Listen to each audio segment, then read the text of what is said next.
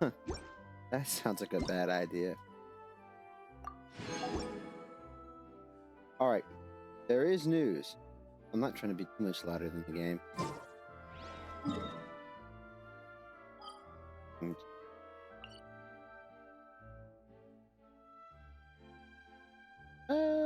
This should do.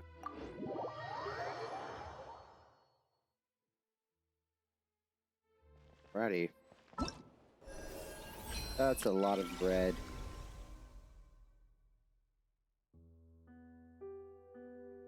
Ooh, 500 for an Archon quest. Oh. Nice.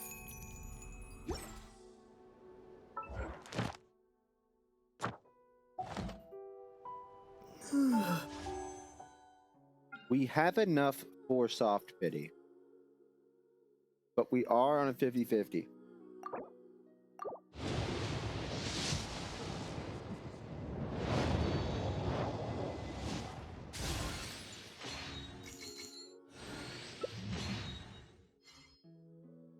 Damn it. Really? An off banner 4-star? Since when? Also, this isn't a bad weapon banner for me.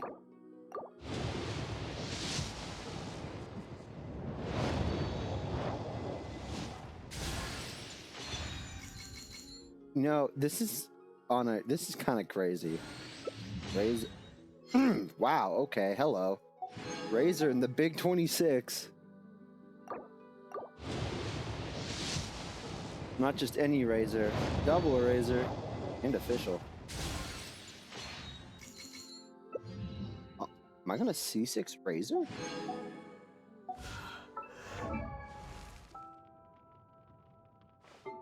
No way. I C6 Razor? That's kind of crazy. I got someone else. Oh, Gaming. Where does that put him at?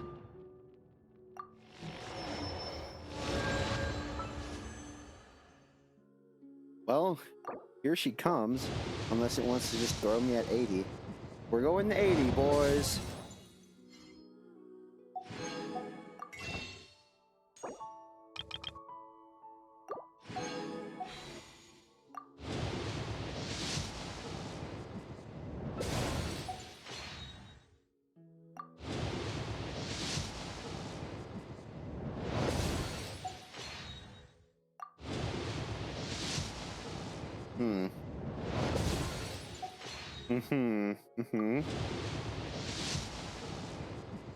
Oh, God. Oh, should I introduce myself again? Looks like no interference from Alice's self-introduction magic this time. We take those. So I suppose I'll just go ahead. I'm Nicole. As you can see, I'm... Oh, again?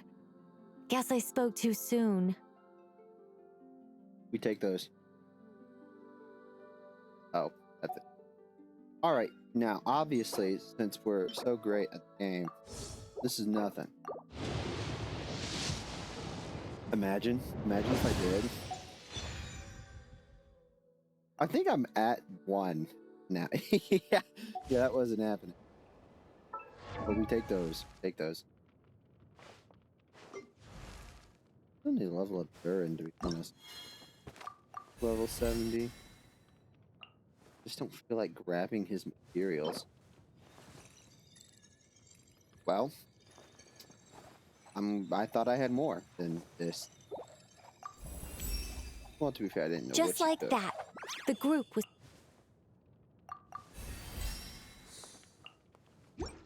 Alright.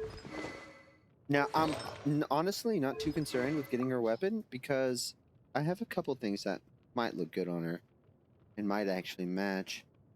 We have this, but we also have this. She wants a attack, doesn't she?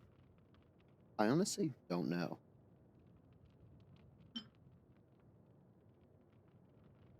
We also have this.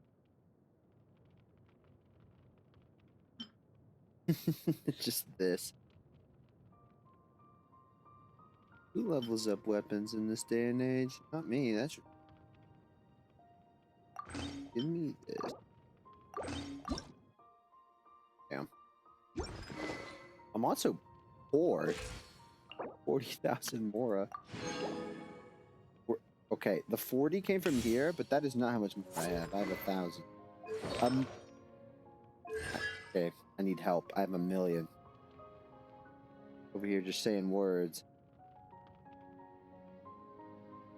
Oh, did the stream start and stop again? Oh. That is... Whoops. That's not good.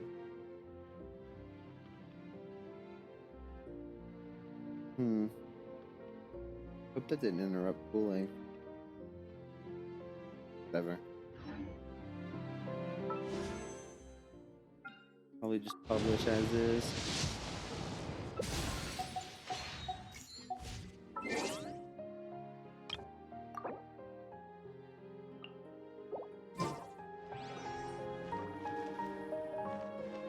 Alright.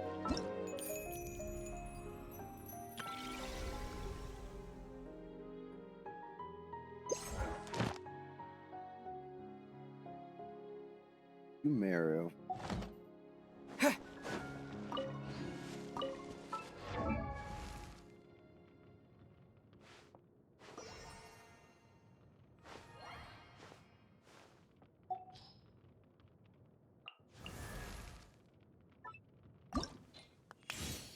Damn.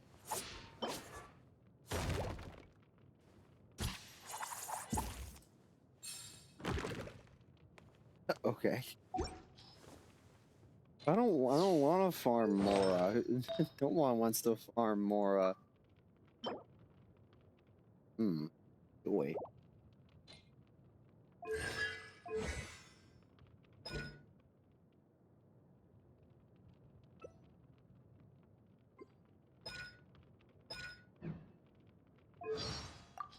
Up.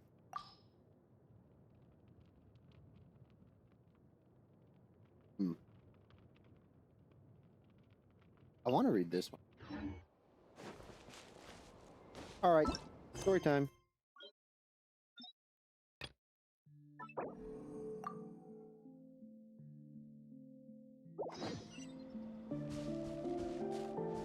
What? Catherine.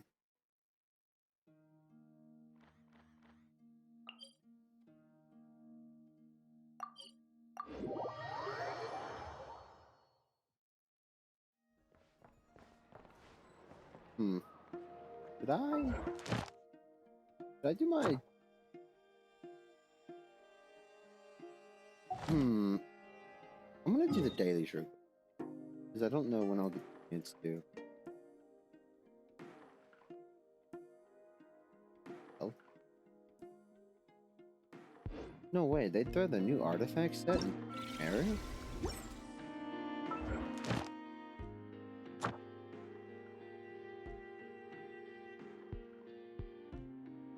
No way.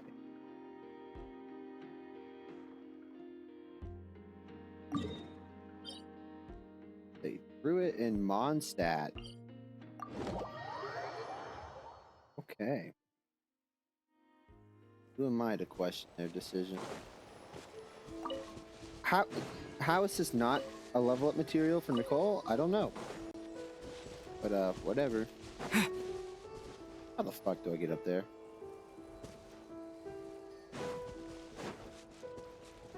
Oh, what is this?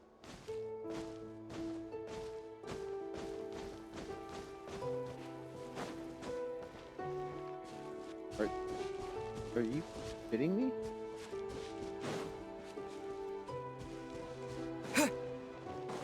Hello, I wish to become a bird. That up. If I could reach that.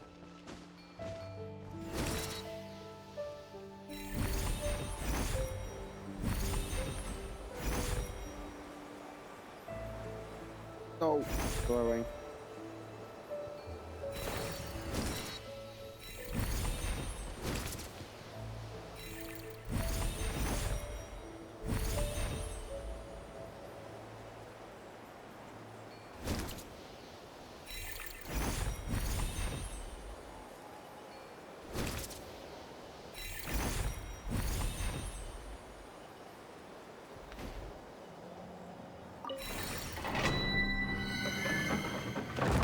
Awesome. A little bit.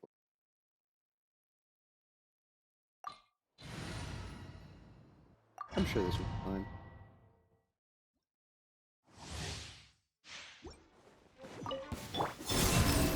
Cleanup sequence. Smash and grab! Hand it over!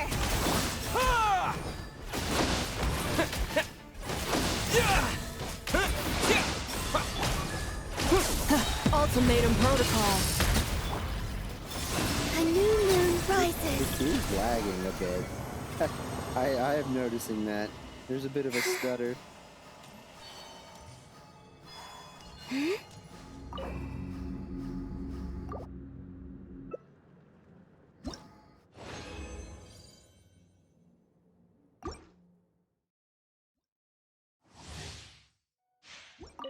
Surge. Defensive mode. You're not going anywhere! Blinders? My everlasting flame! Yeah! Yeah! Yeah!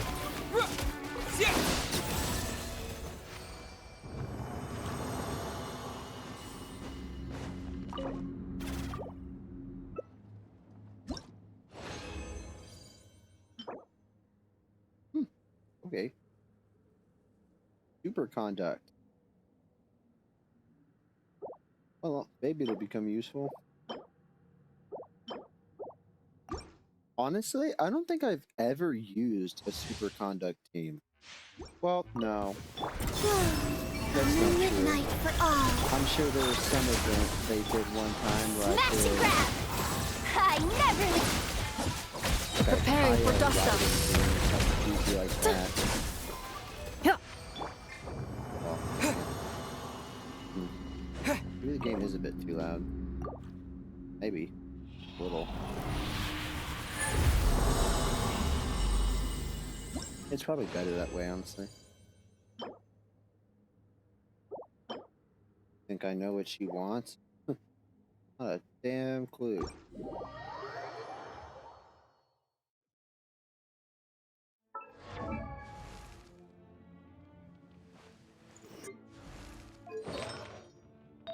Probably not even up here. Oh, it is. She wants attack and ER. Right. Well, I just so happen to have that.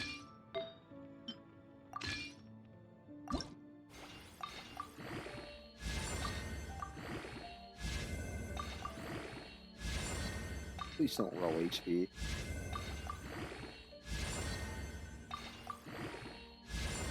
Okay, now we're talking. And now we're not.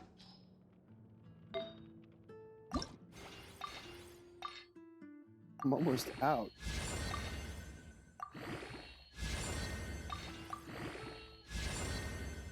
I hope she really needs that ER.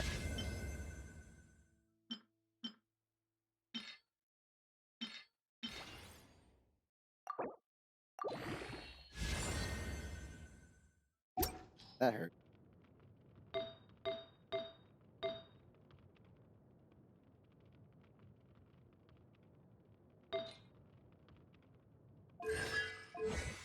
Does she? I think check. Boss. She wants. Her energy cost is 60. Why on earth does she need so much? I take that back. I take everything I said back. I take everything I said back.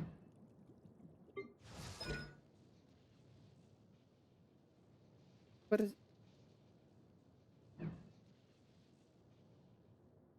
a lot of ER for someone that's only 60. Whatever.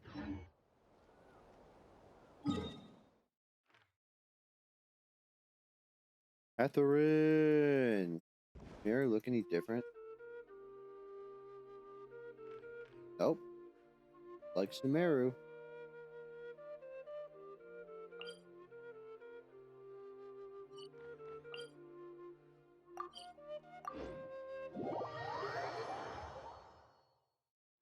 Wait, I need to. This.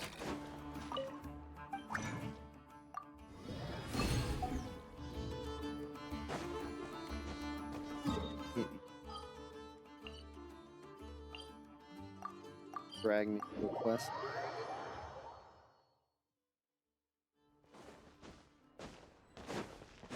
Add Astro. Thank you for complete. You're welcome.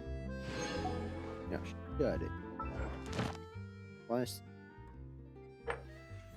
Oh. Ooh. I might do that. A thing for Navi. I don't mind if I do.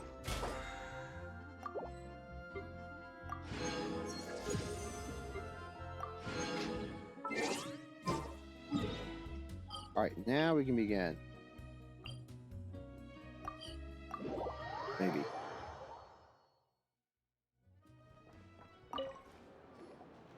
Ah, Traveler, Paimon. It's been a while. As it happens, there is a letter here for you. One moment. A letter? From who? Dear Diary, I'm Kale. I work as a trainee forest ranger under my master, Tainari. I'm also studying at the academia. I've been getting better and better at reading lately. Mr. Al-Haytham says that the written word is a crucial medium for exploring the world and understanding oneself. That's why I decided to start this diary. That said, what should I write about? Things are pretty quiet in Sumeria these days. Life is good. Every day is a fulfilling and happy one. A letter. When I think back to the days when I suffered from Elazar, or way back to when I was injected with God remains, Or drop, crazy. I'm in a much better place now. I hope it stays that way forever. I'll leave it there for now. Master said he'll take me shopping in Sumeru City today, which is great, because I've been meaning to visit the toy seller at the Grand Bazaar for a while now. Kale, time to go. Yes, Master! Huh? Those. He's not master.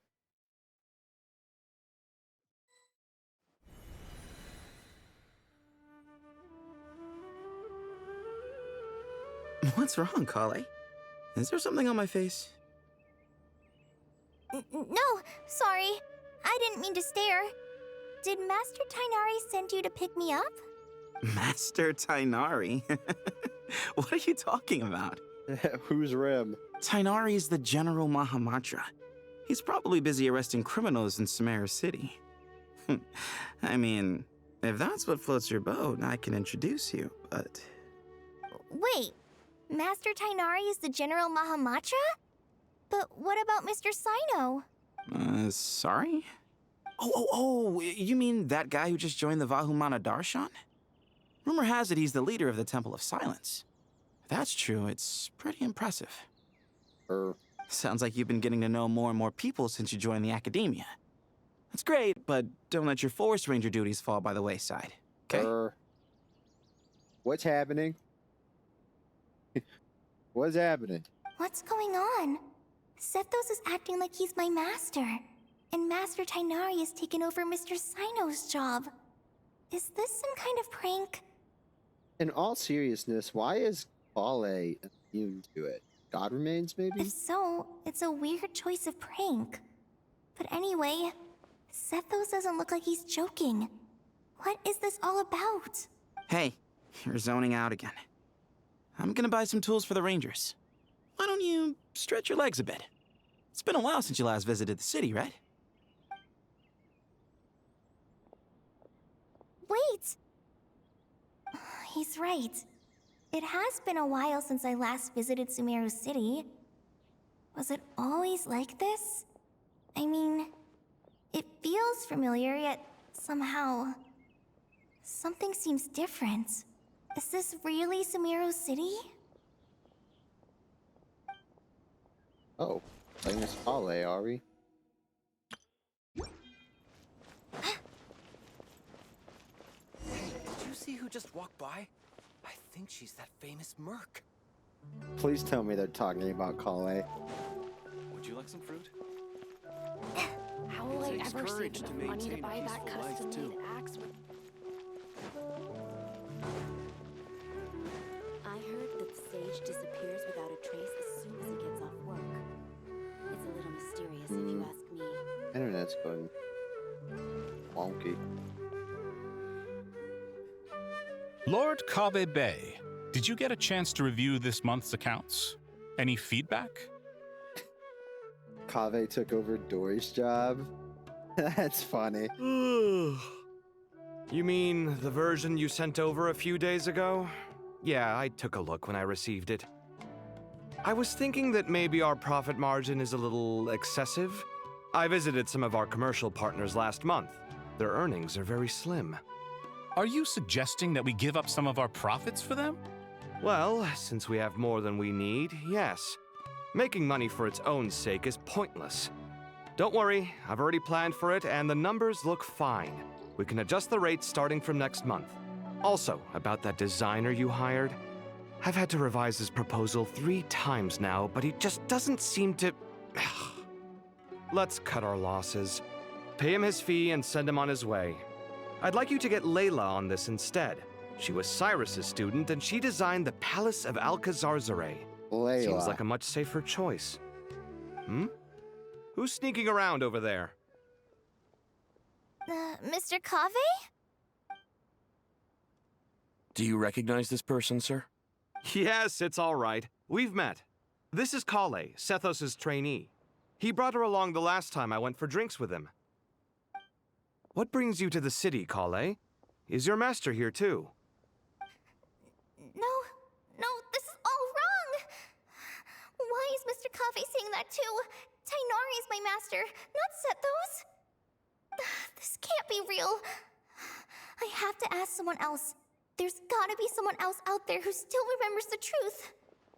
Hey, wait! Don't run off! How strange. What's gotten into her today?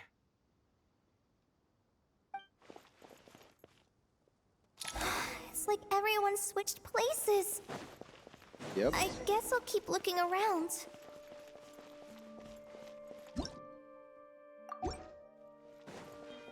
Well, I can imagine who the letter is Would you from. like a cup of coffee?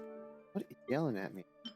Oh, wait. Would you like a cup of... Students are under so much pressure these days. Nilu and Dia? What role did they give these Lots of two? visitors today, I see. Welcome all. It's been a while. Hey, Raman. You know that guy who sells face powder on Treasure Street? I haven't seen him around in a while. Any idea what happened to him? They make Nilu a dancer? Oh, you mean a Hongar? Yeah, he got into a brawl with Shavirme on Treasure Street. He's been banned from setting up shop there for now. Seriously? Oh, well, that's a shame. I was planning to pick out some makeup for you. Oh, don't worry about it. Is that Nilu's voice? The legendary Flame Mane discussing makeup with the Zubair Theater star dancer. Now there's something you don't see every day. Flame Mane? You know, I'm not actually sure when people started calling me that. Maybe the other Eremites thought I needed What? a fiercer title to scare people off? They made her a merc? To be completely honest, I think the title would fit you better than me, Dia. You think? Can't say I've never imagined myself as a merc. If I ever give up the dancing, maybe I'll head to the desert and give the Eremite life a try. You would? Is that so strange? Oh, not at all. In fact, I've actually had similar thoughts before. If I ever get tired of sleeping out in the wild, I think I might go look for a job at the Zubair Theater. I've adored the dance of Sub-Zeros ever since the first time I saw you perform it. If the chance ever came up, I'd love to try it out on stage for myself. Really? If our manager Sataria heard you say that, she'd hold you to it. Probably grab you by the sleeve and never let you go again. Hey, when that day comes, I'll do your makeup myself. How's that sound? Sure.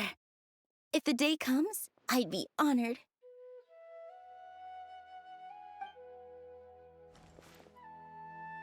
Oh dear.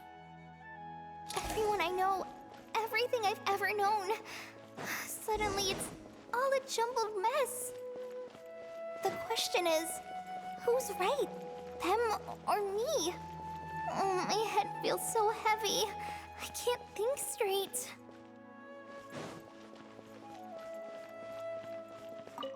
All right, not a single Mora short. That covers you for this month's rent. Scribe? What a relief. I was worried the design fees I received this month wouldn't be enough. Well, next time, don't fret. Just let me know and I'll give you a few days' grace. We've known each other long enough for that. Anyway, how are you settling in? I couldn't help but notice that you're staying up late quite often. Yeah, I can't explain it. I just feel more inspired at night. Once I get in the zone, I can race through a whole bunch of drafts, no problem. But what about you? I keep hearing you sighing these days. Is everything okay? Well, it's just... Don't you think this house is a little small? Even though the people are different, the scribe and architect are still roommates. I guess I should be used to it after living here for so many years. But for some reason, I've been feeling claustrophobic recently. I want to move somewhere bigger.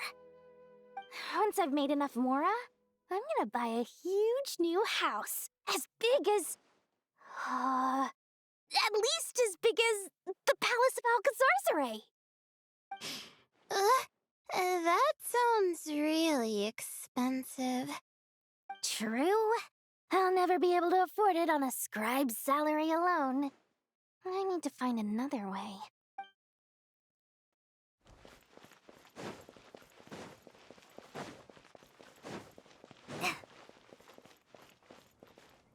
Oh, this ought to be Mahamatra good. Tainari, we've apprehended the suspect. They say that the fool is prone to blind faith, but the wise man is not immune to it either. Wait. Does Tainari make Sino jokes? Siraj, do you have anything to say in your defense? Tainari, you were the one who turned the hell is sages he against wearing? me. Just a few words of caution from you was all it took to destroy my research. And now you're trying to stop me again? You should know that mechanical life is the future. We must cast aside our useless flesh and... That's enough. I'm not in the mood to listen to your lunacy. Anyone could tell you how amateur your work is.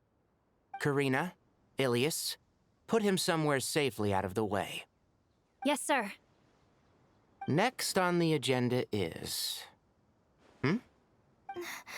Master? What is it? Wait, did Professor Zahahati send you? She's been encouraging me to take on an apprentice. Might be getting a bit ahead of herself there, though. No, Master! It's me! Kale! Listen to me. Something really weird is going on in Sumeru City. It's like everyone's identities have switched around. You're not the General Mahamatra. You're a Forest Watcher. Just yesterday, we agreed to come to Sumeru City today to go shopping together and... All right, there's no rush. Let's back up a little. Your name is Kale, correct? Although this is our first meeting, you do seem strangely familiar somehow. Oh, don't Is cry. there anything I can help you with?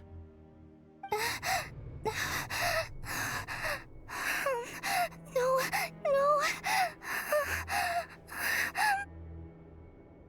Master! What is it?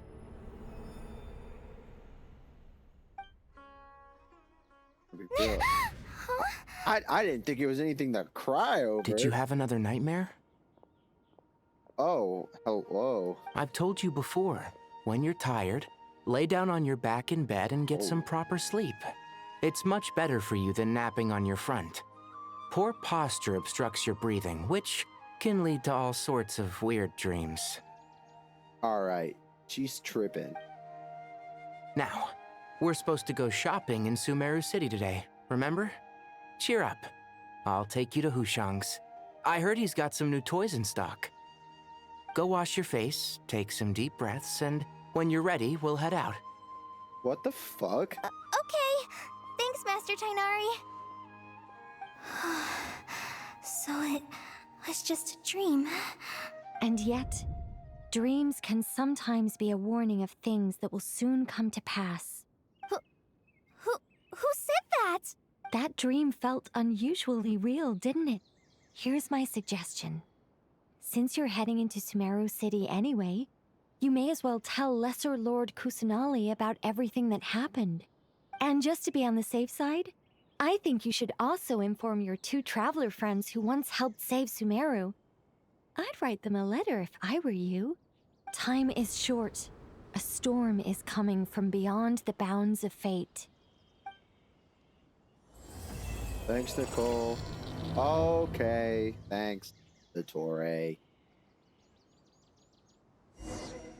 So, from what I've seen about this patch,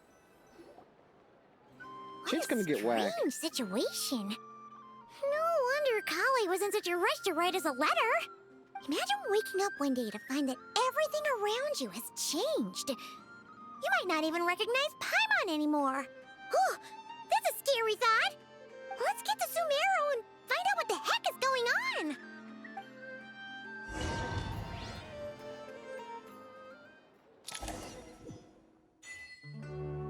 Oh wow. Record pace.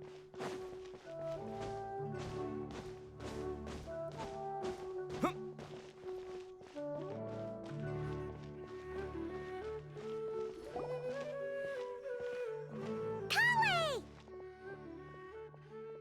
Traveler! Paimon! Thank goodness. I'm so glad you made it. Of course. We won't let anything happen to you, Kale. So, what's going on in Sumeru City? Looks like lots of people are moving or something. Yeah, I was just gonna say. After I wrote my letter, Master and I went to Sumeru City and told the Dendro Archon everything that I experienced, from start to finish. She was silent at first. It seemed like she was deep in thought. Then the next day, we got told that she was ordering everyone to leave Sumeru City immediately and move to Caravan Rebot. Damn. The entire population of the city has to move? Not just Sumeru City. The evacuation also includes Lokapala Jungle, Avidia Forest, Ashavan Realm, and Ardravi Valley. Basically, everyone living in the rainforest must temporarily relocate to Caravan Rebot. Holy smokes! That's crazy! Yes, it's quite an operation. Even if people only bring the bare essentials, the scale is simply enormous. They've requisitioned almost all the Sumpter Beasts in Sumeru for the task, including the entirety of Dori's Sumpter Beast Park. The Dendro Archon said that what Kale experienced was not a dream, but a warning. After our meeting, she immediately summoned the 6 sages to analyze the situation and discuss countermeasures. They concluded that the events seen in the dream are very likely to become a reality, and that an unknown danger is rapidly approaching. Oh, please keep that to yourself. We don't want to cause widespread panic. The official reason they've given is a large-scale renovation of the rainforest ecosystem. The whole ecosystem? People are skeptical, but there haven't been any major incidents. So far, at least. The Dendro Archon seemed really worried when we spoke to her. She said you can go visit her in the Sanctuary of Surasthana when you arrive.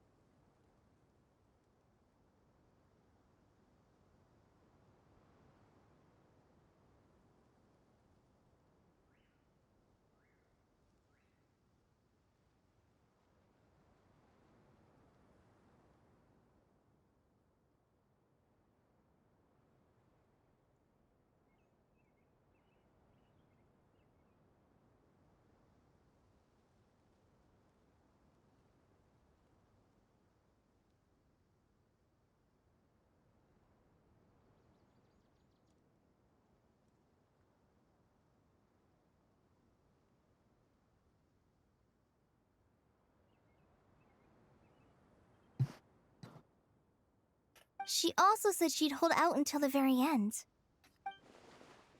Tainari? Kale? You got a minute? I need a hand here. One moment, I'll be right there. As a forest watcher, I've been tasked with assisting with the relocation work. There's a lot to be done, and they need all the help they can get. This will be the final group of evacuees from Sumeru City. While they're away from home, they'll be heavily reliant on outside help. Thank you for coming in our time of need. As you can see, another crisis is upon us. Excuse me, sorry to trouble you, but could you help an old man find his medicine? It's buried somewhere in my luggage. Where's my mom? Where did she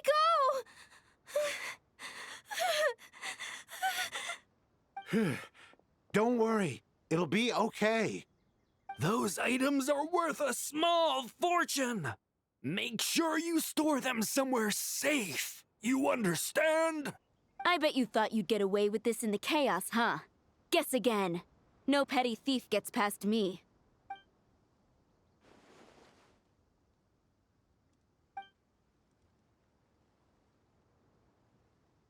We should go help the evacuees. See you around. I'm so glad that you believed me and came all this way to help. It means a lot. Please stay safe. Don't worry. We may not know exactly what's going on yet, but as long as we stick together, we'll find a way through this. Goodbye! Look after yourselves! Will do. See ya! Paimon's not sure how she found the words to comfort Kale because, honestly, she's kind of nervous herself. Let's head to the Sanctuary of Surasana and see Nahida.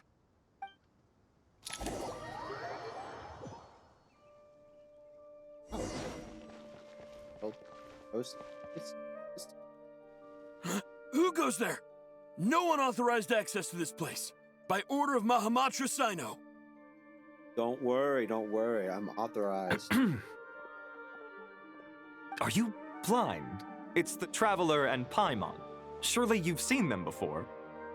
No, don't be rude. Huh? Oh, so it is. I'm sorry, I haven't been sleeping well lately. Oh, my nerves are a little frayed.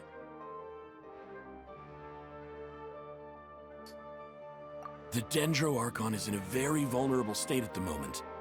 Mahamatra Sino is concerned that our enemies might choose this moment to strike, so he's ordered us to strengthen our defenses. I swear my glass is dirty. I'm simply existing. I could sleep standing up and feel dirty. Really isn't fun. Heck, I'll probably have to wipe them in 2 hours. Oof. As long as I don't bump the lenses.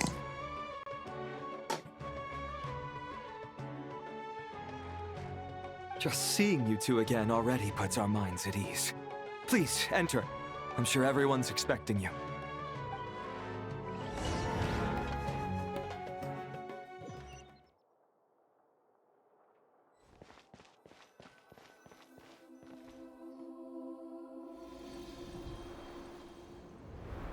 Hey! Traveler, Paimon, you made it. Aha! Perfect timing. Reliable helpers like you are just what we need right now. Oh, it's good to see everyone again. Kale gave us a rough idea of what's going on, but we still have a lot of questions. What kind of danger is Sumeru City in exactly? And how come everyone has to move to Caravan Rebot? At this stage, we can't be certain. We're investigating, but no definitive answers yet. I take it that Kale told you about her strange dream? Yeah. Apparently, everyone in Sumeru City was acting super weird. Even you guys. It was like you'd all switched places. That's right.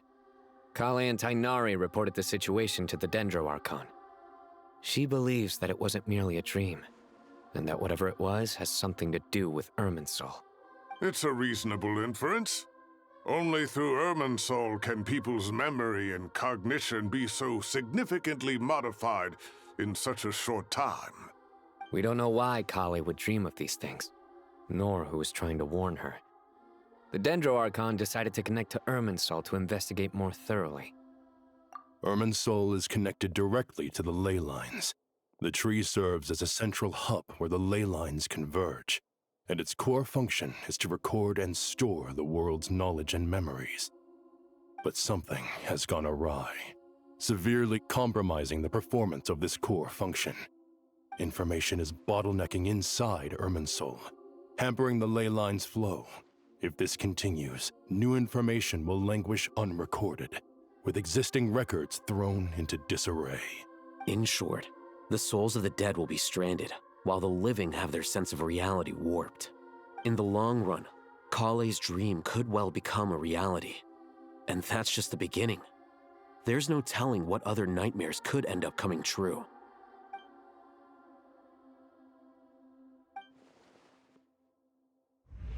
I have come this far, to use my death to open the gates of the ley lines to my people. Hey, his 2 voice lines. I don't think he has it. I just remember seeing a post about it.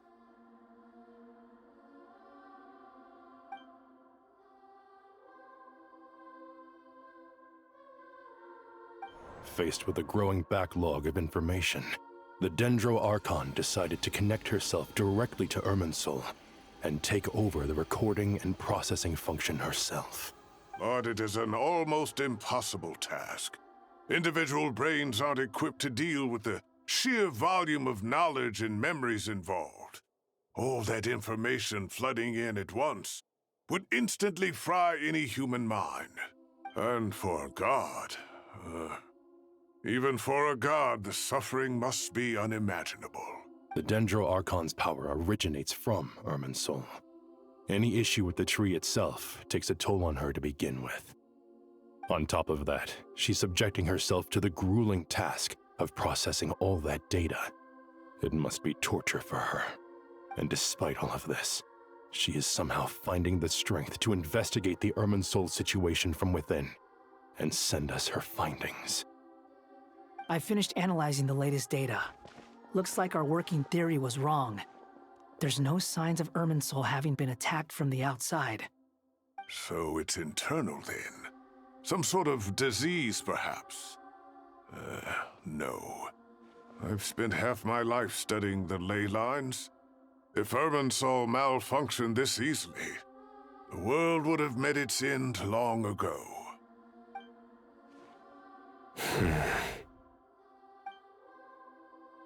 Sino? What is it? Not long ago, I got a tip from the Core of 30 that a large number of unidentified merchant caravans had recently been spotted entering Sumeru through Beta Harbor. At first, I suspected that they might have something to do with all this, so I sent some people to investigate. But if Irminsul wasn't attacked from the outside... Don't you think there are more important things to worry about right now than guessing who's behind all this? It's been over 12 hours with no new intel. If even the Keeper of Irminsul is this badly affected, you can imagine how bad things are in there. The leaf. Well, you had to open your mouth. Dendro Archon.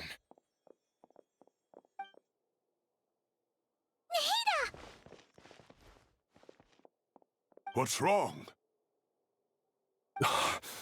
Her breathing is weak, and her elemental energy levels are dangerously low.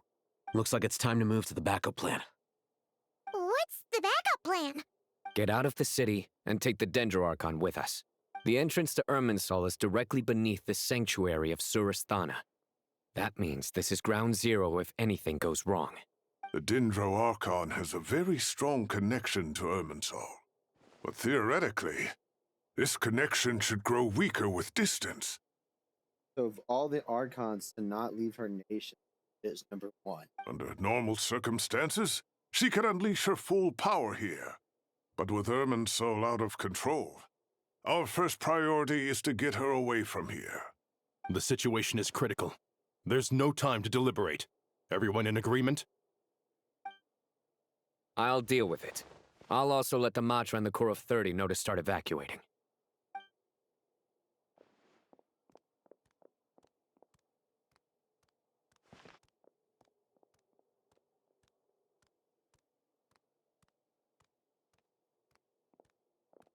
Let's go. No sense grieving when there's nothing more we can do. Agreed. We'll be back as soon as this is over.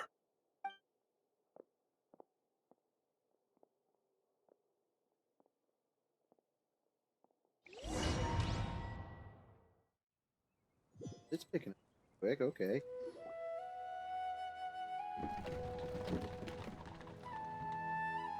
They put her in a box? The last group of civilians has been safely evacuated. Dendro Archon's carriage will travel with them. Sino and Hat Guy will protect the convoy. With the Dendro Archon in a coma, we've lost our means of investigating the situation. And with Irminsul still deteriorating, we have no choice but to evacuate Sumeru City. Feels as though we're being pushed along by an invisible hand. Stop moaning, Cyrus. We're the teachers here. We should be showing a little more confidence, don't you think? A wise judgment. Let's move out to Caravan Rebot. Well, shit.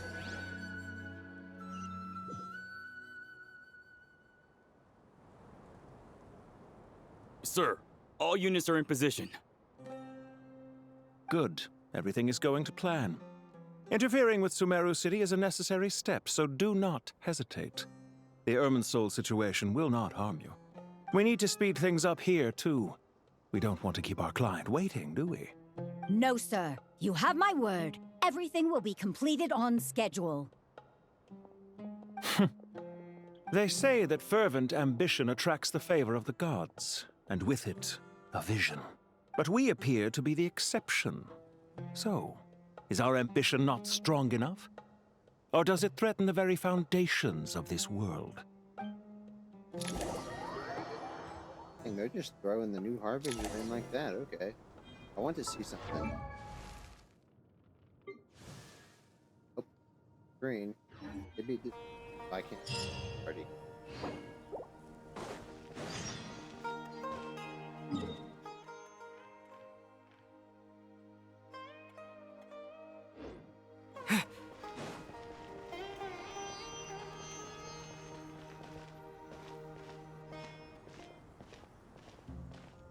How is the Dendro Archon? Her breathing is steady. I prepared some therapeutic incense for her, but it hasn't had much effect. Her vitals are still very weak.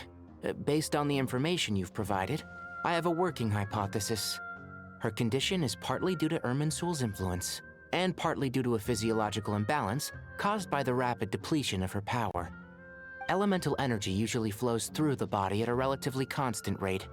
The body grows accustomed to this rhythm, so when it's thrown out of balance, physical symptoms will appear. Is this similar to the ley lines? Overloading and withering both directly affect their vitality, potentially causing irreversible damage. Correct. From a biological perspective, if you overexert yourself, you pay the price with your life. The Dendro Archon is not only drained of power, but her life force is at a critically low level. Is there any way to restore her health? I know the ley lines have strong self-healing abilities. As long as any blockages or pollutions are dealt with, they can quickly regain their vitality. But what about people? Well, gods. What's their capacity for self-healing? Before we think about that, there's a bigger predicament to resolve. Restoring the Dendro Archon's power requires us to heal Irminsul first. But that will be extremely difficult without the Dendro Archon's power. Oh, Paimon's already getting lost here.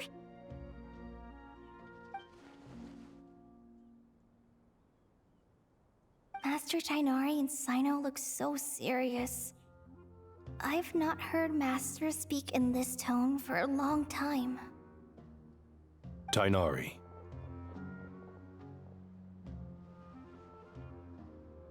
We almost never see the other sages. Master Nephis? Sages? Tainari, haven't seen you in ages. Have you gotten taller? Or did your ears get longer? Hopefully the former, Uncle Baladuri. Sino, where's Professor Cyrus? I thought he'd be with you. He went out into the wild to investigate the situation. He said that the Irminsul anomaly will likely start to affect the real world soon. He shouldn't be trotting around alone at his age. Which way did he go? I'll look for him later. Would someone mind introducing us? Ah yes, of course. Allow me to do the honors. I'm sure we're all familiar with the Traveler and Paimon. They're the heroes who helped foil Azar's conspiracy and save Sumeru. These gentlemen and I are the 6 current sages of the Academia. Balduri and I are part of the Old Guard, while the other 4 took office after Azar and his clique fell from power. We have Sage Alkindi of the Spontamad Darshan, Sage Farnas of Kasharawar, Ritaoist Sage Shakir, and finally Haravatat Sage Rusht. Nice to meet you all! I've heard much about you. Delighted to finally meet you in person. You're younger than I imagined for someone with the power to stand up to fate itself. Thank you for lending your aid to Sumeru once more. Once we're on the other side of this, could we get a photo together? My daughter has a friend named Isak. He's always talking about you two. Of course! No true hero would deny a child their wish. Back to business. So with the Dendro Archon currently in a coma, the people have taken temporary refuge at Caravan Rebot. But they cannot stay here forever. We need to come up with a plan as soon as possible. Farnas, any thoughts? Well, firstly, having reviewed the data, I'm inclined to agree with your assessment. This doesn't look like an attack on Irminsul from the outside. Rather, it resembles a malfunctioning machine. Calculations going haywire and sparks flying. That being said, before we consider how to fix it, we need to understand precisely what has gone wrong. Furthermore, we somehow need to ascertain this without relying on the Dendro Archon's power. We have no direct access to Irminsul. However, we might be able to gather the information we need from the ley lines. Study the branches to learn about the trunk, in other words. Wait, is that what Cyrus is up to? No wonder he ran off to research in the wild. Curse's always one step ahead of me, isn't he? I heard that while in the sanctuary of Surasthana, the Dendro Archon had to serve as the central information hub herself. This is a clear sign the situation within Irminsul might be far worse than we can imagine. Irminsul is vital not just to the safety of Sumeru, but to all of Teyvat. We must be the ones to bear responsibility for this world. To be on the safe side, I think we need to consider some backup plans. Are you saying we should consider a scenario in which Irminsul is completely destroyed? Pretty much. I'm merely pointing out that the possibility exists. You have a valid point. But until worst comes to worst, I believe we should focus our efforts on resolving the Irminsul anomaly and helping it recover. Kale, I understand that you were the first to foresee this crisis. If it's all right, I'd like to talk with you about it in more detail. Of course, but even I don't know how I came to have that dream. If there are no signs of external damage, could it be a stress fracture? Metals tend to suffer from this issue with long-term use, and Irminsul has existed for centuries, after all. Irminsul's a breed. It's possible, but surely a stress fracture would be more likely to cause a complete shutdown rather than chaos. Sages, General Mahamatra, sorry to interrupt, but something has come up. What happened? Some citizens didn't believe that Sumeru City was really in any danger. They slipped away and hid during the relocation, intending to return home. Yeah. How many people are we talking? Right. About a dozen. Sakura found them while on patrol, but they appeared to be suffering from psychosis. For whatever reason, they were trying to kill each other. Oh, God. By the time we arrived, there were only 2 survivors. One was unconscious from their injuries. The other tried to attack us, but was subdued. Where did this happen? Near Yasna Monument. That's not far from Caravan Rebot. Master. I know. The Irminsul anomaly is beginning to have effects in the world. I didn't expect it to spread to Yasna Monument so soon. It almost feels like we're being chased relentlessly, with no time to catch our breath. Sir Cyrus said the same thing. He sent me back to report in, while he continues investigating. I'll go join him. Count me in too.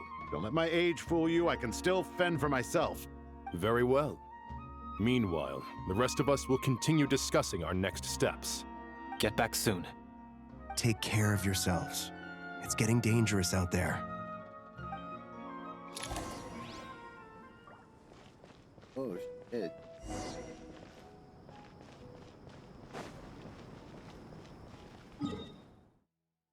Oh. Oh, damn. Oh, and it removed. Oh, they're making me walk.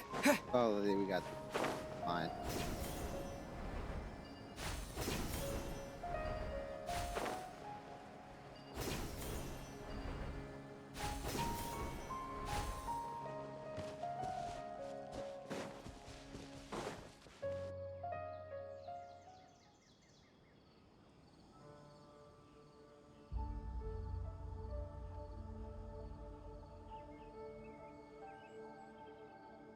Please, don't go any further. As you get closer to Sumeru City, there's no knowing what dangers you might encounter. So this is our mentally disturbed man? I'm going to gut you all!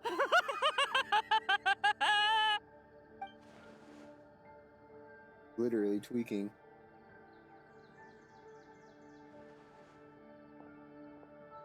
Cyrus, you didn't even bring a single guard? Do you think you're some sort of warrior? It's fine.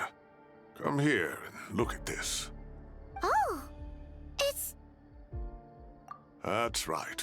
Flowers that bloom from openings in the ley lines, indicating some sort of anomaly.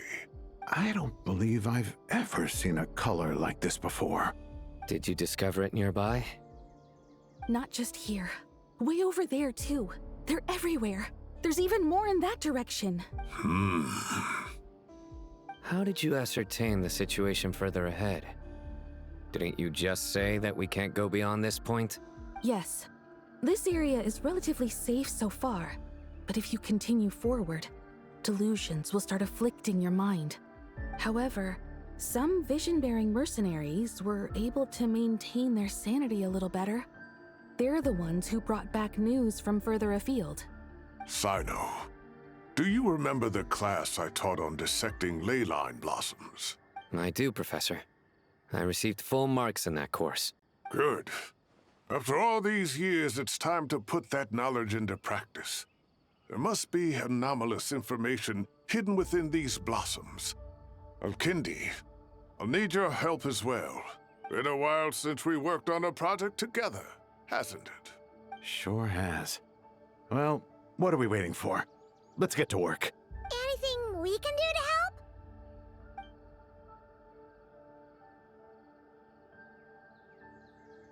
Will you need my help?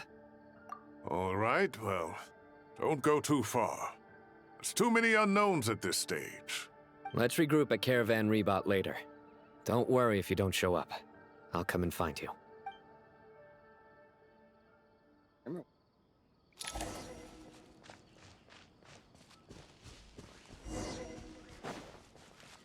They're handling the presentation of this quest better.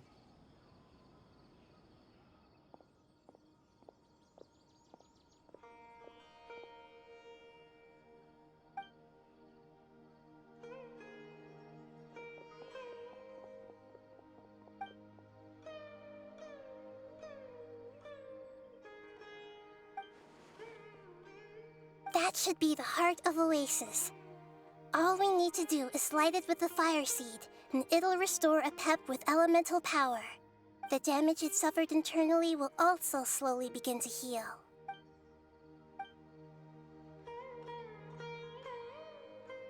What is it? You thought of something? Really? Then let's get back and tell the others!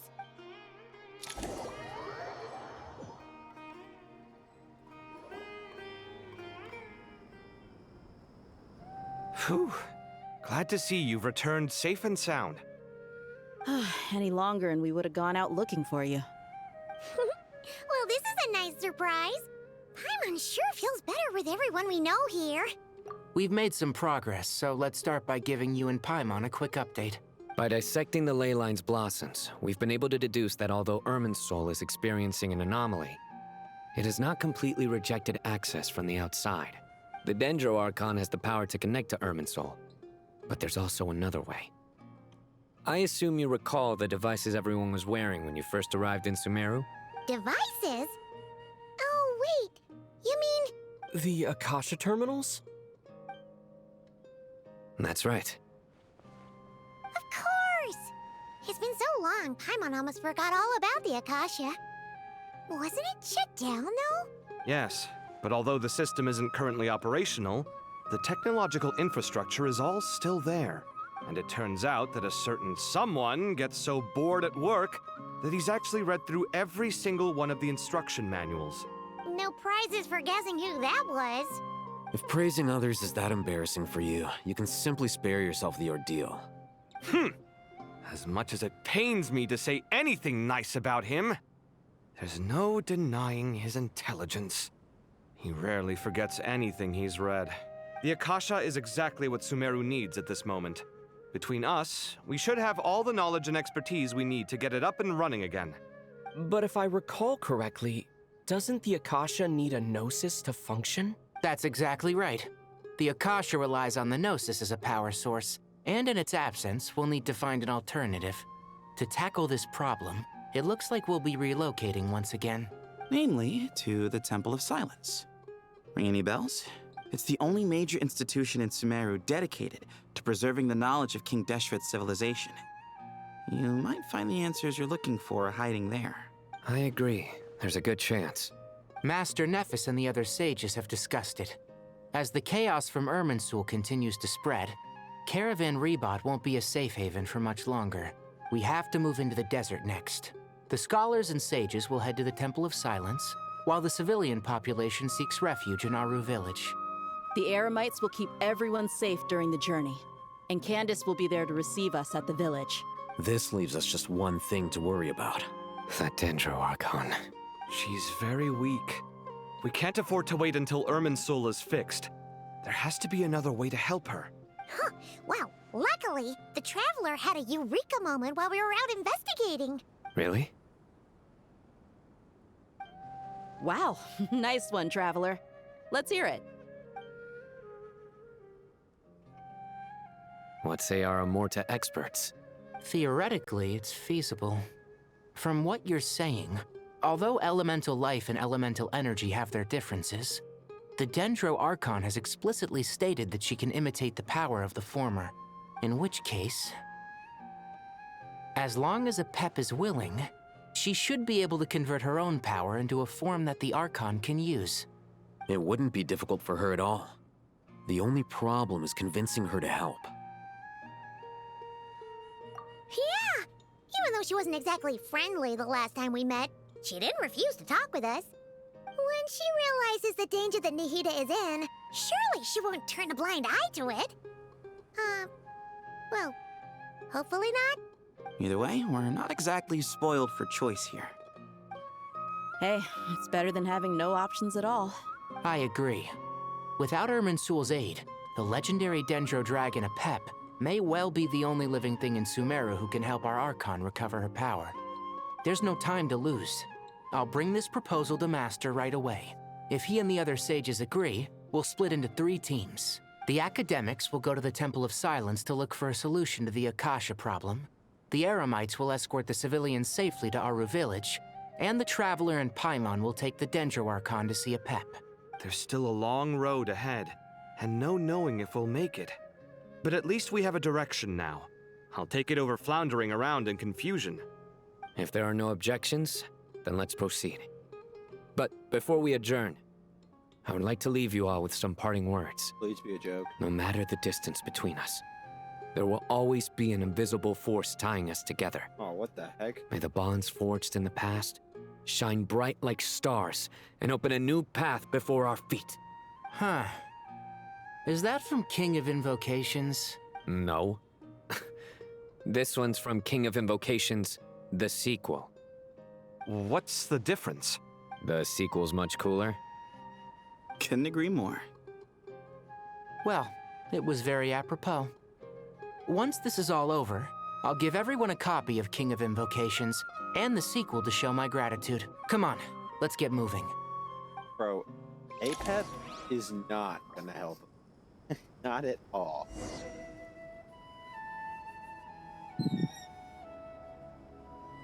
Christ, laughed at us.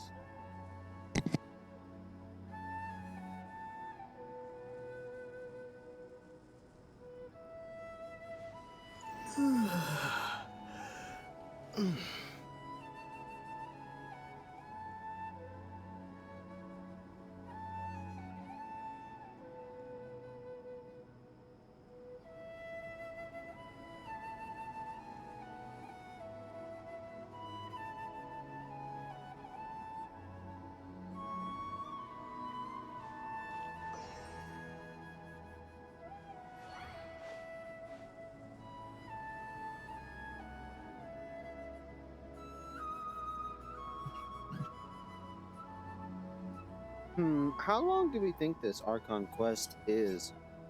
I don't know. I'm feeling maybe 4 hours, but it could honestly be shorter. Taking breaks like this. Definitely.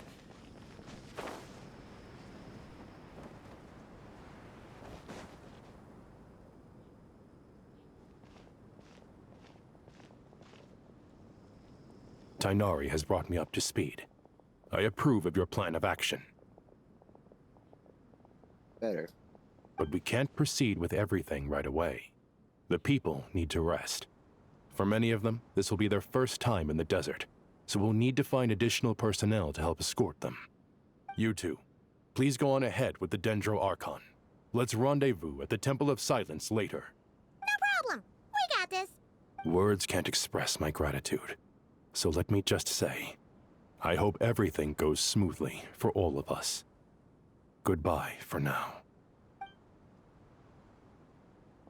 All right, let's get going. If Paimon remembers correctly, the last time we saw a Pep was in... Traveler, Paimon. Could I borrow you guys for a moment? It'll only take a second. Kale, what's the matter? Well, the thing is, Master Tighnari once told me, after you raise a problem, you should think about how to resolve it. But ever since I had that dream, I feel like I haven't been of any help at all. I tried my best to keep up with the conversation, but there was so much new information, I couldn't take it all in. So, I just wanted to ask, do you have any tips for me there? Huh. Paimon knows exactly how you feel.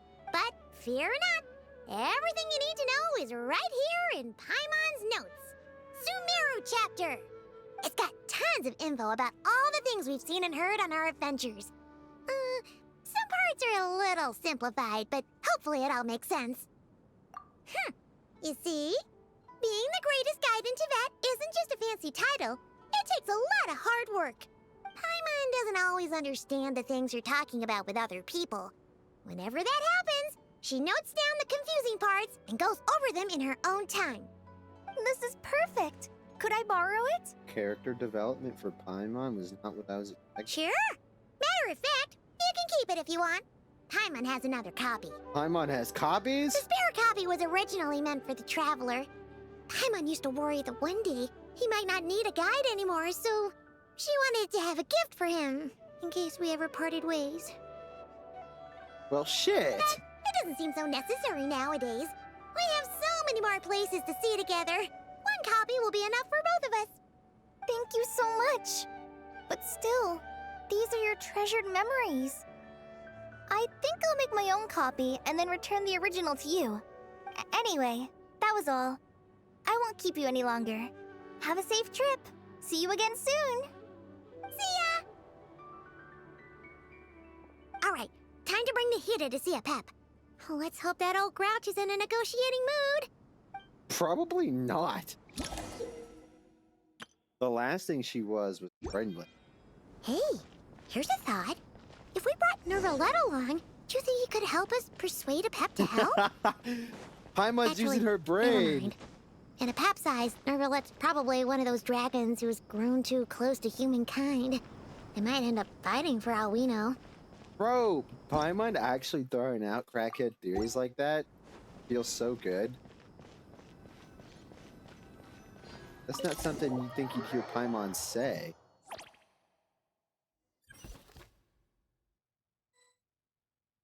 Yeah, let's get him out of here. Oh yeah. I had a feeling your kind might come calling. Waiting for us. The ley lines are in disarray. Something has gone wrong with Irminsul, yes. Even from a great distance away, I can sense that Sumeru is headed for destruction.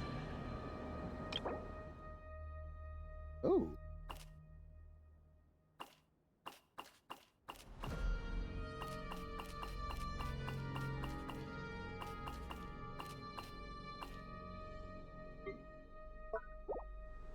You who took our home from us, prepare to watch as your own world is plunged into oblivion. Oh, how the cycle of history comes to a poetic conclusion. This isn't a joke, Pep! Nahida's in grave danger! Can you please help her? Is she now? Then do explain. For what reason should I lend Booer my assistance? The age of the dragons ended long ago, and the world that replaced it is under the dominion of the heavenly principles.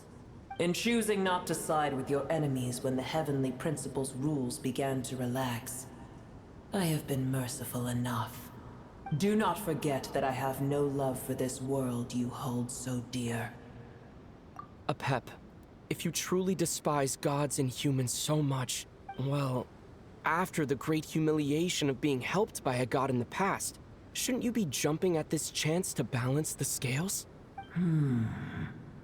Now that is a compelling reason.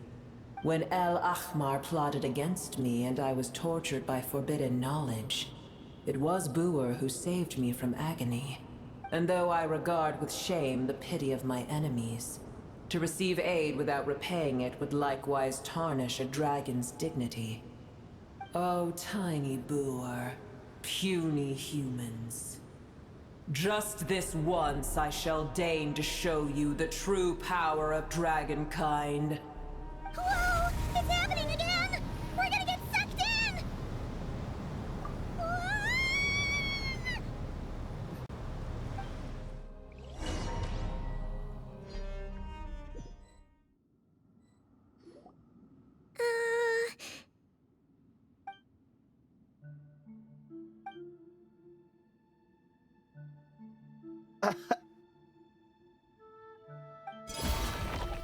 It is done.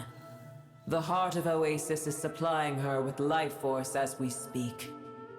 It shall not be long before she recovers. But I should warn you. Booer's existence is closely intertwined with Irminsul. Unless the issues plaguing it are resolved, she will never completely recover her former strength. Oh, thank you. Spare me your words of gratitude.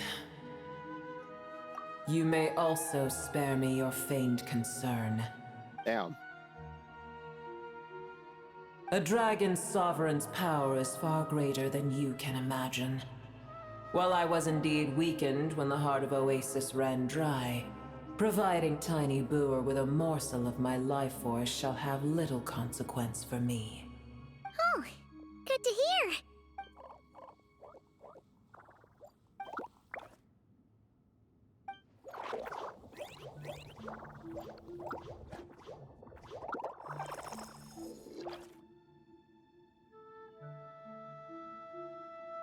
Ever held in high favor, I see.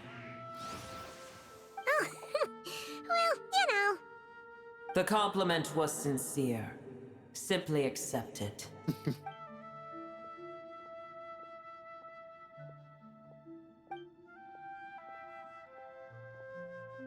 I did once. That tree was not planted by the heavenly principles.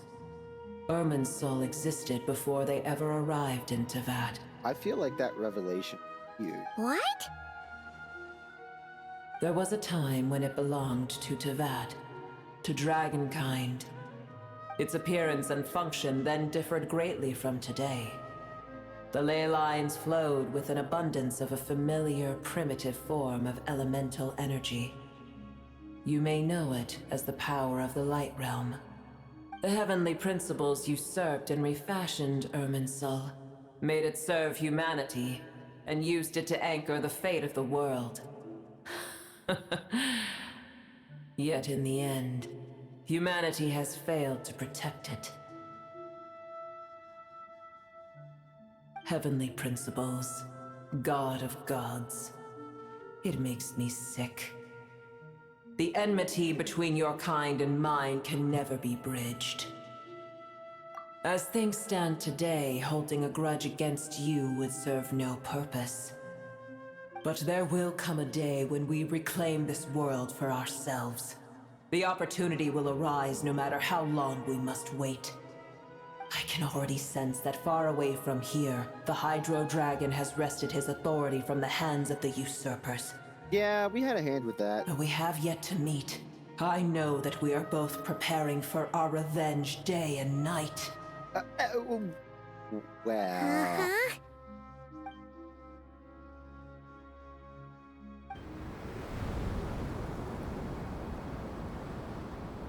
I hear a great disturbance out there. Huh? What is it? Sandstorms come. The Jinn. I see. Another calamity approaches. You both seem restless. Let us part ways here. Boer is safe with me. Once she has recovered, I shall return her to your side. Oh, thanks again. Take care, alright? I told you already I have no need of your feigned concern.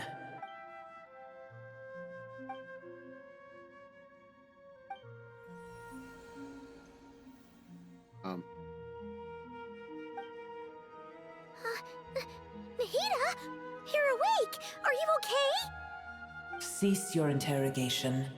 Yes, she awoke for a brief moment, but she has now lost consciousness again. Take it. We shall talk more at another time.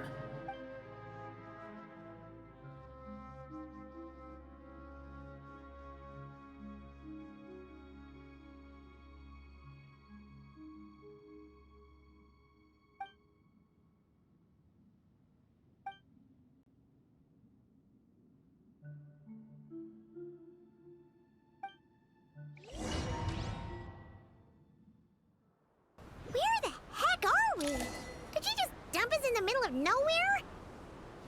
Wait. No. Paimon remembers now. The Temple of Silence is over that way. Come on, let's go find the others. Okay.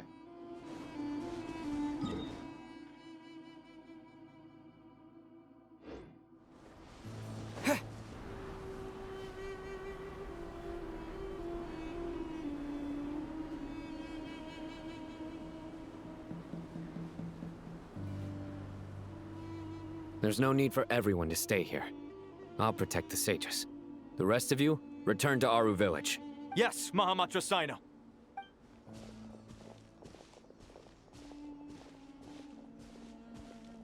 Sino! What's going on? You're back. How is the Dendro Archon? I feel like this should be over here. What a relief. It's the Jinn. Countless Jinn have stirred up violent sandstorms across the desert, blocking our path to the Temple of Silence. Tainari and Kale have returned to Aru village to help. The Jinn are being highly aggressive, so both the village and the merchant caravans require protection. It's just one thing after another. Where did all of them come from anyway? In all my trips to the desert, I've never seen anything like this before. As I see it, the only possible candidate is Gurabad. Gurabad? Baladuri could explain in more detail if he were here. All I know is a rumor I've heard about from previous trips to the desert. Supposedly, a great number of dormant Jinn lie sealed beneath that city.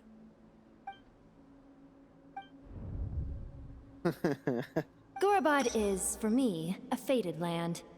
I must therefore return back to this city, where my destiny awaits me still. My master, I am sorry that I couldn't stay by your side for long, and that I could not have more time to get familiar with you. Lilipar. Yeah, we once said goodbye to a friend there. Well, maybe not a friend exactly, but someone we met on the road anyway.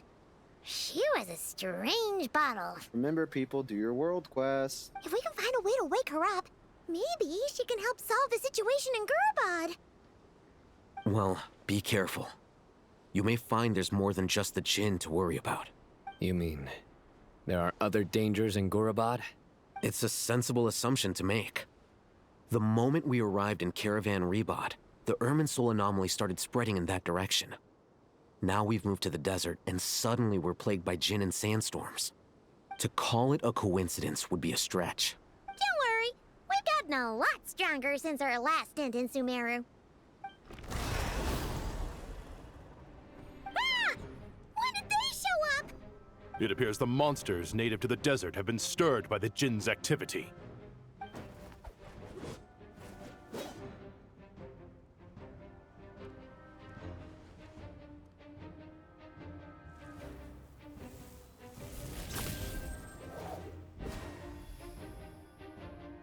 You should get going. We'll take care of things here.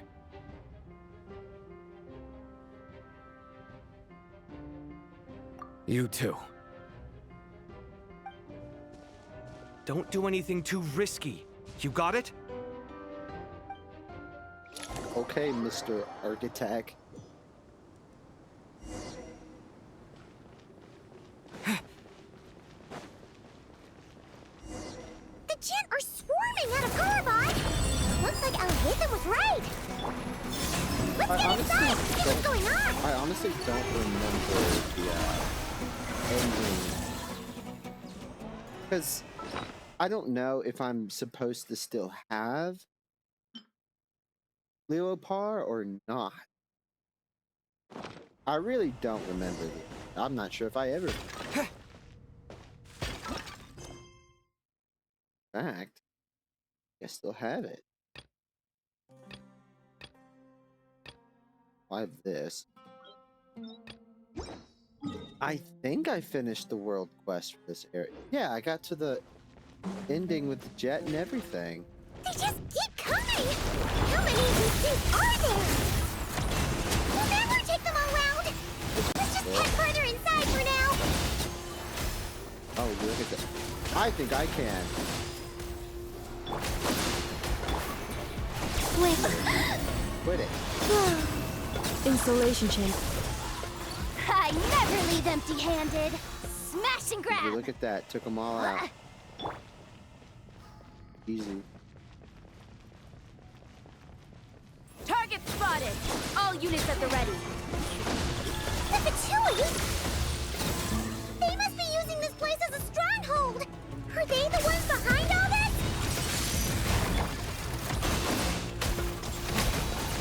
Surge.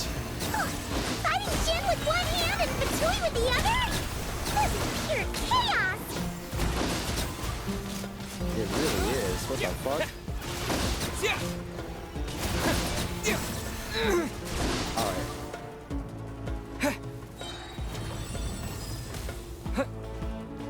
Where am I going?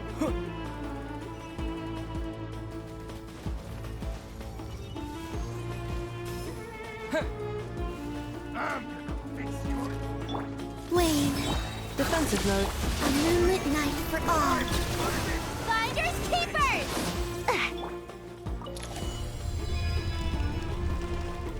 Do you see that strange machine? Paimon has a sneaking suspicion that that's the thing wrecking Gurabad and setting all those dangerous Jinn free! The target has reached the core zone. Requesting backup. Repeat, requesting backup. Backup en route. Stop him at all costs. Yeah, good luck with that.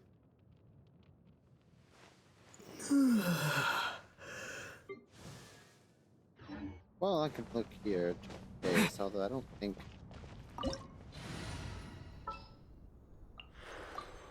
waiting. Get in there. Watch and.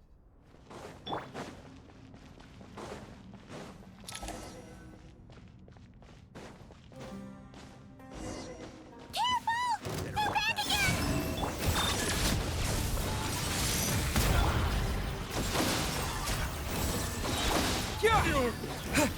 Success! Nice one, Traveler! Let's keep going! Up some more. Flame. 3 moons converge. Installation chamber deployed. So many things really didn't do it. Good. Hand it over! Scorching burn! A new dawn rises!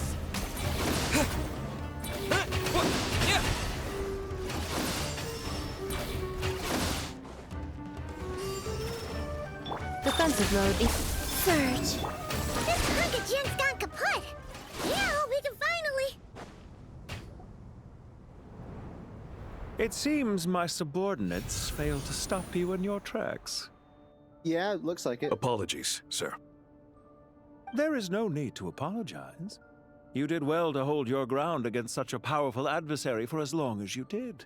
I must commend your courage and perseverance. So, you're in charge here, huh?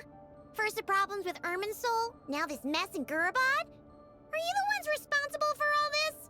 I'm afraid I cannot answer that. I assume you aren't naive enough to expect answers from an enemy. I mean, it doesn't hurt to try. Ugh, this guy is so snooty! However you want to spin it, you're clearly involved in this somehow. So you can either start talking, or we'll have to make you talk. Let's get him! Traveler, what's wrong?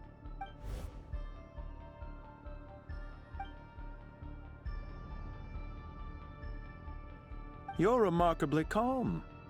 Some would act more rashly upon finding the ringleader all alone. But you keep your cool. Even as your enemy, I must applaud you. Did you show yourself just to say that? Is this you trying to take back control of the conversation?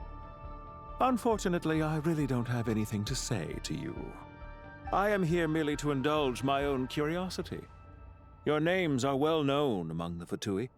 Naturally, I wanted to observe you up close while I had the chance. Hey! Don't treat us like we're some kind of exotic animals in a zoo! Oh, I wouldn't dream of it. You seem rather predisposed to misunderstand me. I'm quite aware that you are both heroes of great renown. You have resolved crises in many nations and won countless allies along the way. I've been following your adventures with great admiration. My only regret is that the trajectory of your journey conflicts with our goals.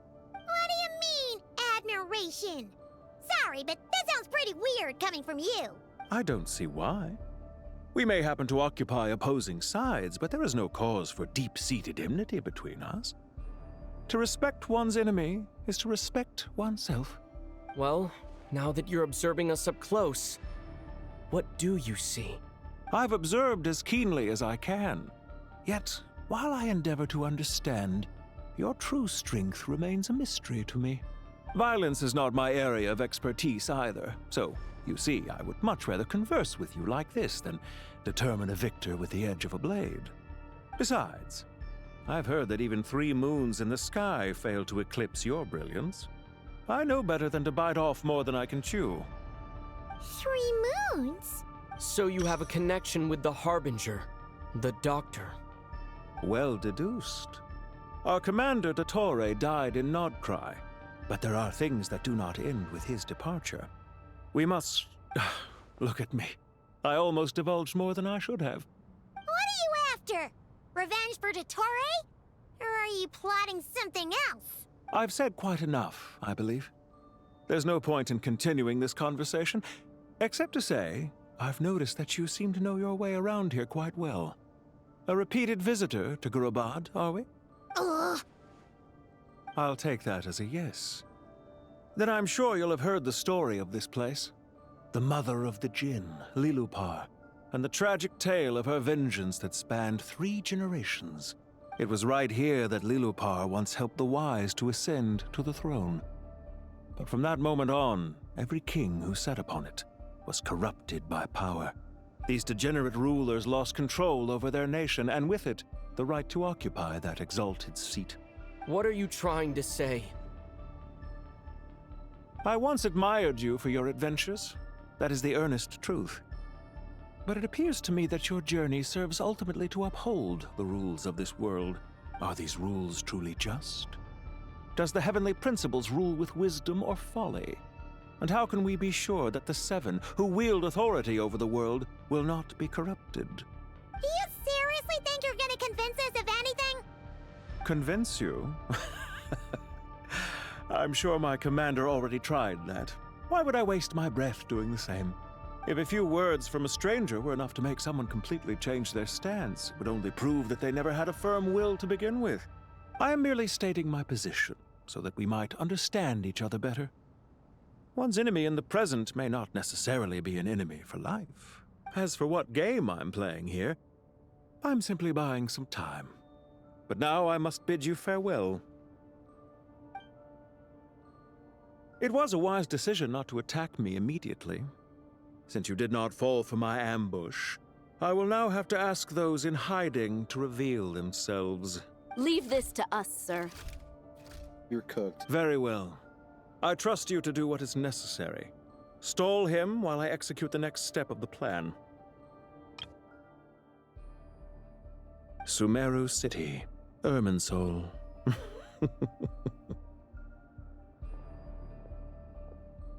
Stop right there! Don't you dare leave without explaining yourself! All units, stop them! Protect the commander! Did you hear that? He mentioned Sumeru City and Irminsul! He definitely knows something! We can't let him get away! Get rid of these pesky soldiers, quick! Rear guard to the front! Don't let them through! Get that thing in position! Hold on! Just a little longer! I guess I should ignore them now.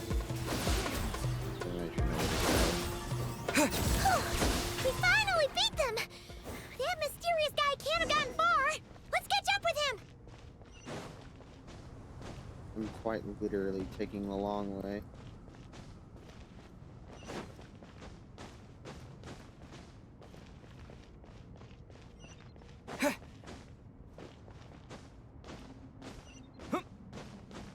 Oh, I didn't switch Columbina back. Let's see. Try to lunar book Columbina. Go. Oh. I think I was using.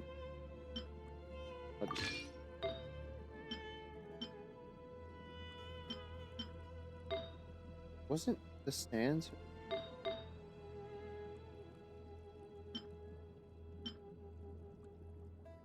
Wrong with that either. Did I really this?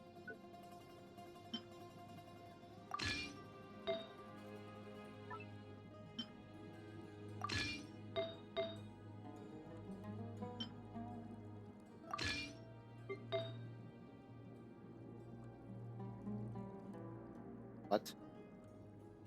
Did I give it to Nessa? Give it to I. That should be it, right? Looks like it. Found him! Over here! You're very persistent. Yep. Hey, you! Stop running and explain yourself! What are you trying to...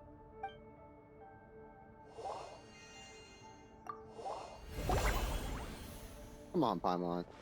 What's this? Relax. A small trap like this won't be enough to hold you. The sandstorms from Gurabad will die down soon enough, but this small window of time was all we needed to launch the next phase of our plan. Don't be discouraged. I knew that someone would come here eventually, so I planned ahead. Where to chat with you, which door to exit from, even which mechanism to wait by for you. I thought through every detail. You, meanwhile, know nothing of who I am. So far, you've only heard my voice, and for all you know, it may not even be real. But not to worry. This is only our first meeting. It shan't be our last. Just answer me one last question. Why do you continue to follow Dottore? He has conducted countless cruel experiments, even on his subordinates. Follow isn't quite the right word. Let's just say even those you see as villains have their friends, even if they aren't the most sincere of friendships. When any set of rules is established, there will be those who benefit and those who lose out. People will do anything to justify what they have gained or escape from the hardship imposed upon them. Neither he nor I are tolerated by the rules of this world. We were both searching for a new order. Our ideas of the final form that should take may have differed, but our journeys took a shared path. Goodbye, Traveler and Paimon. I wish you a timely escape, albeit not too soon. I will need a little more time to prepare, after all. Hey! Come back! What? Wait, this dark wall. We've seen these on our adventures before. It swallows people up! Oh, I'm sorry. She shouldn't have jumped the gun! Oh, okay. He may have fooled us this time, but we'll get him back! Are we gonna fight the wall? Surely not.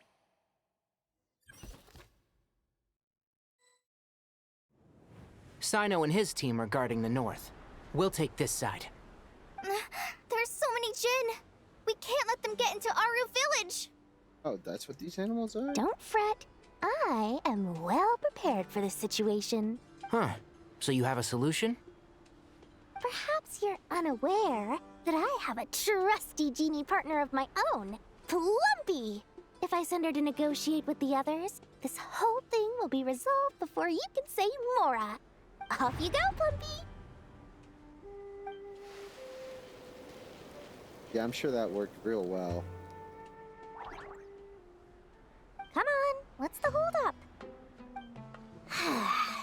5,000 Mora.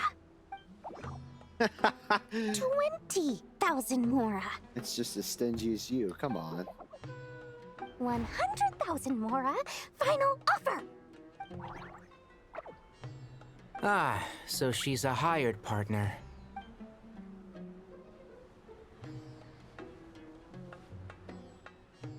Hired partners are reliable too. Plumpy here is a highly skilled negotiator. You'll see. Just a few words from her and...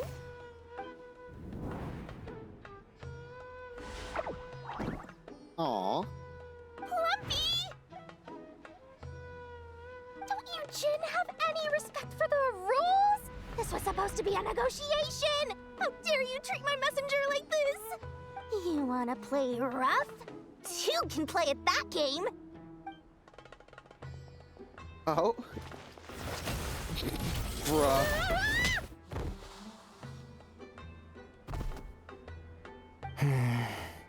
I thought she was about to do something. Looks like it's up to us now. Be careful, Kale. Yes, Master.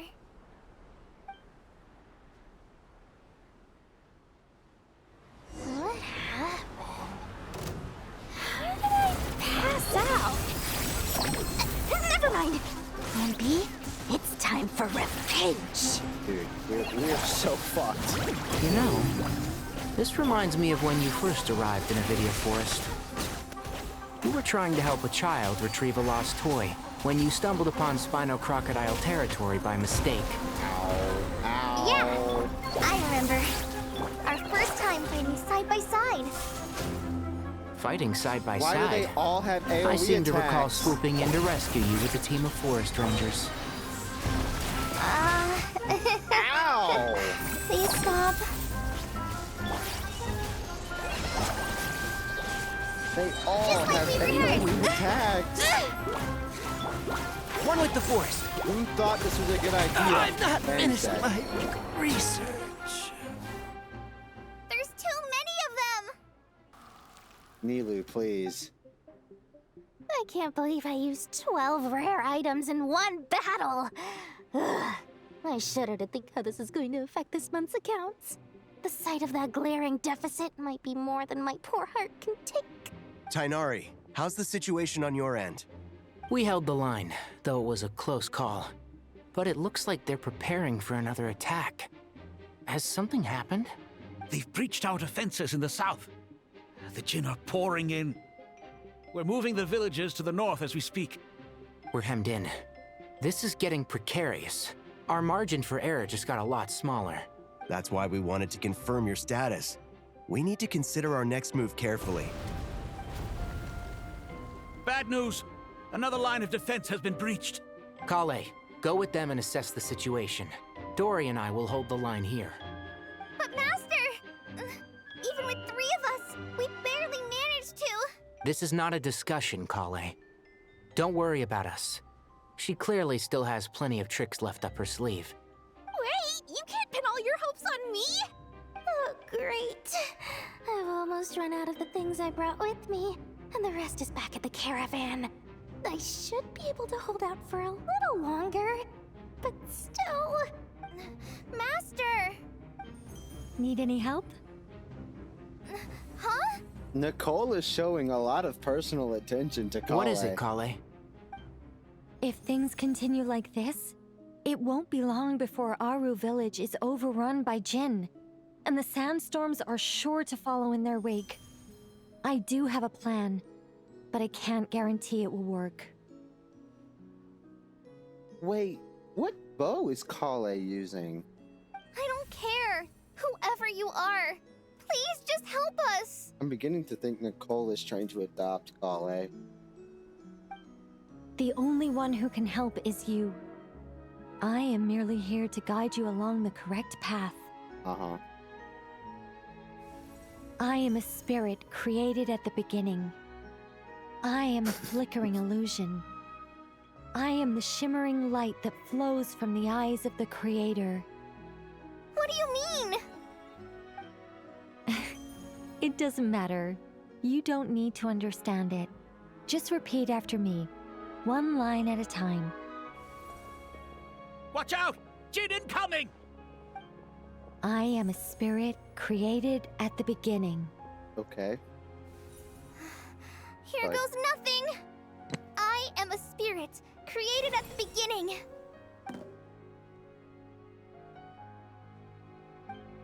I am a flickering illusion. I am a flickering illusion. What's wrong, Plumpy? I've never seen you so agitated before.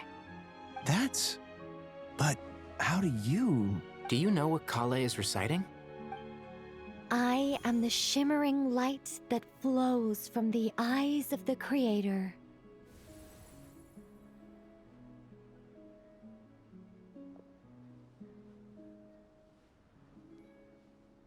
I am the shimmering light that flows from the eyes of the Creator.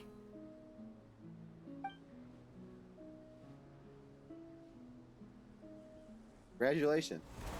Have a ring. It's a song composed by the goddess of flowers, but very few records of it remain, even in historical texts. All we have is a few fragments. Is Kale an avid historian? I keep trying to scratch my eye. Balls lifting glass something. Not to my knowledge. The Jinn have actually quieted down. Although... No, it's more than that. It looks like they're showing... submission. Clearly the songs left by the goddess of flowers have a soothing effect on them. At the very least, they're much calmer now. Really? Let me try. Please don't. I am a spirit created at the beginning. Yeah, you can go ahead and eat them. Don't stay away! I'll stop! I'll stop! It seems like the song only works when Kale recites it. But why? Well, it must be the god room. Kale. I can see why Nicole is taking interest.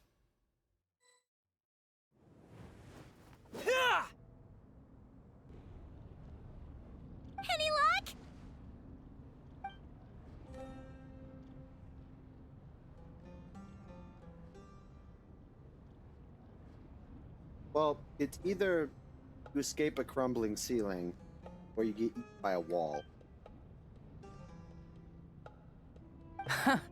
When I heard that loud rumbling in the distance, I thought the shifting sands had bust open the gates to some ancient treasure vault. Turns out it was just you guys. Huh? Wait, that sounds like... It's been a long while. Did you miss me? A little bit. Coming up in an Archon quest, kind of crazy. Jet! Ben! Let's save the catching up for later. First, I gotta get you guys out of there. This should be the right mechanism. Ben, can you handle it? Yeah, Ben. There we go. Oh, we switched to Dendro. Come on, let's leave this place. We love Ben. Oh, let's get out of here.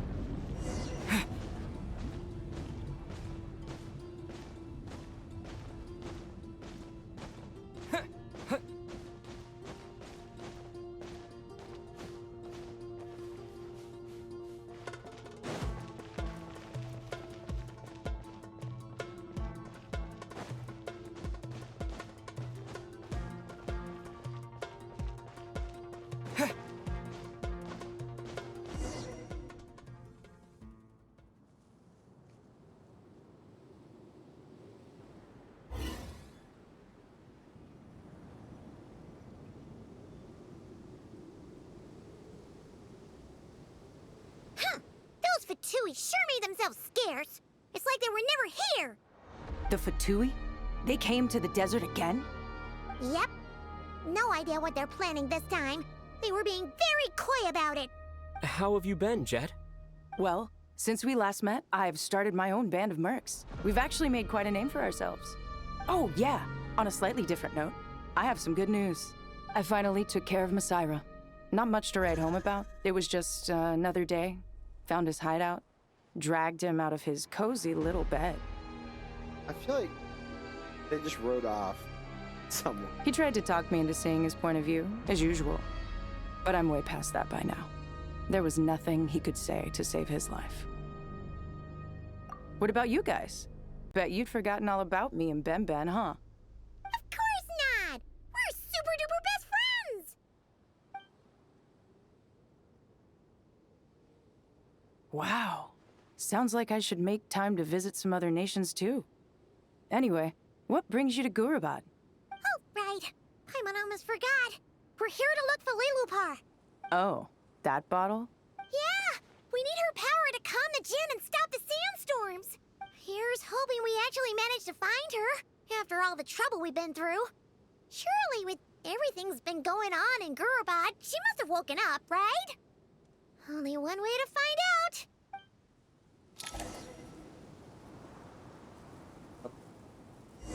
What the f...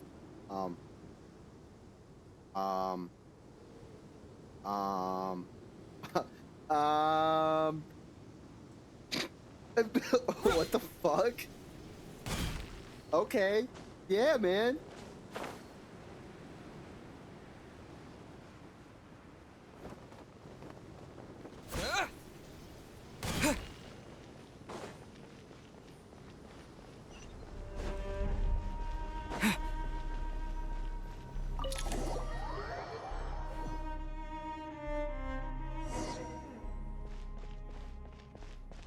Let's see. She should be around here somewhere. Sure. Aha!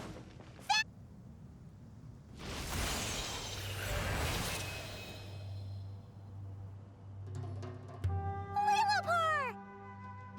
What a long dream that was. It's been a while, my master. Oh, and you're here too, little wildcat. The four of us back together again. Imagine that. In truth, it was at first. I was none too pleased when those miscreants barged in. But it did give me the chance to reunite with you, dear master, so I shall overlook their folly. After we last parted ways, I merged with the land beneath Gurabad to suppress the dark calamity stirring in the depths. It rekindled the flame of vengeance within the Jinn, depriving Gurabad of any hope of peace. I fought against it for a long, long time, until one day, I sensed a change in a foreign land to the west. Suddenly, the pitch-black abyss fell silent.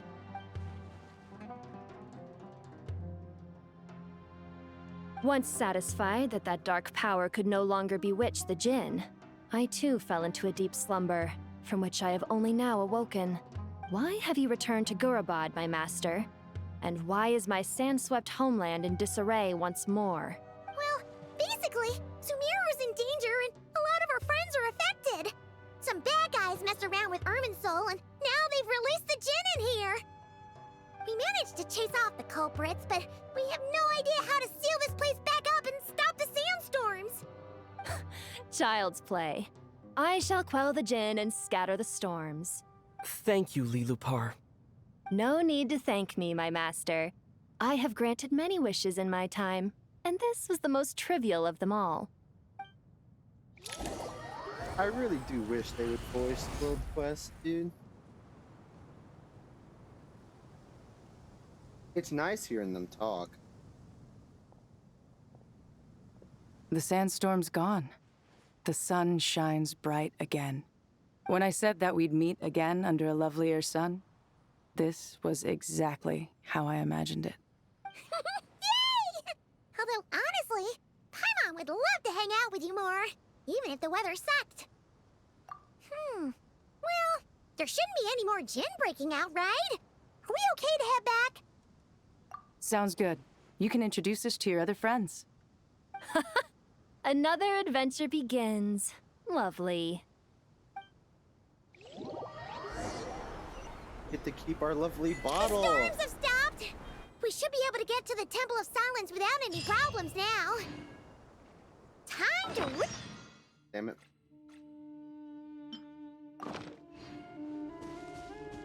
What?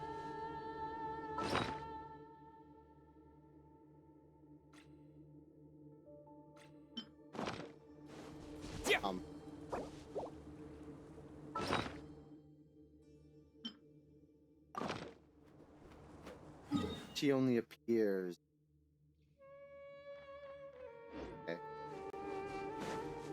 A shame. I forget that they did that. Wait, no. Maybe it just doesn't let me. Kind of. Oh, there.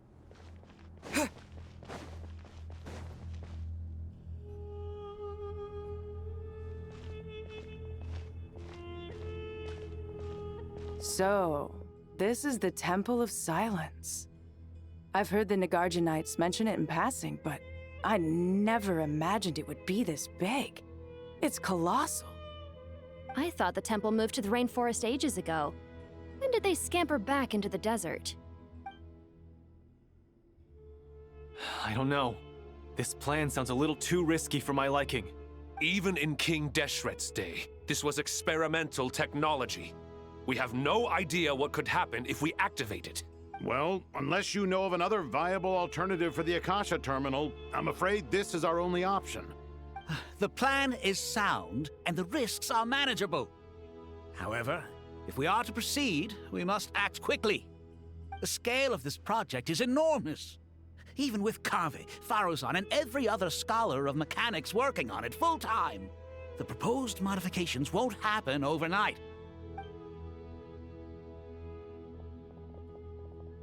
You're back. Everything all right?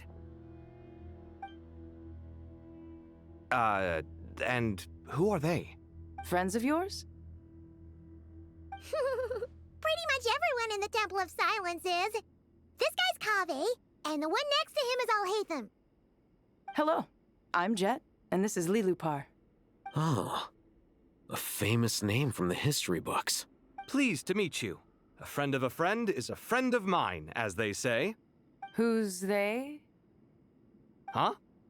Do people not say that? Not in the desert. Friends you can trust, but friends of friends? Gotta keep an eye on them. Still, I do trust the Traveler's judgment. I'm sure you're good people. The sandstorms have calmed down. I take it the Gurabad problem is resolved? What did you find? And after getting all smarmy with us, he trapped us there. Luckily, Jet used the mechanism outside to free us, and then we got Lilupar to put a stop to the chaos. Wow. Thanks for being there to help them.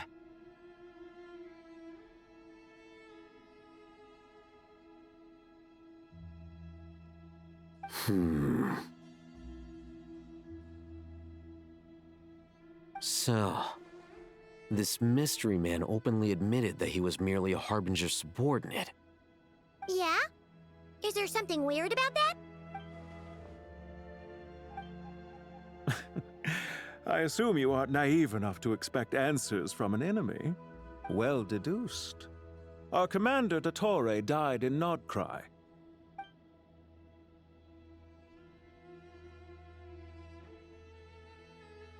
Are you wondering about his true identity? Or do you think there's a big conspiracy behind all this? I wouldn't go as far as to call it a conspiracy. Just the simple fact that having someone to shift the blame on tends to prove useful should trouble come knocking later.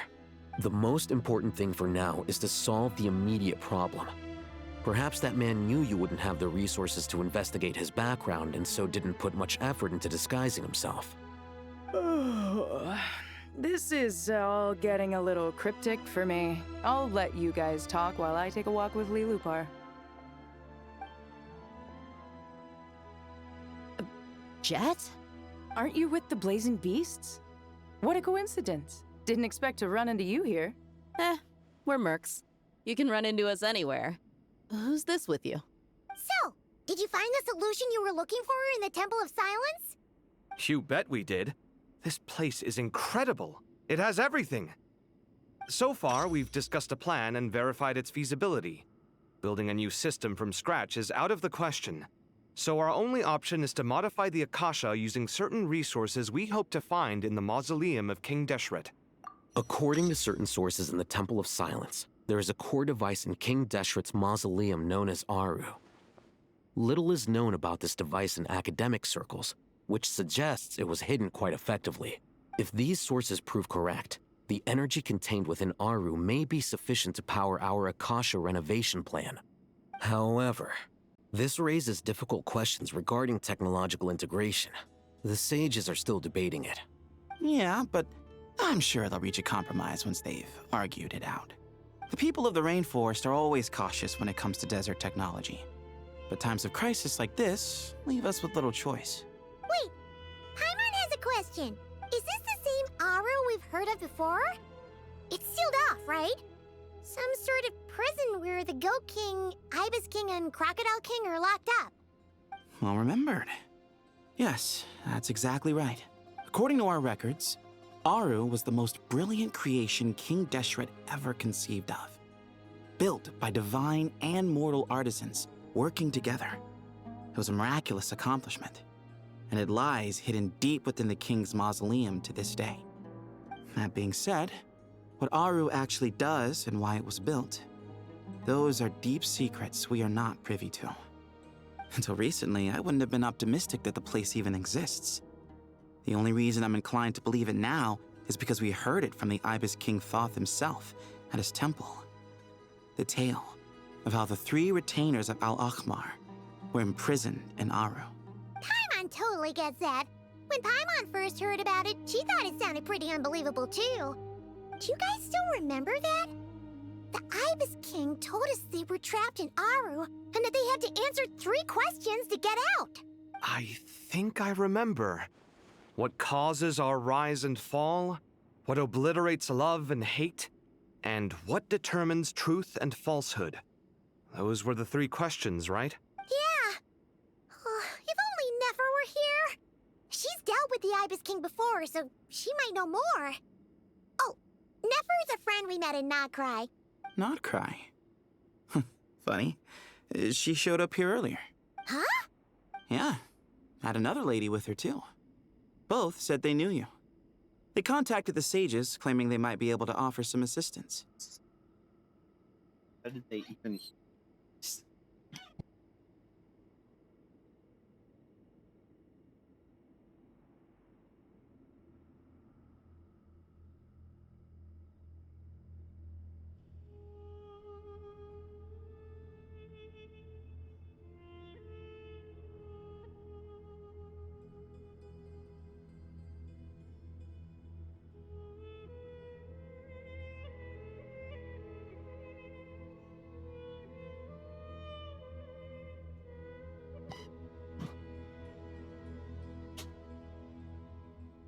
Really? They came here to help out? Yes, really. It was just before you got back. One of them said she's made Nod Cry her home. If she's the person you were talking about, then... Looks like betting on Aru was the right choice. See? They're right over there. Oh, Nicole. Nicole! Never! Why, hello! We're here to help.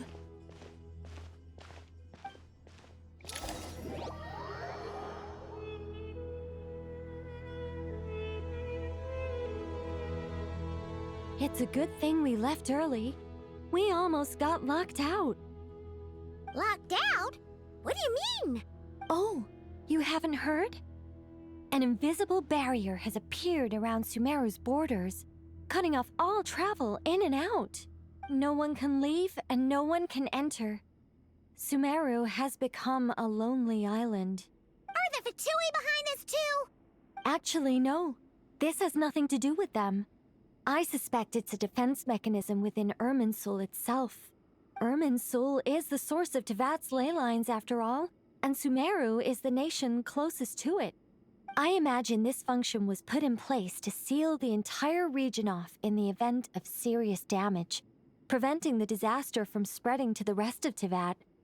It may have been implemented long ago. But doesn't that mean that the people here won't be able to escape to other nations if the anomaly keeps spreading? Currently, that does appear to be the case, which is precisely why I am here. This is a critical moment for the world, and Sumeru is the eye of the storm. Paimon's surprised you managed to convince her to come back to Sumeru. Indeed. Even for someone of my wisdom and eloquence, this tested my skills to the limit. And why should it concern me that Sumeru's in trouble?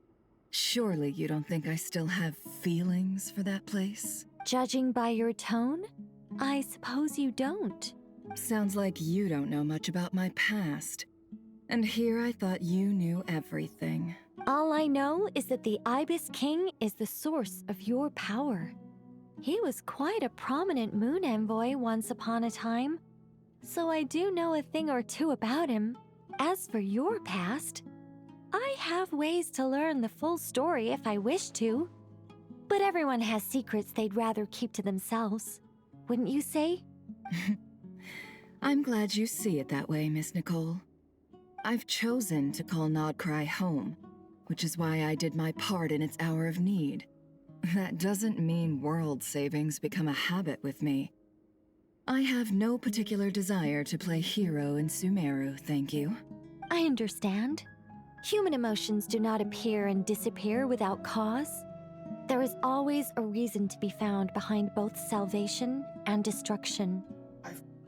Destruction. Still, if time has taught me anything, it's that human emotions are often complex and in conflict.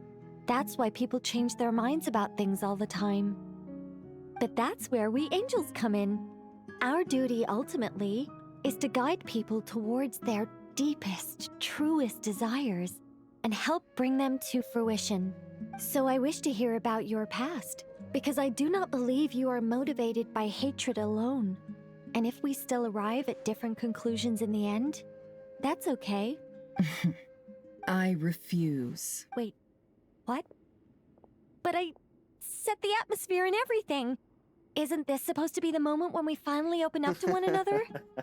Is it? Maybe I'm not so good at reading the atmosphere. You're right, Nicole. There's more to me than just hatred.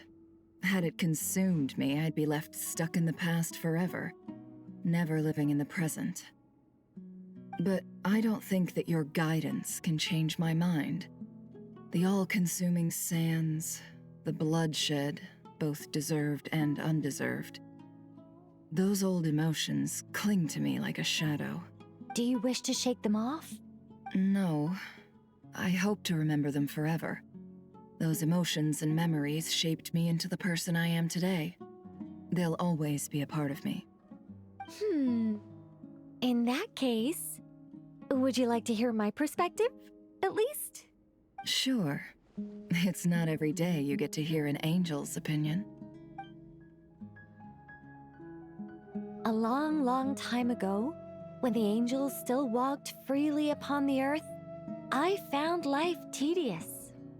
Monotonous work, lukewarm relationships. Things weren't nearly as interesting as they are now. And yet, since the angels' demise, I have found myself missing those days on more than one occasion. Human emotions are often attached to a person, a place, or an object. When those things are gone, the memories quickly fade, and the emotions slip away along with them. If Sumeru were destroyed, both rainforest and desert would be no more. With the object of your hatred wiped from existence, it would not take long for the memories buried deep in your heart to slowly fade. Both love and hate are intense emotions, but they are nothing compared to the void left behind when they disappear. Most sophisticated, Miss Nicole. But anyone focused on the future could only ever applaud the destruction of the things they hate. Still, I'm a special case. Someone once told me that human memory is more selective than a Mora-hungry merchant choosing between customers. We all need a reality check once in a while, so we don't forget the truth. As much as I dislike Sumeru, this is no way for it to perish. All right, you win. I'll help you out a little, but I won't work for free. How much will you need? You're not gonna milk this for all it's worth, are you? What do you think? I'll be upfront with you. I don't have much more on me. Borrow from If that's what you need, I could borrow some from Alice. Or perhaps I could pay in sculptures. The ones I carve are actually worth quite a lot. Just cover my travel expenses. Huh? Is that all? That's all. Given all the people I owe favors to, I can just about justify a trip to Sumeru. Yehoda! Oh. Here, boss! What do you need? Quickest ever arrived. I'm going back to Sumeru for a while. While I'm away, you'll be in charge of the curatorium. Me? I'm in charge? Whoa! Don't worry, boss. You can count on me! And that was how the ingenious Angel Nicole brought you the perfect person for the job in your hour of need. Hip hip hooray! That was far more detailed than necessary. Not lacking in embellishment either. I never thought I'd return. Especially not the desert. But life doesn't always go as planned, I suppose. What's Candace up to? I don't think I've seen her yet. She is still taking care of things in our village. Should be joining us before too long.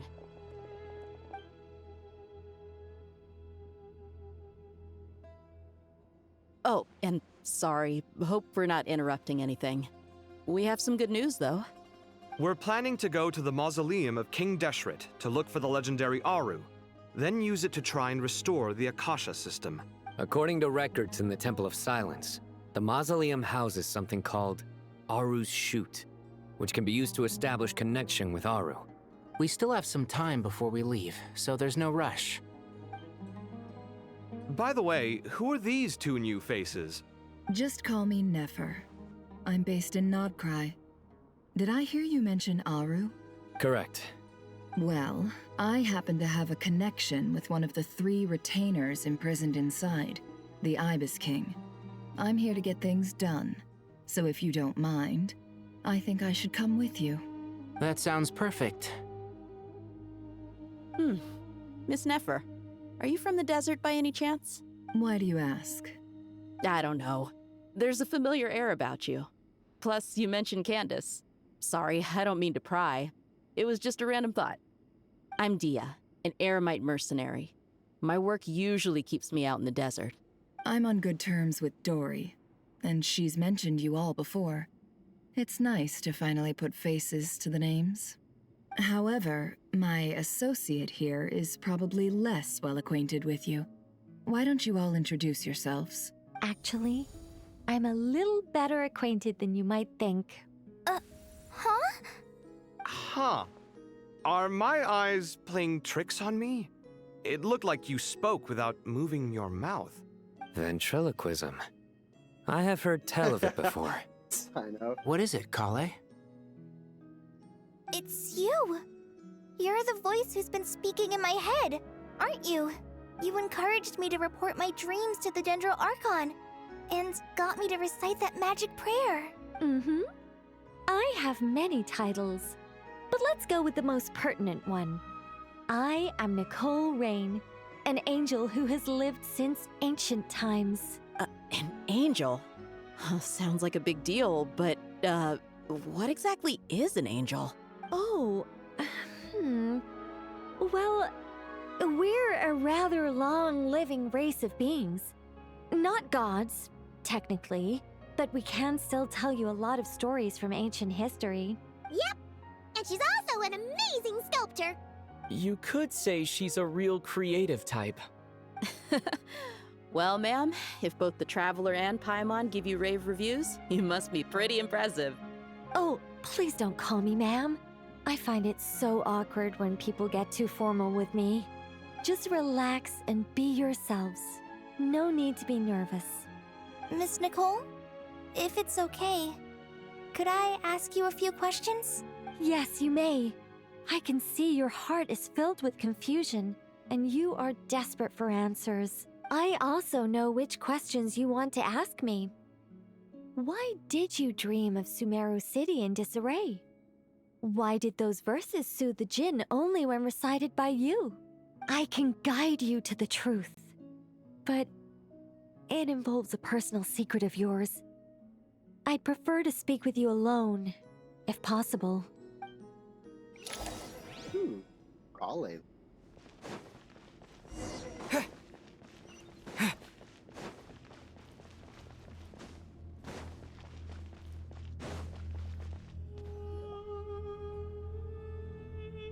I thought we were going to speak alone.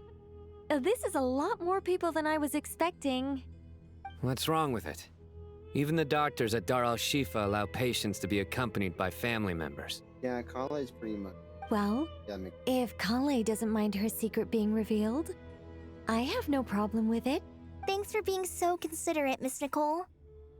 I don't know what secret you mean, but whatever it is, there's no need for me to hide it from my closest friends. Closest friends? It's so nice to hear that. All right. In that case, I'll get right to it. Kale, are you aware that there are god remains inside your body? I am. When I was young, I got sick with Elazar. Nothing could cure it. The Fatui convinced my mom and dad that they could help, and I was sent to an unfamiliar place. There were a lot of other kids just like me there. This creepy guy injected us with some strange medicine, which I heard contained god remains. I can still remember the pain like it was yesterday. But thanks to the friends who've stuck by me all this time, I've gradually been able to overcome those memories. Anyway, so you're saying that what happened to me has something to do with the god remains they injected me with? Yes. Those were the remains of Nabu Malikata, the god— What? Huh. Fascinating. Really? I bumped it. You don't seem surprised like the rest of us. The possibility crossed my mind when Kale recited the Goddess of Flowers song and calmed the Jinn. You made Paimon jump! What are you doing here, Lilupar? I need to down. Trying to grab my glasses and I'm grabbing the mic. I was merely passing through when I heard the name of the Goddess of Flowers. Be assured that I share your surprise. You, with the hat. Are you certain? I sense no trace of the Lord of Flowers within her. Well, it is a very small fragment. Unless special methods are used to manifest its power, even her closest acquaintances would find it near impossible to detect. After the goddess passed away, her remains were scattered across the desert. King Dashret gathered all the pieces he could find and buried them in the Eternal Oasis. But some fragments remained unaccounted for. Eventually, the Fatui must have found a way to track some of them down. Presumably for use in some experiment. It's not an uncommon occurrence. You're more shaken than I thought. In one sense, you've been extraordinarily lucky. So many people who yearn for this kind of power never attain it, yet you have coexisted with her all this time without even realizing it. I don't know what to say. I'm glad that I could help everyone with this power, really. But knowing that a fragment of the Goddess of Flowers is inside my body is... it's a strange feeling. Well, people value their autonomy very highly. Even a well-intentioned intruder can shake one's sense of self. I understand how you feel, Kale. But once you get used to it, you'll find it's nothing to be concerned about. Huh. I guess you, of all people, have a good reason to speak on this. 2 good reasons, in fact.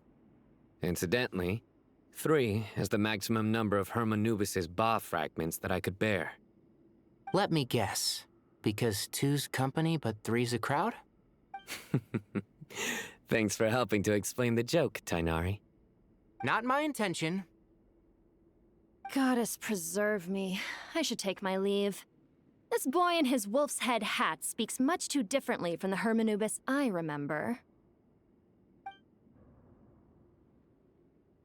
Kale, all I'm trying to say is, no matter how many Hermanubis fragments there are within me, you wouldn't think of me as Hermanubis. In the same way, you are simply you. Yeah, I know what you mean. So about that dream I had, was it a warning from the Goddess of Flowers? Yes. Just like me, she was an angel created by the primordial humans, born with the instinct to guide living beings. Though her body and soul have perished, her essence retains its natural instincts. Even her smallest remaining fragments would do their utmost to send you that warning. The Mother of Dreams? Lord of Flowers and Oases? She must have had a premonition. That is why she gave that dream to you. We won't let our efforts go to waste. You did when she gave you that dream of a burning tree. But I still don't understand. Why me? Yes. Why indeed? You weren't the only one injected with God remains, but only in you have her fragments persisted. I suspect it may be because of the firm will you showed in the face of suffering. She was likely assimilated by that will. Of course, this doesn't mean you have to shoulder any extra responsibility. As this young man said, you are who you are, and that will not change. All right, any further questions from the family members of the patient? If not, we should head to the mausoleum of King Dashret. Let's move out. Time to put our plan into action. We all hope it'll work. But will we really be able to open Aru? And even if all 7 pillars of King Deshret agree to let us proceed, the scale of the work to follow is daunting, to say the least. Haven't you handled other big projects before? I mean, the biggest project I've worked on to date is probably the Palace of Alcazarzaray, I guess? But this is orders of magnitude beyond that. It's a total nightmare. Look on the bright side. At least this time you're actually here when Sumeru needs you most. You won't have to come asking me for details after the fact. So true, dude. Every other time, this dude has been MIA. Mock me all you want. But now that I'm here, things will be resolved far more quickly and smoothly than last time. Kave's self-doubt disappeared in an instant. Like magic. Well, this confidence is most gladdening. Now, go and pack your things. We'll head to the mausoleum as soon as you're ready. Mail? I can't view my mail. No. My mail. Where am I going?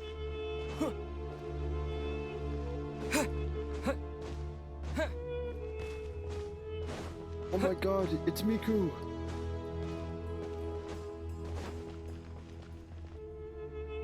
Oh, Miss Nicole. I heard you're a very talented sculptor. Is that true? Oh, I don't know. I wouldn't want to blow my own trumpet. Honestly, even though Kasharawar is best known for its focus on mechanics, plenty of Kasharawar scholars are quite serious about sculpting as a hobby. So if they rate your work, that's enough for us. We just have to take a look. Who's we? Myself and a few other scholars. Kashif, Daneshvar, come take a look. Oh, well, if you insist, I suppose there's no harm in showing you.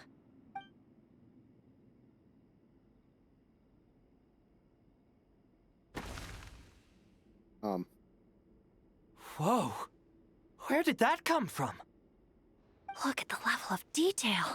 It's so lifelike. The squirrel descends from the heavens like a champion, and the earth trembles beneath its feet. What do you think? Striking, isn't it? Kaveh? Kaveh, come here for a sec. Oh, and Madame Farazan, didn't you used to study in our darshan? Come take a look.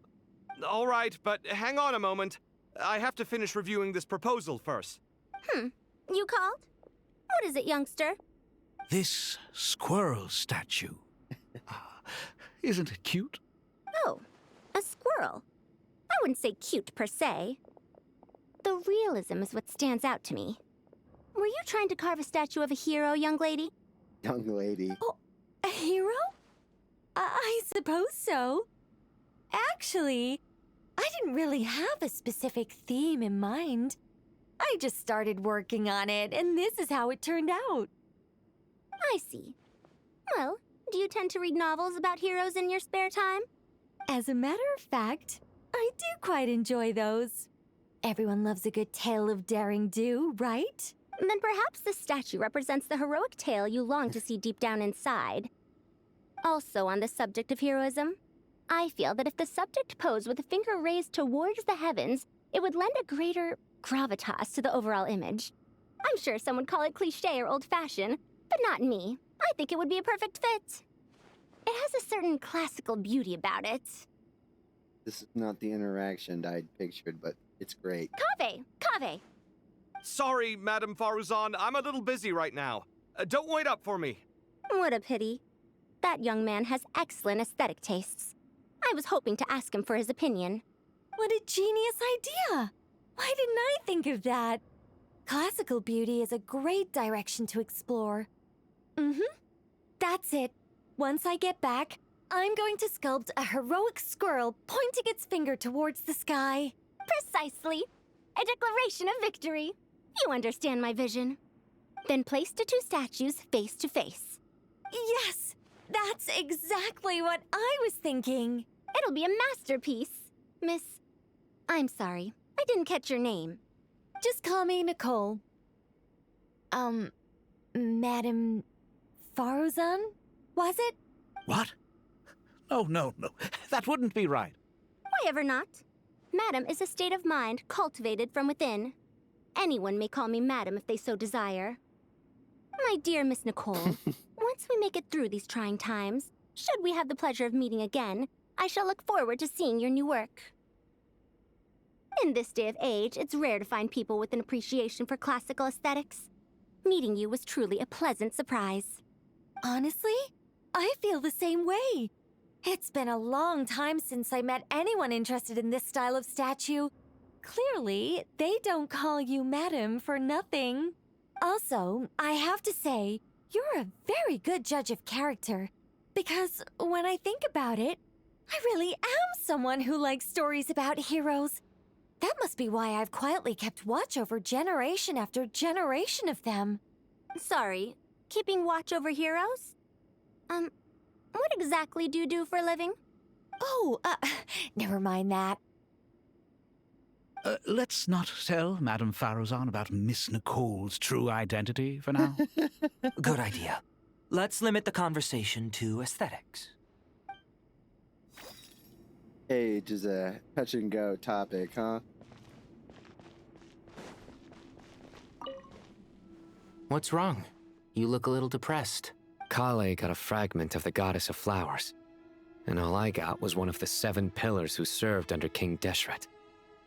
I lost out, didn't I? That's what you're upset about? You're such a child. Damn. Where is Kale? Oh, Lara's here. Oh, so many books. More than I could ever read in my life. But I've learned a lot that the textbooks could never teach me. I never realized that people in the distant past thought about some of the same questions we ponder today. Dude, so far this quest has been deep. Good to finally meet you in the flesh. It's a little surreal seeing you here after exchanging letters for so long. In my head, the boss of the Curatorium of Secrets didn't look so young. Sounds like you have some history then? Any budding mercenary group needs a steady supply of intel. They, in turn, can prove an exceptional source of the same. The Curatorium of Secrets is happy to cooperate with friends from all over the world. If you're interested, you'd be very welcome to join our network too, Miss Dia. Can't say no to a solid partnership, especially out here in the desert. Having intel can mean the difference between life and death. But cooperation's built on mutual trust, and there isn't much contact between the desert and Nodcry. So I'm guessing you reached out to Jet first, Miss Nefer? What's behind your interest in the desert? Nostalgia? Or is there someone you're looking to take care of? Let's put all our cards on the table first. Things will go more smoothly that way. I like your style, Flame Mane. Actually, I had this same discussion with Jet before we started working together. To be clear, I have no intention of using you for any ulterior motives. And I have no enemies in the desert as things stand now. Were that to change, I wouldn't drag outsiders into a conflict that doesn't concern them. There's no point in doing certain things if you don't do them yourself. Wouldn't you agree? Well said. Taking responsibility for one's own affairs is the way of the desert folk. Huh. It's like you're one of us. You sure that's a compliment? Absolutely. Okay. I'll take it. Perhaps we can discuss our cooperation in more detail now? Sure. I love working with no-nonsense people. And you certainly fit that description. I look forward to a fruitful partnership. As do I, my friends. Where's Kale?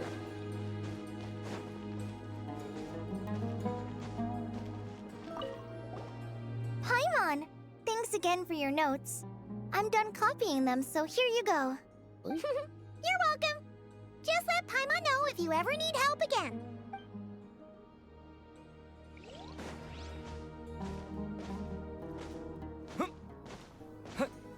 Oh. I thought it would just automatically do it.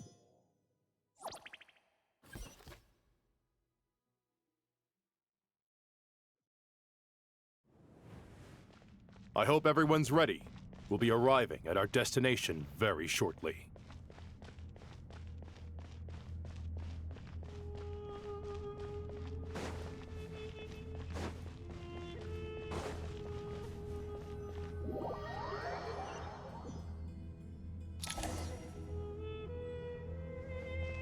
Wow.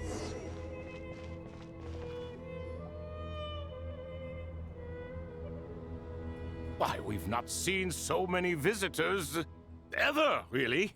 What is this place now, a tourist attraction? Ah, closer inspection reveals many familiar faces. To what do we dusty old fellows owe the honor? Surely you're not just here to chat. You surmised correctly. We are here to carry out a rather enormous project. Ho, enormous, you say? How large, then? Larger than the gaping void in our lives? Why, you've even put a smile on Goatee and Crocco's faces. All this activity is making for quite the special day. I know that laugh. Lilapar? What on earth are you doing here? Oh, this is hilarious. Turns out good things really do come to those who wait, as long as you stay alive long enough. When did you three get locked up in here?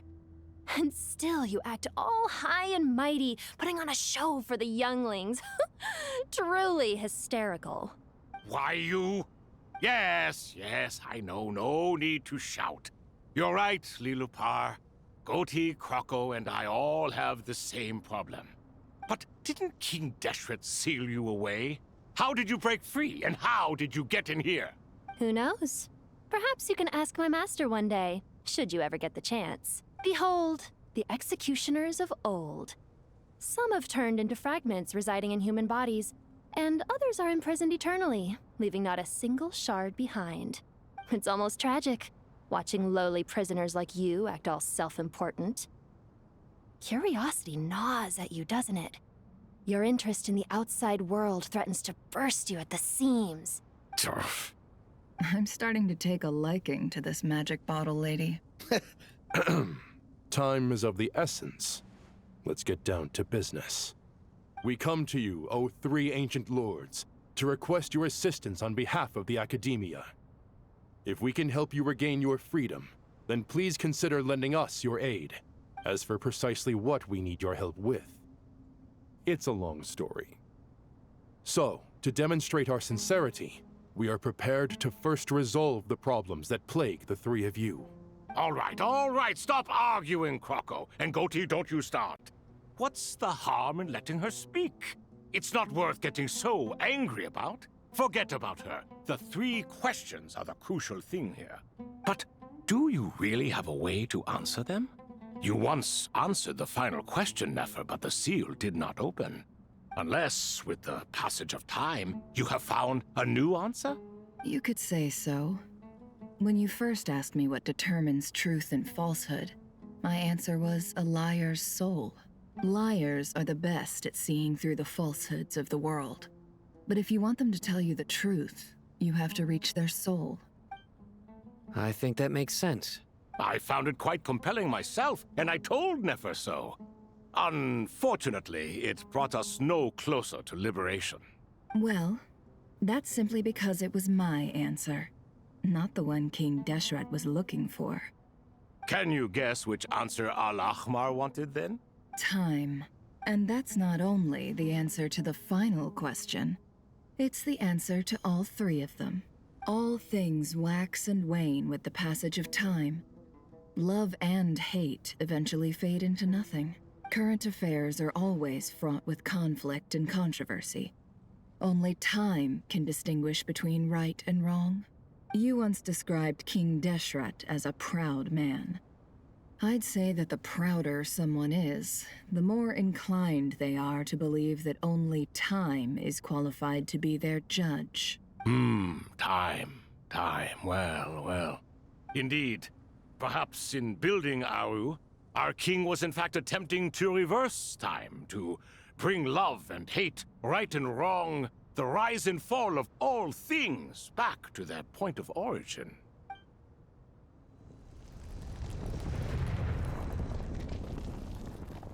Oh wow.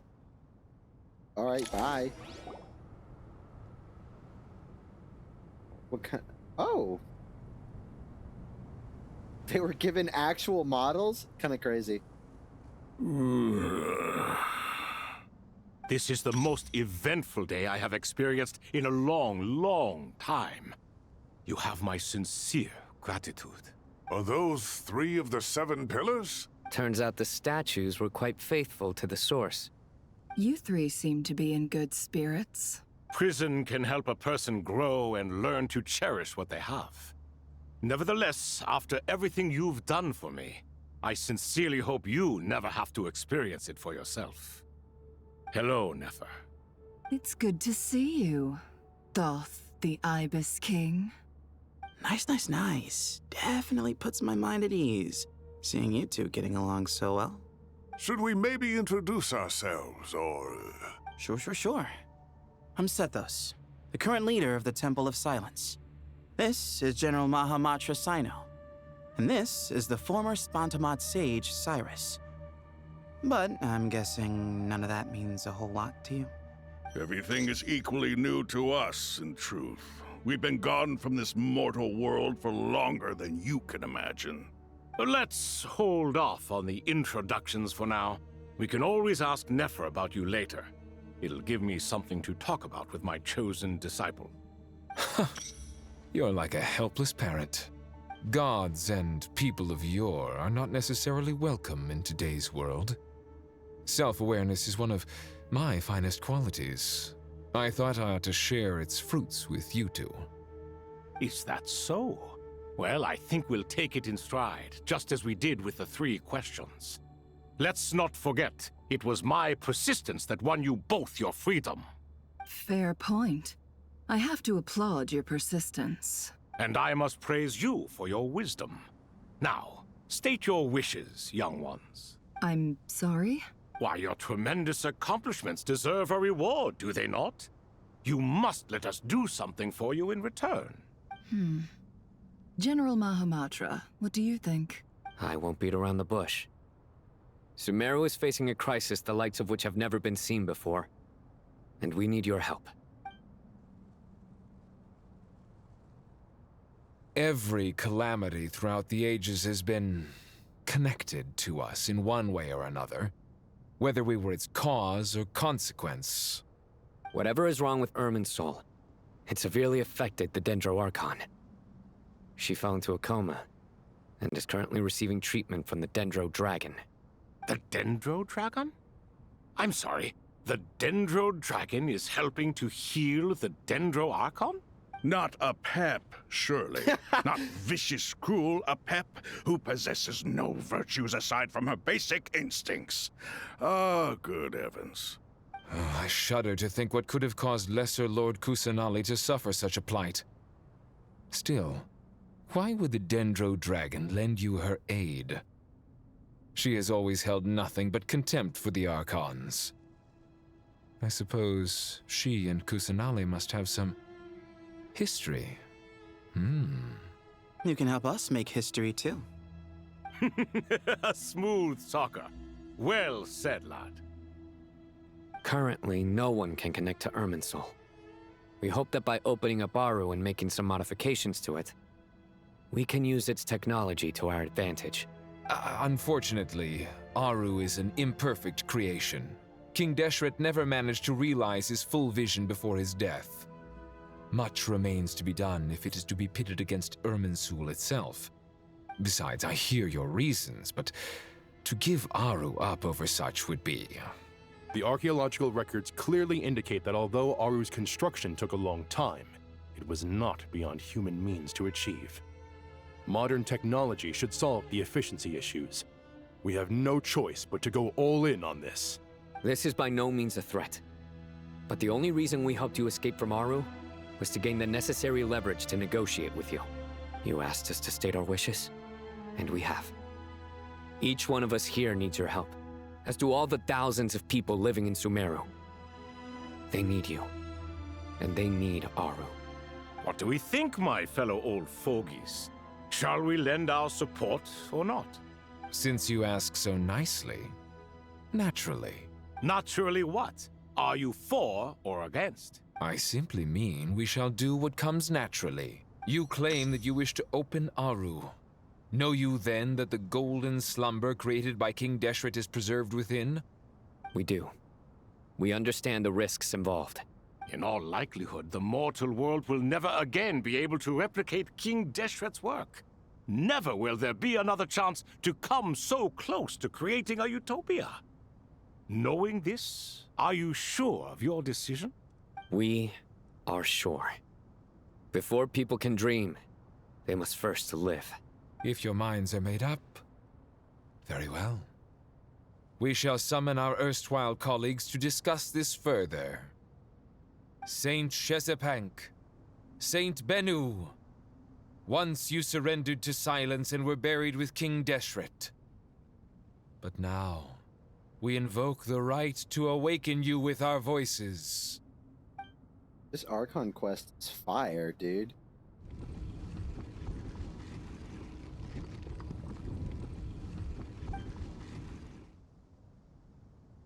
Saint Binu, responding to your call.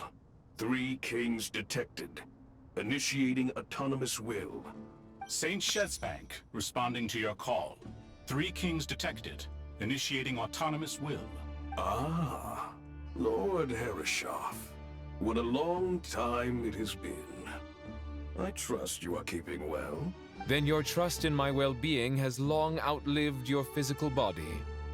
You have always opened with that same phrase, in life, death, and now even beyond. Al-Akmar is long gone.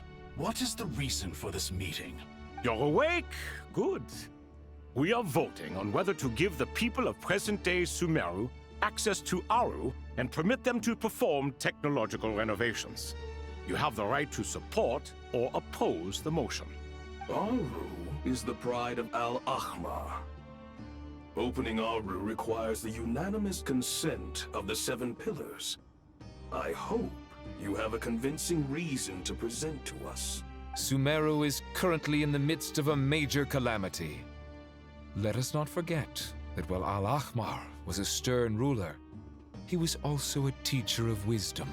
A god without his people shall cease to exist, and King Deshret's greatest wish was to provide protection for his people. Let us then honor our God King's wishes as we consider our decision. I do not mean to mock these proceedings, but what is the point of a unanimous vote when we know that the last of the 7 pillars, the Dendro Dragon Apep, will never communicate with us? This will no doubt surprise your mechanical mind, and I have no intention of trying to persuade you it is true. But Apep is, in fact, healing the Dendro Archon as we speak. Huh? Can someone attest to this? Do we have any proof? I ask the 3 kings. Can any of you vouch for the truth of this claim?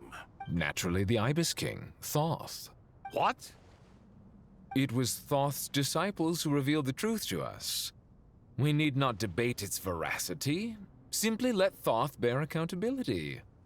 That way the rest of us may have a clear conscience. Herreshoff, you diabolical fiend! I awakened our former colleagues for you, supported your opinion, and backed your decision. What sort of fiend would do that? I miss the days when Hermanubis was still around. At times like this, he would offer to take accountability. What are you trying to say? Is my word worth less to you than Hermanubis's? Hypocrite though you are, Lord Thoth, you are humorous in equal measure. How could we bear not to associate with a character such as you? I, Saint Shezpank, approve the Goat King's proposal. Since King Deshret is no more, we shall receive no reprimand for acting beyond our remit. Nevertheless, I sincerely hope that those before us understand the significance of what they intend to do. Remember, the moment that Aru is liberated, the myriad souls residing within the Golden Slumber will return to the ley lines. And once the ley lines flow again, these souls shall in turn be received by Irminsul. To take this step is to bring the perfect afterlife created by our king to a permanent end. We understand that well, and we have decided to proceed regardless. Furthermore, the contemporary human perspective would contend that confining souls in this way is no act of benevolence. The deceased have a right to rest in peace. King Deshret's creation is clearly a place of rest and peace. It is just that many do not see it this way. But no matter. Saint Binu approves. Hermanubis' representative and the Dendro Dragon Apep made their choice ahead of time, while the Goat King, Ibis King, and Crocodile King have also granted permission to liberate Aru. By the grace of His Majesty, guided by his wisdom and will, let the gates of Aru be reopened.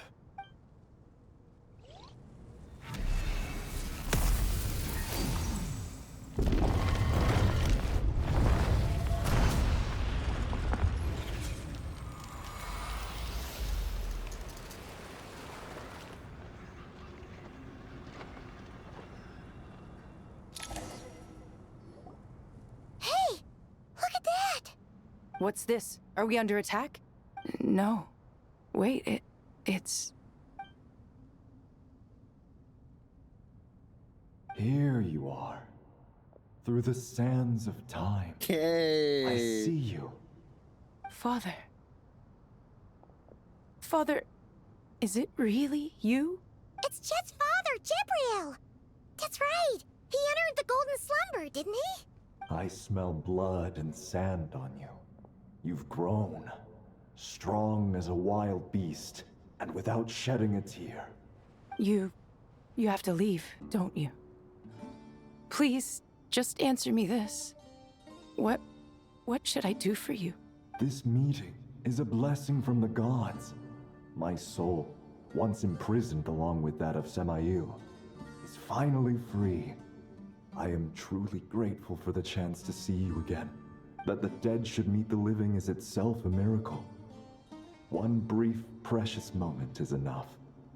Enough to set my heart at ease. Do not weep for me, Jet. I know you will accomplish many great things in your life.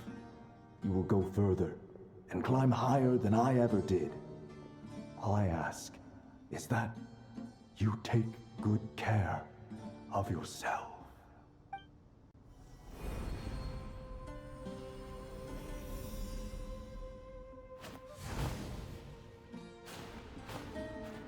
Father! Father! Father. Hey, Jet. Do you want something to eat?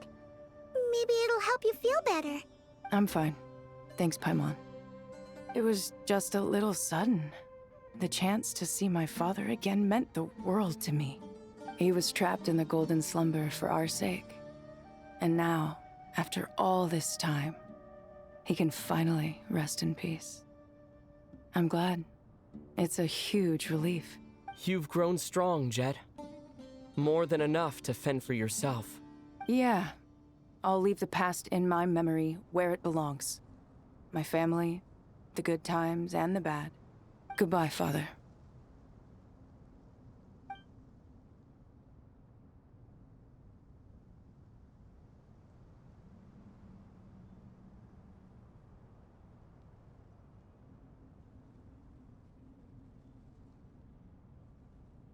Ah, me, what a touching reunion that was. It seems we did a good deed today. We three retainers, once imprisoned for our iniquity, are surely the least qualified to judge whether this deed is good or bad. Either way, Aru is open. Now you have your opportunity, and with it, whatever trouble may ensue. Although Aru was created by a god, human craftsmanship was nevertheless required to build the gate that connects it to this world. Perhaps the relationship between gods and humanity follows a similar principle. As for your proposed renovations, we cannot determine which functions to keep or discard. Proceed as you see fit, but please entrust the task to your most accomplished scholars, or Bennu will be most displeased. It matters not. The Ibis King shall be accountable if any problems arise. Ibis, you chose to take on disciples, and so it follows that you must accept the risks of associating with humans. If I'd known you'd be like this, I would have locked all of you away in Aru, never to leave again for all eternity. All of us? What does this have to do with me? Vilify me no further. Scholars, since you have liberated Aru, allow me to present you with a gift. Using Aru's power, we shall install a defense mechanism at our king's mausoleum. You must be guarded even against Irminsul itself. This shall afford you some convenience, unseen and unheard. From this moment forth, none may by sight or hearing perceive anything said or done within the mausoleum. Amazing. And all this is achieved just with the power of Aru? With technology from the heavens, the possibilities are endless. Just because King Deshret did not use it for this purpose does not mean that it cannot be done. So, marvel away. This is the reward you have earned. All right. Well, that resolves the issue of confidentiality. What about the technical side? Do we have the manpower? Why, yes. I've already contacted them. They'll be here soon. Eek. Imagine it just ends there and we have to wait 40 more days. I would cry.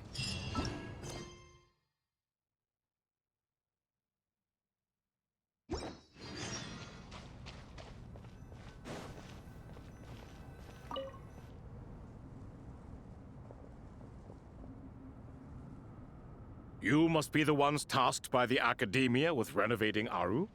That's right. Good afternoon. I'm Kaveh, and these two are Termezi and Naisaburi. Hey, I'll hate them! Come and introduce yourself! We've met before. This is Thoth, the Ibis King, and everyone knows these two. Afternoon, gentlemen.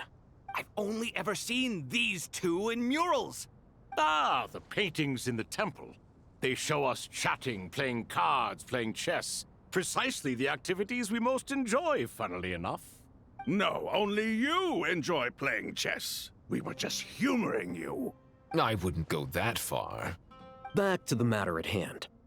A preliminary assessment by the Academia indicates that this project requires expertise in various disciplines, including the deciphering of ancient texts, mechanical engineering, the restoration of ancient ruins, and elemental theory. The most capable minds in their respective fields are here before you. If there are no objections, we'd like to begin our work. The artisans who built Aru for Al-Ahmar gave their very lives to create this splendid work. Follow their example by giving your utmost devotion to this project. I didn't know that. We'll do our best, of course, but we certainly won't be sacrificing our lives. Such brazen words. Humans these days are a far cry from their ancestors. What little respect you show for King Deshret. No, that's not what he meant. Please, don't mind him. He shares your sentiments, just not your, penchant for hyperbole. Assuming that's what you were going for? I just think it's important to manage expectations. Forgive my lack of courtesy, but we simply can't sacrifice our lives to the gods on completion of the project like people in the legends of old. Here's a first draft of the project proposal for your perusal. Please let us know if you have any requests. Normally, I'd have made it look a lot more visually appealing, but we were really pressed for time on this occasion. I hope you'll forgive me if it's a little rough around the edges. Naturally. If my fellow ministers deem this meager display of respect sufficient, I suppose I can consider agreeing to their proposal. Why are you so preoccupied with the ostentatious displays of respect to Al-Ahmar? We should be trying to make things easy for them. You never know. We might have to rely on these young people to look after us in our old age. Hey, he gets it. Exactly. This is Aru's mainframe. Be reminded to use it with great caution. The mainframe. We're hacking the mainframe.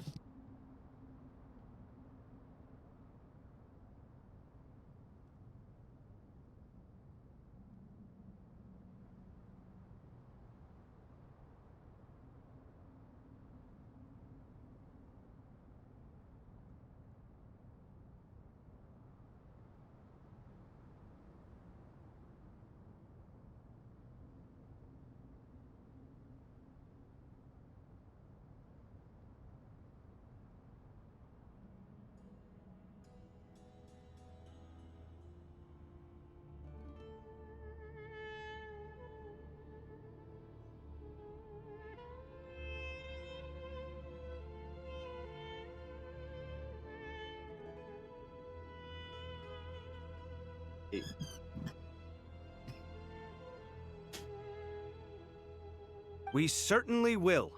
Thank you for your assistance. Archon quest right You here. may attempt to lay out punishment should you so desire, though I'm afraid it would be futile. You and I both know that certain components of Aru can only be operated by humans. King Deshret always believed in humanity. Still, the reason that Aru's modules are designed that way He's not so much because he trusted them, but more because he was wary of you. Is that true? No wonder human artisans helped to build Aru then. He actually required human assistance to create his greatest work. Naturally. Have you noticed that the Goat King keeps giving superficial responses? It's like he's just going through the motions and leaving the real debate to his colleagues. He understands the art of perfunctory speech. That's what earned him his position as the Minister of Ministers. It seems the rumors about King Deshret being a poor judge of character are baseless after all. Excuse me for being blunt, but it sounds suspiciously like you're putting yourself on a pedestal and mocking me. You're mistaken. And while there's nothing strictly wrong with making every conversation about yourself, it's not exactly a positive tendency either. You? Whatever. I knew it'd be like this working with you. All right, let me past. I need to look at this console. It's your job to activate it after all. Let's begin. Everyone, please proceed with the external checks and preparations as per the procedures outlined in the engineering plan.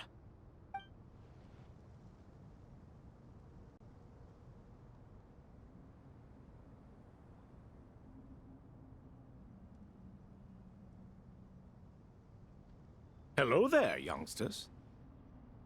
Whoa, the Ibis King came to life. What do you mean, came to life? I've been alive the whole time. You did say we could start our research, right? Are you having second thoughts now? I've reviewed the proposal. The work you're planning to carry out on this grand device is ambitious in its scope. You have ample confidence in your abilities, I take it? I wouldn't say I'm feeling hugely confident, but given how bad things are, I'd rather at least try something than sit around waiting to die. You are the top scholars of your day. I trust you are aware that there are countless links between Aru and the Akasha? Aru and the Akasha?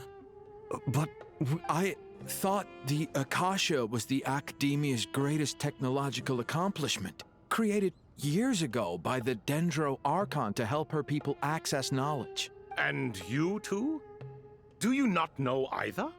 You've read the instruction manual, right? You tell them. An instruction manual? The Akasha has an instruction manual? The Dendro Archon is a kind and thoughtful god indeed. It used to sit on a shelf in the corner at the House of Dana. Not the most popular read. If the manual is to be believed, Aru was in fact the original inspiration for the Akasha system. What? But there are so few records about Aru anywhere. And practically none of the scientific expeditions into the desert had anything to do with it. Ah, but this is something you could not possibly have known. You may have heard many stories about the desert, but what is the most important aspect of history? Consider this a quiz. Anyone from Vahumana present? I'm from Vahumana. It's, well, veracity. Precisely. And a large part of veracity is the chronological order in which events occur. I may as well tell you. In the beginning, Nabu Malikata, the goddess of flowers, descended upon Sumeru. The glory of the heaven was within her. She brought life, oases, and knowledge to this land. Then she created the Jinn, enlightened them, and ordered them to serve her. 2 other gods also walked upon this land where wisdom flowed in abundance, and the 3 met beneath the great green trees. It was the first and greatest alliance. We should speak with reverence of this covenant between the 3, which transcended both time and life. For they promised that in Sumeru, wisdom would be shared with all. All the great changes in Sumeru's history began with the goddess of flowers. For King Deshret's sake, she pried into the secrets of Celestia, and for this was burned to ashes by the flames of wrath. So grieved was King Deshret by her passing, that he lost all interest in state affairs, and devoted himself instead to the knowledge that she had brought back. It was after learning of the technology from that floating island in the sky that he first conceived of Aru. And so, the Akasha was inspired by Aru, while the basis for Aru itself came from Celestia's technology. Well, if the two share a common technological origin, then connecting one system to the other is an entirely feasible idea. Unbelievable. Have you no reverence at all for celestial technology? No, I do, but there's no time for that. The schedule is too tight. Blame it on the deadline. Perhaps you could try coming up with our cutoff dates. You know what it's like having to turn around 5 different drafts in one day?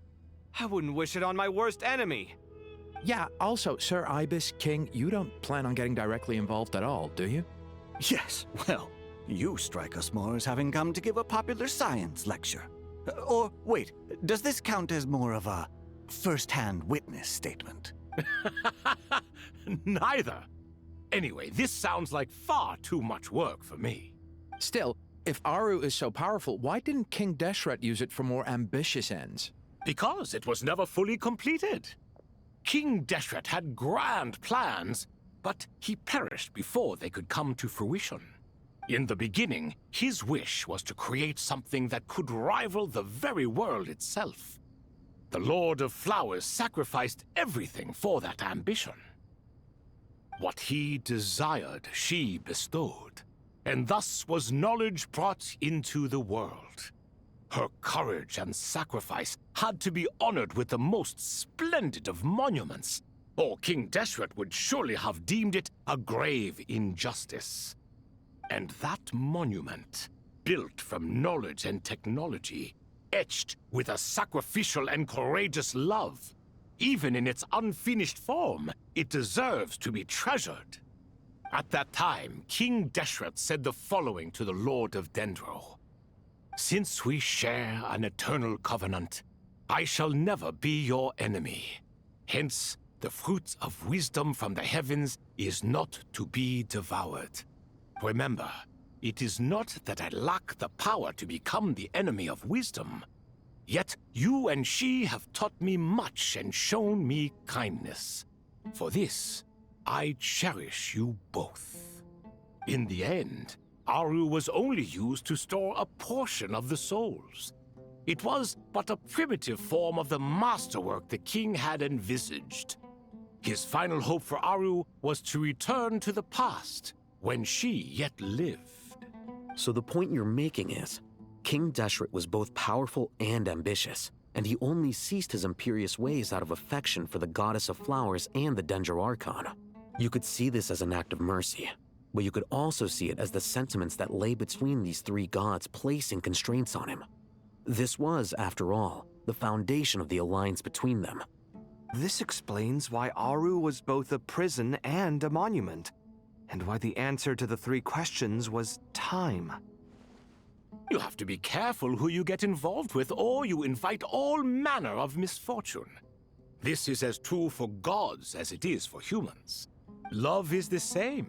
It is both a prison and a monument. All right, let us pause the story here for now. Seeing as you've been so diligent, I'll offer a little help. Who's in charge again? Is it you two? Ah, yes, me and him. Now then, close your eyes. Wisdom hides in the space between the tangible and the intangible. It is to convey the incommunicable through the simplest of mediums. By the power of King Deshret, I shall grant you a glimpse into the unseen secrets that lie at the threshold of existence.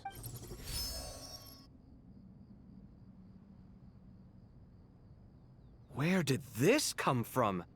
Is it a new mechanism? It looks more like some form of externalized information.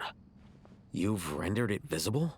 Just as the Akasha allows you to access a greater range of knowledge, the power of our king permits one to perceive ingenuities that do not belong to this world. This is no ordinary mechanism. It reflects the internal structure of Aru. Whether you choose to increase or decrease, keep or discard.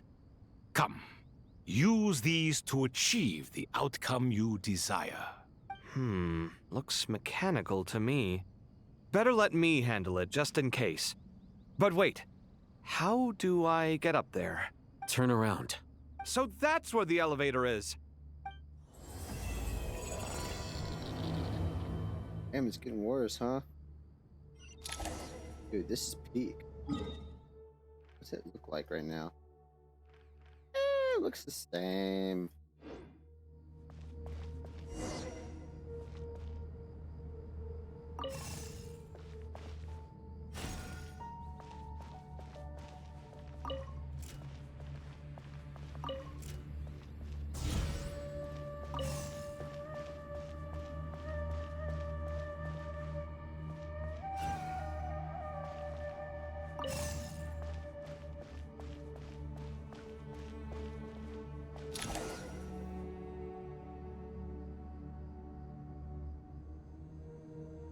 Obelisks were used to record important information in the ancient desert civilization.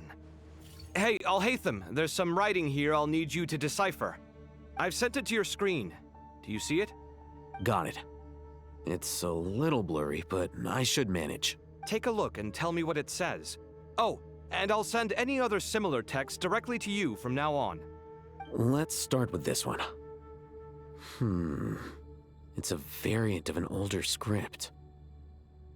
Herein lie verses written for the Yellow Sands. Looks like cultural information from the age of King Deshret. If so, I suggest you delete it. Words thrown together merely for fun. I had no idea Aru kept a record of this.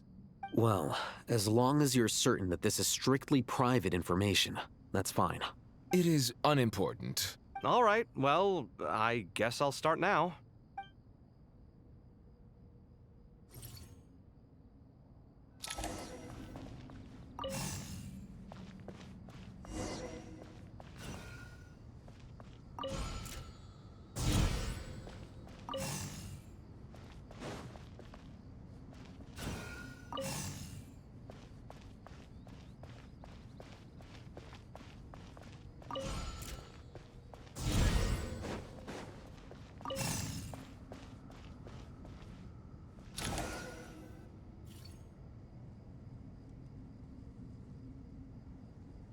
Found some more. Sending them over to you now. These are all reports about the Gurubad conflict. Can we delete them? I'd say so. Most of this information has already been archived anyway. What if there are details in there that Vahumana missed? What are we supposed to do if they come after us in the future? They'll just have to live with it. If we don't resolve these issues now, there won't even be an academia in the future, let alone a Vahumana Darshan. Yeah, you're right. Okay, done. There's some other similar monuments nearby. I'll check them out.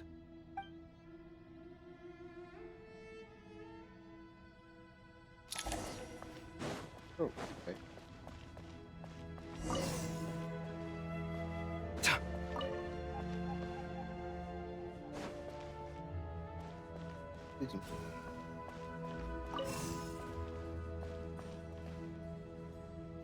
No.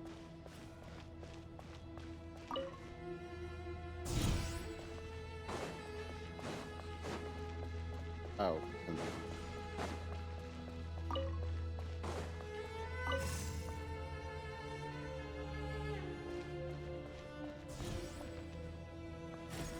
Really? It's on a timer?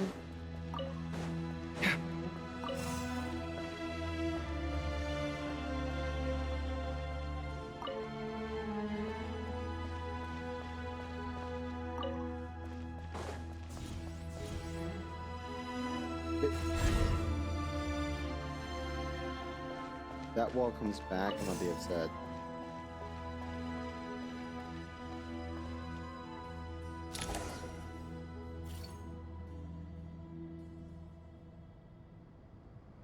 Another monument. Hold on.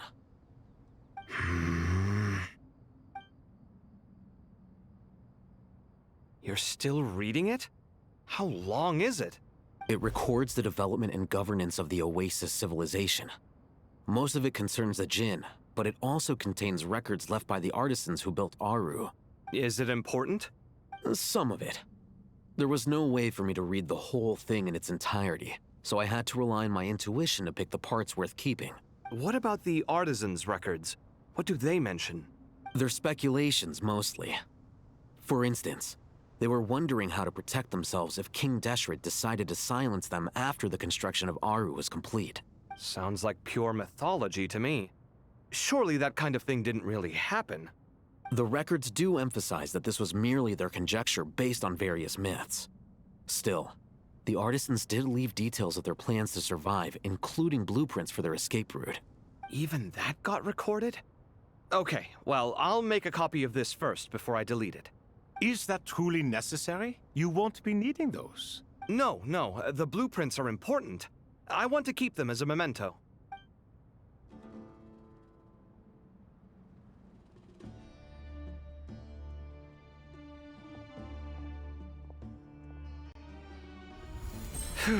I think that should just about do it. It meets the requirements of the contingency plans, so we should be good. I gotta say, it's the strangest feeling, this cross between reality and the intangible. It's like drifting between life and death, or in and out of a dream, using my own hands to manipulate illusions that are forever out of reach. Chasing dreams in the most literal sense. Definitely a novel experience. What happens if my spirit just floats away? That won't happen. Anyway, I wouldn't celebrate just yet if I were you. There's likely to be a phase 2 of this project. All right. I'd better keep my wits about me then.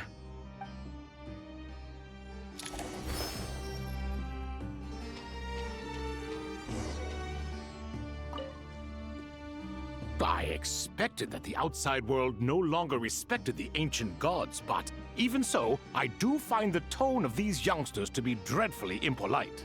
It should hardly come as a surprise to you. I remember you saying the same thing last time. I assumed that was just a one-off.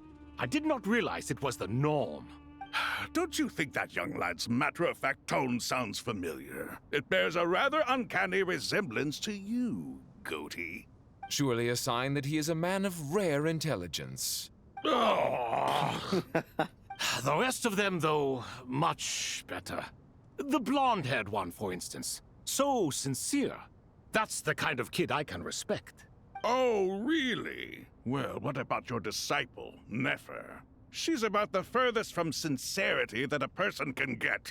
And now you hit the crux of the issue. Thoth is spouting lies again.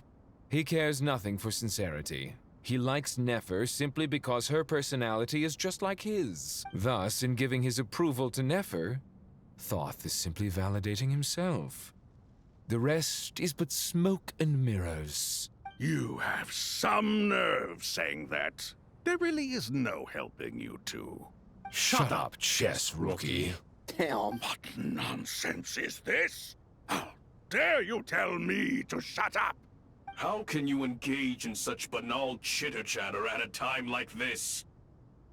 Aru has been opened. The glory and splendor of a bygone age is about to sweep over the earth like a flood. And you're here squabbling like petulant children. All three of you are insufferable. King Deshret was merciful, indeed, giving you a chance to be released from prison.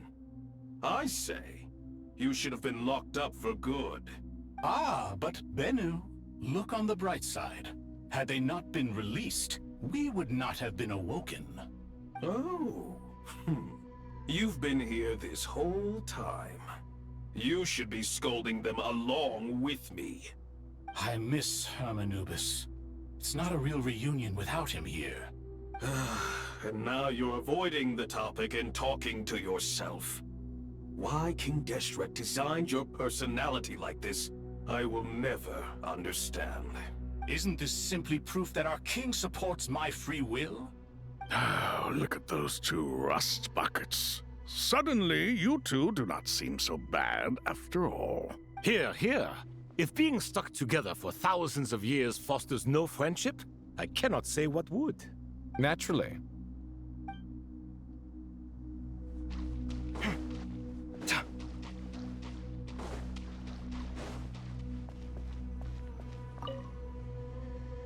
How's it going?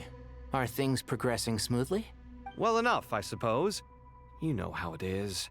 The work itself is only half the problem. The other half is having to work with Al-Haytham. I'm sure the feeling is mutual. Honestly, though, I thought you two had already worked things out. As if. Turns out working closely together is the best way to expose any tensions lurking beneath the surface. Besides, I just think that some people never change. Agreed. Case in point, you didn't make sure I was out of earshot before you started complaining about me. Old habits die hard. Actually, this is for your own good.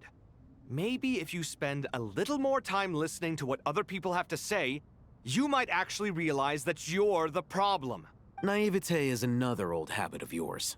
I had assumed that you both volunteered for this project, like us forest rangers. But now I'm getting the sense that wasn't the case. Definitely not. We were assigned to it by Lesser Lord Kusanali and Nephis. As much as I'd love to be doing normal work for normal clients, these Titan projects are all that's on offer right now. Though I'm sure they wouldn't be roping us in if they had any better options. Just goes to show how short-staffed the academia really is. I'm sure you've prepared yourself mentally, but I still feel the need to advise you to lower your expectations.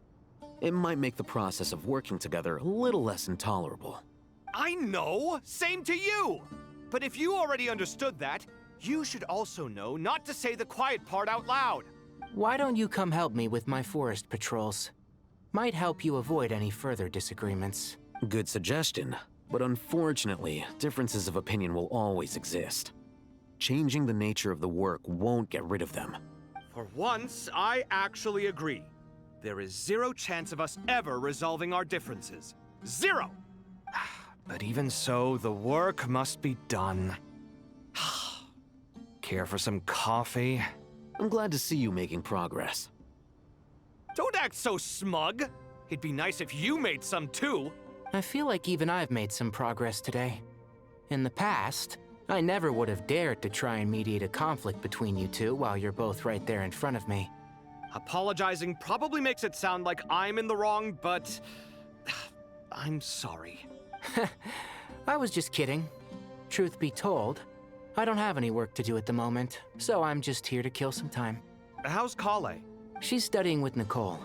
I'm not sure how she's getting along, but she seems to be in good spirits at least. I wouldn't worry. Angelic affairs are probably above your pay grade anyway. I know what you mean, but Sino and I are still a little concerned for her. He said he'd go keep Kale company after he's finished training the mercenaries. I'm planning to join them myself shortly. Kale will be okay. Have faith in her. Even we can see how much more confident and outgoing she's become in these past few years. Thanks to you and Sino being there for her and providing guidance every step of the way, she can finally stand on her own 2 feet. On her own 2 feet. Does it feel bittersweet? Watching the younger generation grow up and move on? No, not yet, at least. I was just thinking, I wish there was more I could do for everyone. She'll be fine. Yeah, she will. Just try to relax. Like divorced parents.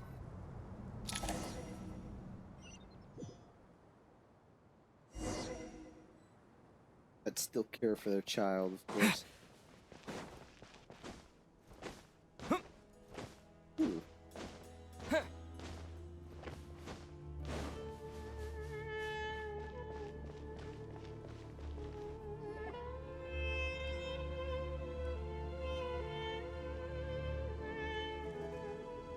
Traveler from afar, do you worry for the fate of Sumeru as well? Whoa! It's so big the Crocodile King! Greetings, Crocodile King. Please be at ease. I'm just here to chat with you about Lesser Lord Kusanali. Sounds like you really care about her. Yes, Although, to be exact, it is a mixture of both concern and curiosity that I feel. Speaking of Nahida, Paimon was wondering how she's doing. Wait a moment. What is it? I tried calling out to a pep, but there was no response. This can only mean that she is focusing all her energy on taking care of Lesser Lord Kusanali. All the gods who served King Deshret seemed super surprised to hear that a pep agreed to help Nahida. Guessing she made a bad impression on you or something. Are you aware of the history between her and our king? Then you are learned indeed. I'm glad to know that Sumeru has the support of someone like you. At the end of his life, King Deshret tricked the Dendro dragon into swallowing him whole, leaving her to bear the torment of his sins. The Dendro dragon despised King Deshret, yet he outwitted her. Rather than bringing disaster to the land, he chose to deceive her and thereby ensure his annihilation. An act that surely displays his love for humanity. The Dendro dragon stands for the glory of a bygone era. She hated Al-Ahmar and what he represented. All the gods, all the power they wielded. And so, her willingness to help the Dendro Archon through this crisis comes as a great surprise indeed. It makes one wonder whether, perhaps, the Dendro Archon assisted her in the past. Yep, Nahida did her a huge favor. So Lesser Lord Kusanali put an end to the Dendro Dragon's many long years of torment. As much as she loathes the Seven, a pep knows kindness when she sees it. No wonder she was willing to make an exception. Yeah, that's the sense we got from dealing with her, too. She is not incapable of coexisting with other living things. Rather, she actively chooses to avoid coexistence. And this despite the fact that she symbolizes life itself. How ironic. All of this being said, I wouldn't expect too much from her if I were you. Nothing will change her hatred towards humanity and gods. We'll keep that in mind. Anyway, how much longer do you think Nahida needs to stay with the pep? For all we know, the Fatui might still be in the desert. Just to be on the safe side, why don't we grab anyone who isn't busy right now and go look for her? I'm alright, Paimon. Huh? Was that Nahida's voice? It seems the treatment was effective. Since when do my deeds require your evaluation? Here will do just fine. I had no intention of taking you any further. One ought not expect greater generosity than they have earned. You always hide your kindness away like an oasis within a sandstorm. Only those who make it through the swirling winds can know just how beautiful that oasis is, and how much hope it brings. You dare appraise my being? No, The dragon's a I'm Sunday. expressing my gratitude. I want to thank you for sharing your precious life force with me.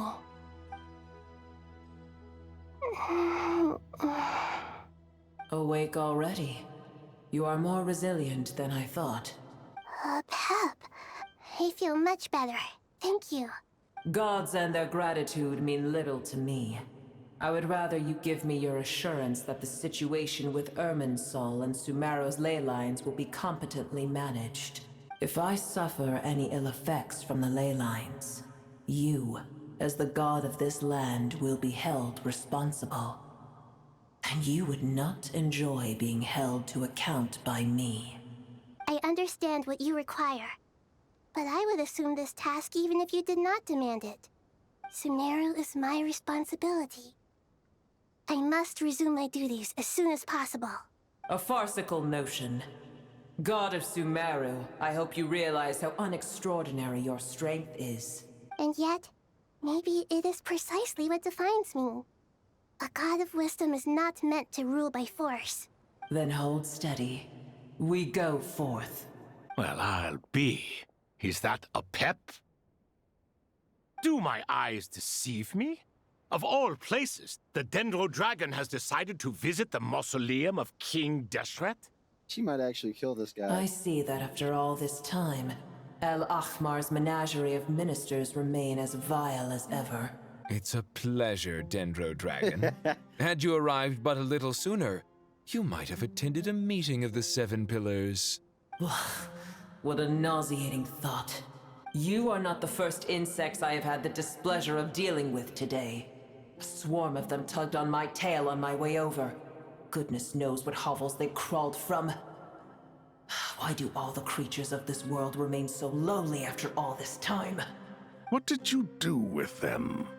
I cast them away. What would you have me do? Keep them as trinkets?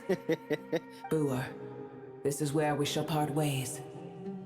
To be clear, I do not wish to see you or anyone else here ever again, unless absolutely necessary. Then I wish you peace as you return to your dwelling place. It matters not to me. Simply refrain from bothering me again. A force to be reckoned with. At times like this, I feel glad that she has no interest in any of this. Hold on, just hold on, okay? Hey! We made it! Huh? Wait, that voice! It's... Uh-oh, I'm gonna fall!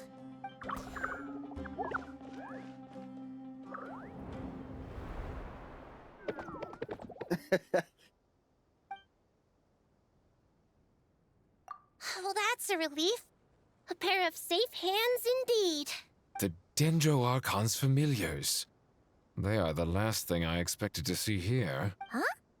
Wait, what are the Aranara doing here? Don't you guys hate the desert? Obviously I was worried about the Dendro Archon. I've been supporting them with my Pari powers the whole way here. Oh, you seem pretty nervous. Is it because there are too many people around?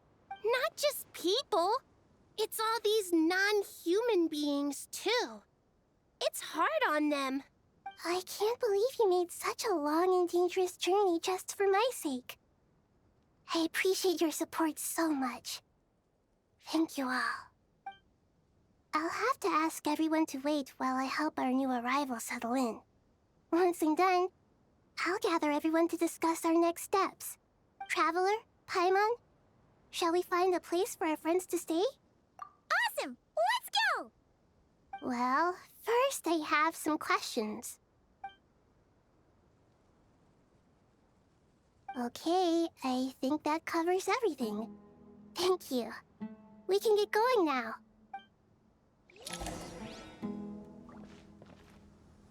I wanted to talk to this little one right there. Oh, they're gonna follow us. Damn, we've got quite the party. I also can't run, so. Like, it physically will not let me.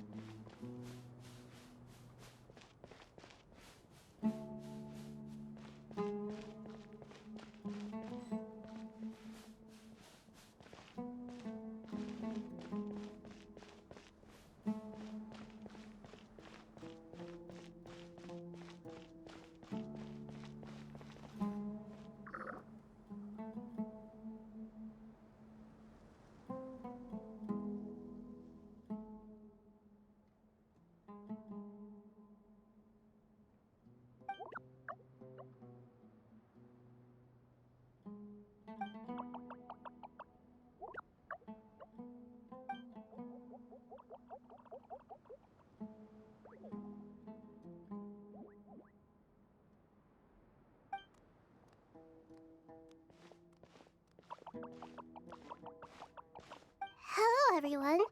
It's only us.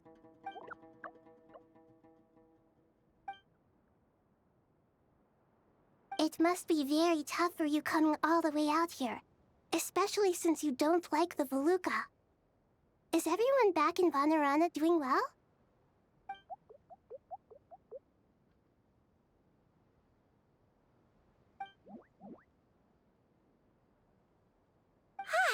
Everyone's here. Good. Are you okay? You looked like you were about to pass out back there. Then you're forgetting who I am. Don't underestimate me. Oh, excuse me! Are you comparing me to Paimon? I suppose everyone is gathered here because of me. As we can see, the situation is critical, and everyone is very busy with their various tasks, so... Just a moment.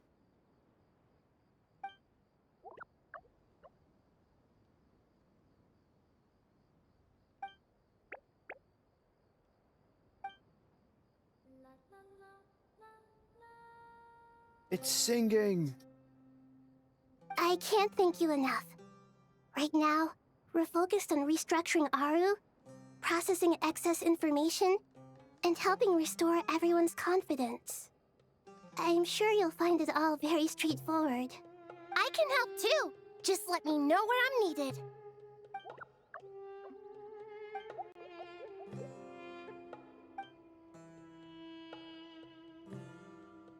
Up to no good.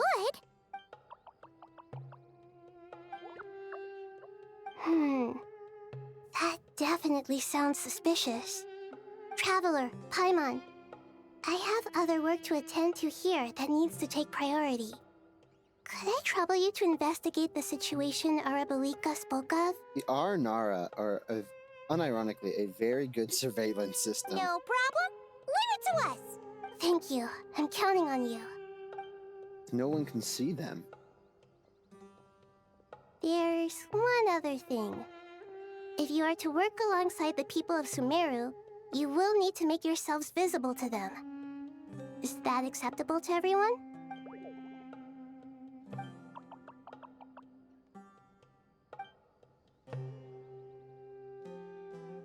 There's nothing to fear. No one here will hurt you. But if you do feel afraid, don't worry. Just call my name and I'll be there. Very well. Now, I shall bestow a small blessing upon you all. Whenever people see you and interact with you, from the moment their gaze meets yours, they will experience the most beautiful of dreams.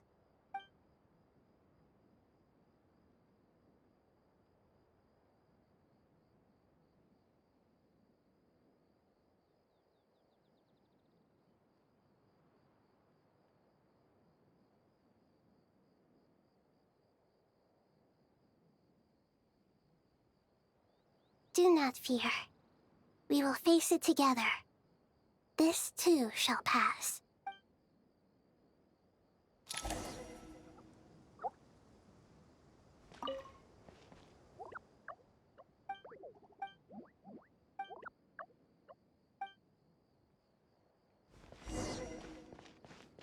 Anyone to talk to?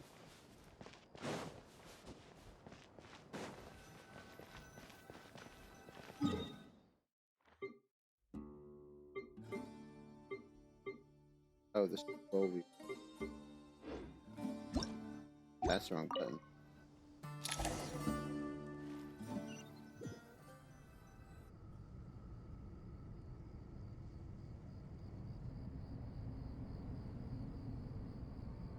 Ah, everyone's here. Wonderful. Dendro Archon, you're back. Are you recovering all right? You mustn't push yourself too hard. I'm doing very well. Thank you for your concern. I see. Using the power of Aru to reboot the Akasha and gain access to Irminsul.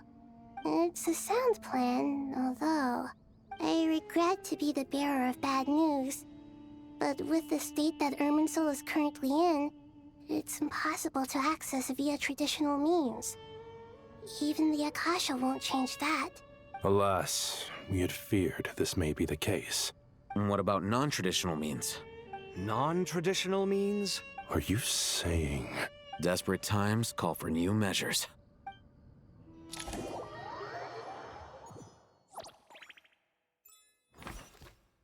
Hey, we got Hat Guy with us.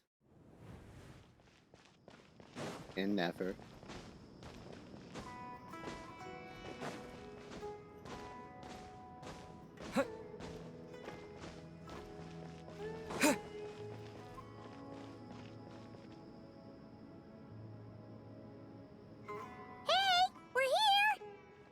Ah, it's you. Is there a situation? The Aranara have good intuition when it comes to people. In other words, there may well be a traitor among us. Given everything that's going on, I'd be more surprised if there wasn't. Miss Nefer, as a professional intelligence broker, I trust you have a solution? Not one that I'm willing to volunteer. What's in it for me? Let's say I'll treat this as a pilot project aimed at expanding your intelligence operations. Whatever business you're in, an avenue to demonstrate your abilities could never hurt. I like the sound of that. Glad we're on the same page. Given that you rarely set foot in Sumeru, practically no one at Caravan Rebot knows who you are. I take it you've read the files on everyone in the area? Yes. I also skimmed the list of evacuees, and am more or less up to date on where everyone stands. Any initial suspects? Limiting the scopes to males whose recent activity could be viewed as suspicious. I've identified 3 names. The Aranara saw 2 people talking, but currently we only have 1 suspect.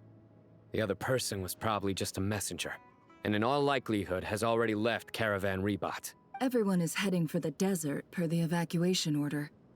Anyone willing to turn back at this stage is almost certainly with the Fatui. There's no way it was a spur-of-the-moment decision to act at a time like this. This spy must have been planted long ago. We need to smoke him out from wherever he's hiding. Sounds like you have the beginnings of a plan.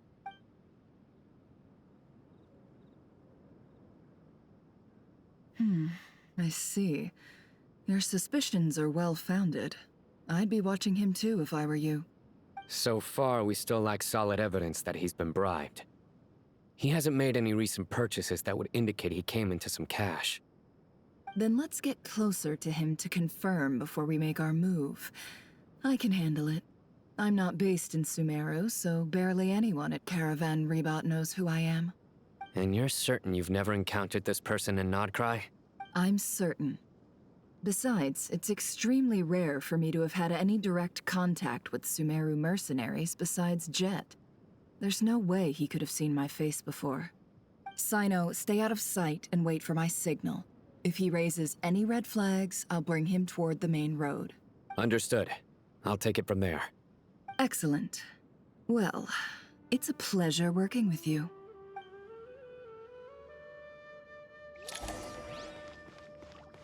Why is the Wanderer in our parties? You just tag along.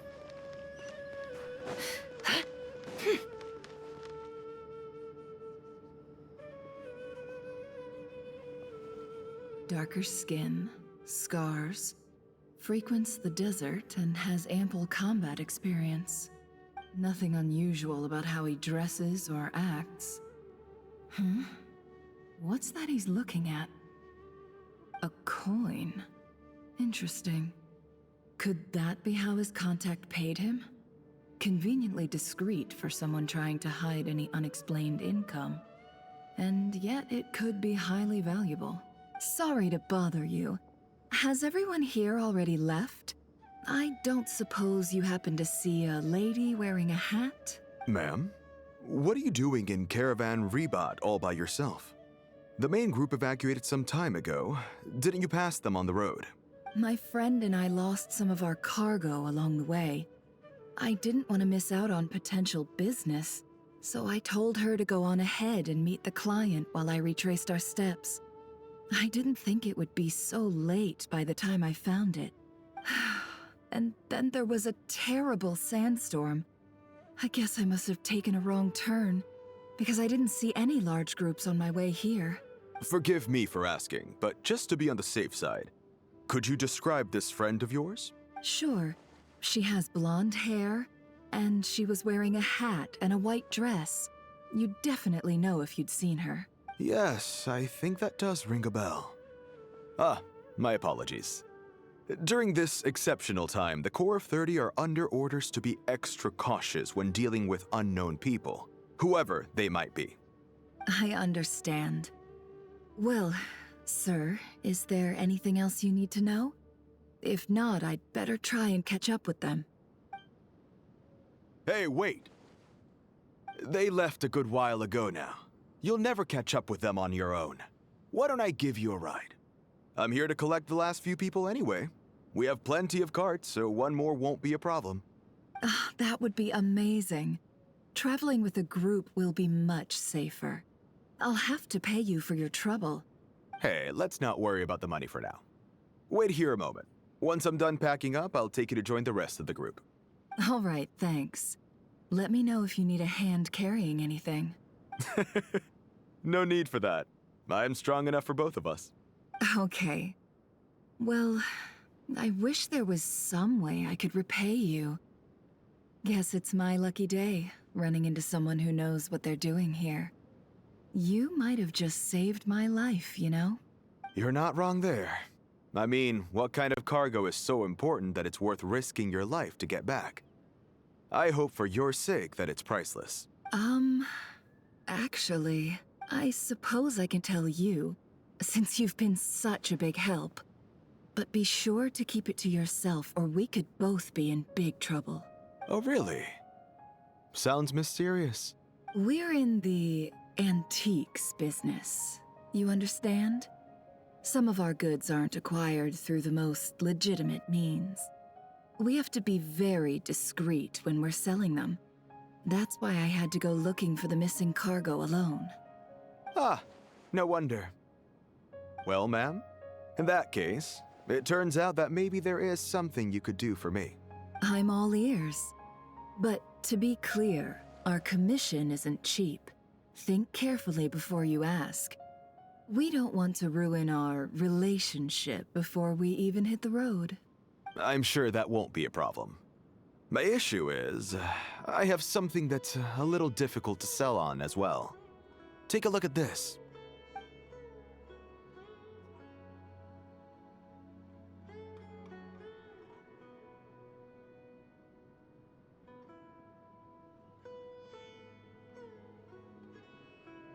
Pure gold. That's quite something. How'd you come across it? Dig it out of some ancient tomb? If you look hard enough, there are many treasures to be found in the mausoleum of King Deshret.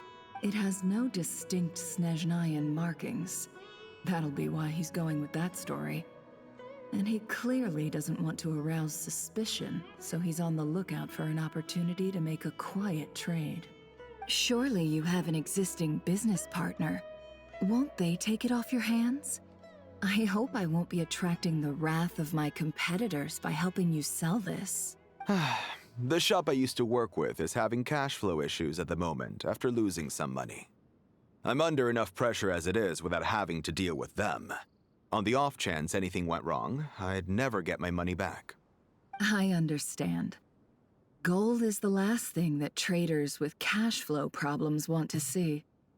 Well, in that case, I think we can work something out. As it happens, I'm just about done packing. Shall we make a move? Sure. Let's walk and talk. This evacuation was a huge operation. They needed a few people to stay behind and tie up loose ends. And I ended up being one of them. You're lucky you ran into us in time. I certainly am. I don't know how this happened. One thing led to another, and look how it ended up. I just hope our client doesn't get spooked and cancel their order. Fingers crossed. But either way, life goes on, and we all have to make a living somehow. What a conversation.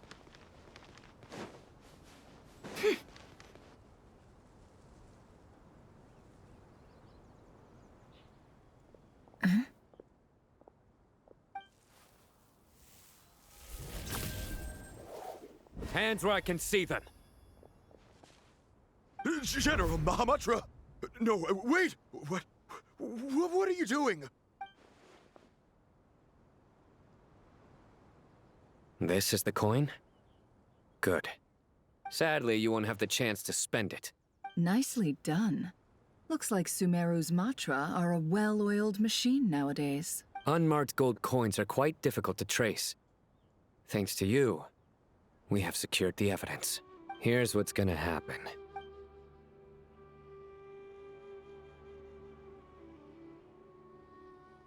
Southeast from here, Leeward side of the hill. That's where he's meeting his contact. Great work. Candace tells me your interrogation skills are highly effective. Hers are quickly catching up. She's improved a lot in recent years. Looks like it's over to you for the next step. Because I'm quickest on my feet? Because you know how to trail a target. Plus, it'll be easier to monitor their activity from the air. Fine. I'll be quick. One more thing. The Traveler just brought a message from the Dendro Archon. Once you're done with this, we're to meet up at the mausoleum of King Deshret. Got it. Will do. Are you sure you'll be okay on your own? Gee, I don't know. Maybe you should come with me. Okay. Then Paimon's coming with you. Really? You do know this is a stealth operation, right? Meaning, you have to be quiet? Paimon, are you sure about this? Well, Paimon at least wants to give it a shot. Like everyone says, if you never try, you'll never know. Besides, being the best guide into that has to count for something. This should be a piece of cake. Fine. Join me if you want. But be warned, if anything goes wrong, I'll have to gag you and shove you into a bush. No need! Paimon will be super careful. Promise. Good. Then what are we waiting for? Let's go. Coming! Really? Paimon doing something? That's unexpected. Quit following me.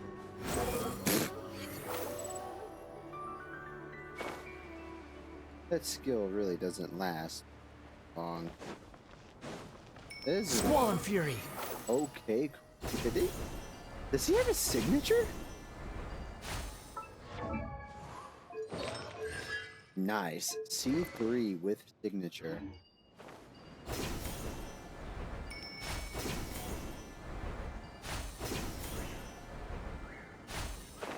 Oh, there really is a bush. Paimon might just get gagged. Hey, guy! Wait up! Hey, slow down, will ya? We're here. Now we wait. Okay, yeah, cool. Cool. What's on your mind, Paimon? Huh? Nothing? I thought all you cared about besides being a guide was food and sleep. Why the sudden urge to go on a dangerous mission? What's that supposed to mean? Paimon's been on plenty of dangerous missions before. But never on your own. You hardly ever leave the Traveler's side. Just saying. I'm kind of at loose ends right now. So if you did want to share, I suppose I'd have to listen. If not, suit yourself. Makes no difference to me. Okay, guy? Do you think Paimon is useless? No, the jokes are getting to her. No. What? Where's that coming from? We're sorry, Paimon. When we were in Only a Nightbright, little. Paimon suddenly realized something. Even though Paimon's with the Traveler every single day, whenever we face real danger, she can't do anything to help. Paimon needs a vision. Stat. Paimon doesn't get like this very often. She just got really scared when the Traveler got kidnapped that time. What if he never came back? What would Paimon do then? And the more Paimon thought about it, the more useless she felt. But Paimon doesn't want to be a burden. Paimon wants to be a friend who's actually useful. Does that make any sense? You know, that feeling of just being completely useless and... Oh. Paimon probably sounds so ridiculous right now. You asked the right person. Boy, do I know that feeling. Oh, that guy. I'm not gonna try and encourage you. What I will say is this. When you start doubting yourself, you have two choices. Give up or change. Yo, Paimon could be our stand. You have to make the decision to move forward. Otherwise, no amount of consultation from other people is gonna help you. So ask yourself, what do you want? To get stronger? To learn more? Whatever it is, go do it. You won't have any regrets if you can at least say that you tried. Oh.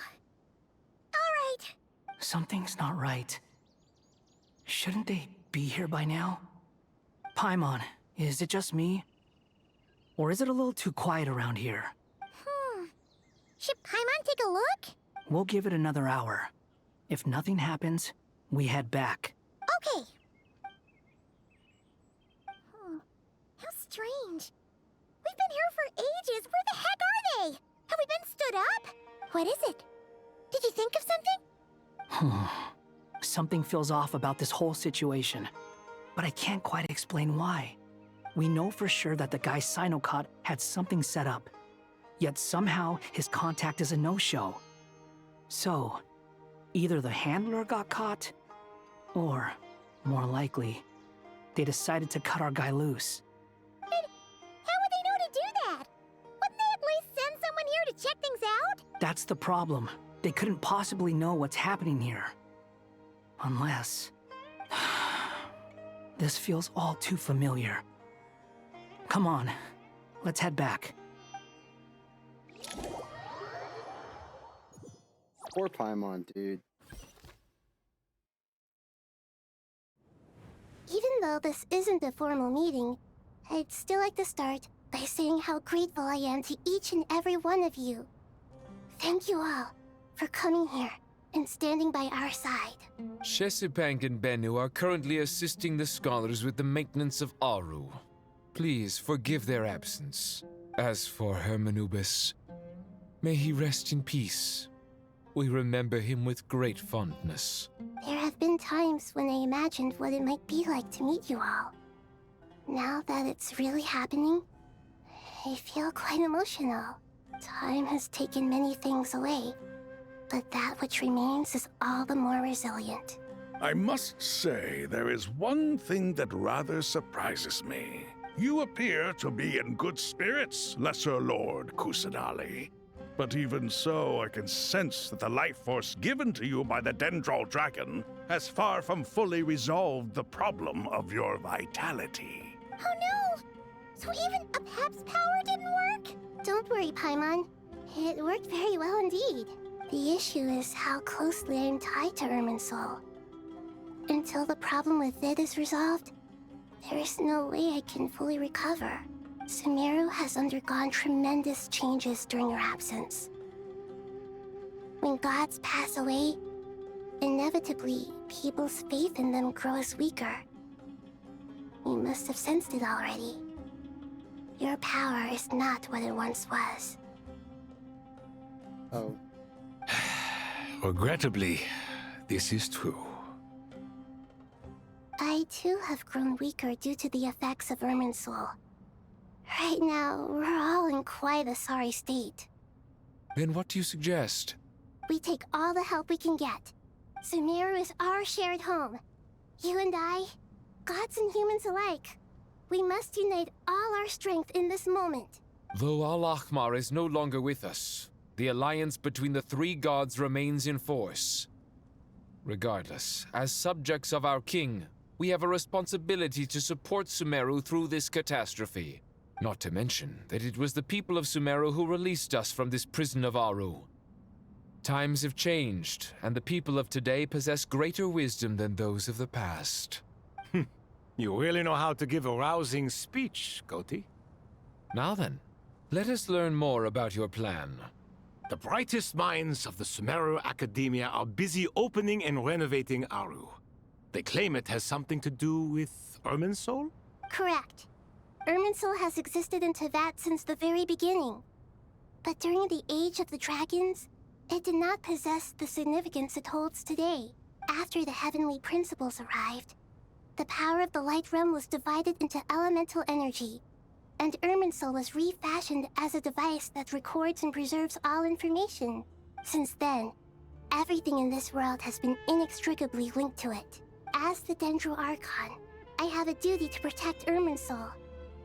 To Sumeru, it is both a national treasure and undeniably a major threat. Teyvat has seen many upheavals in the last few years. The most recent of these was a major crisis in Notcry, which forced Sumeru to be even more vigilant than usual. I made sure to monitor all the pathways through which an outsider could potentially transmit themselves into Irminsul. But despite my efforts, a major problem still arose within. I still believe that someone has actively invaded Irminsul. But rather than taking any of the pathways I referred to, the intruder chose instead to utilize the most direct route. And the only one that cannot be protected against, by entering Irminsul through death. I see what you mean. You cannot simply stop all deceased souls from returning to the ley lines because of a potential invasion that could occur at any time. That's right. As important as it is to guard against external threats, I couldn't allow myself to stop the souls of the departed from finding peace. Please, understand how difficult this predicament was for the Dendroarchon. Defense has never been an easy task. After Irminsul was invaded, my authority was quickly restricted. Soon after that, the tree began denying access to any connections. I'm sure you feel responsible, but you are not to blame. No one can predict every possible disaster. There will always be trials and tribulations for the world to endure. But the people of Sumeru should not have to endure this. We must find a way to break through the lockdown and connect to Irminsul.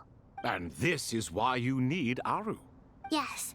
The only thing in Sumeru capable of rivaling Irminsul in terms of overall function and performance is Al-Akhmar's legacy, Aru.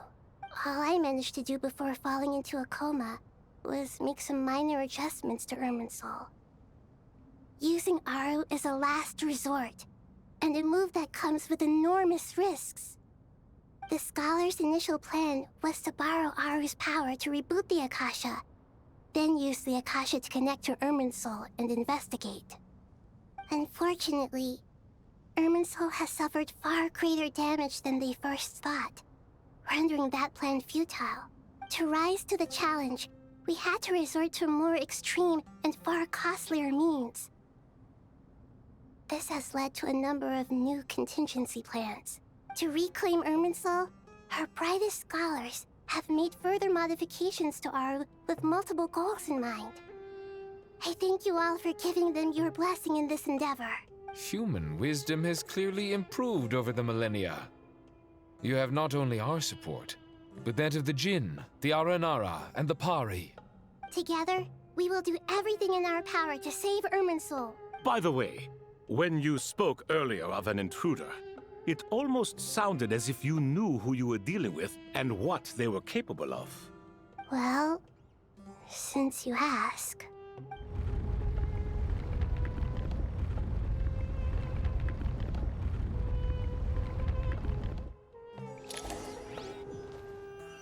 Come on, just say it.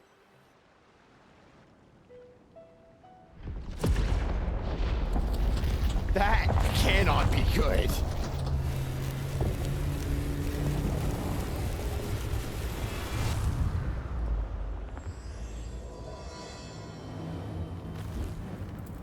Oh. Yo!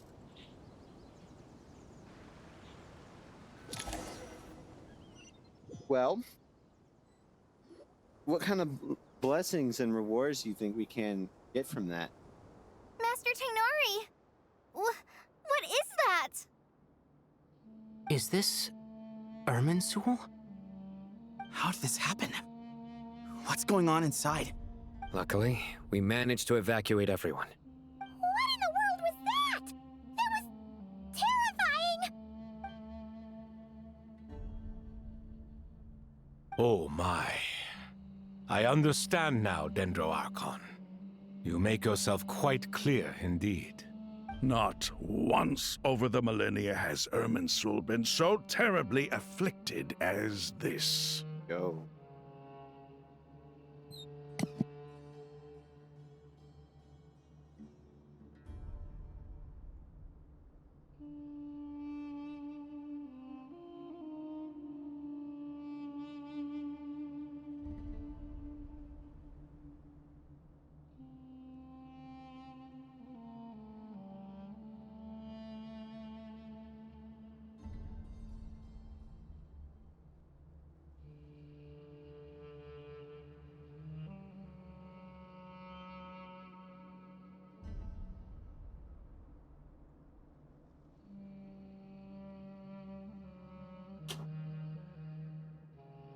Please continue, Dendro Archon.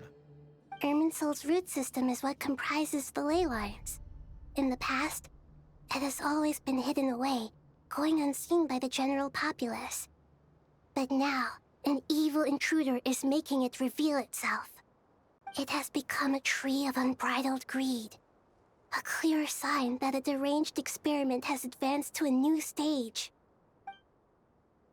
Blasphemy. From where I stand, an experiment in the name of blasphemy sounds rather improper. But if we are to honor Dottores' will, this is what we must do. The birth of this tree proves to me beyond doubt that this incident is connected to him. But to explain the situation in full, there is someone I need to tell you about.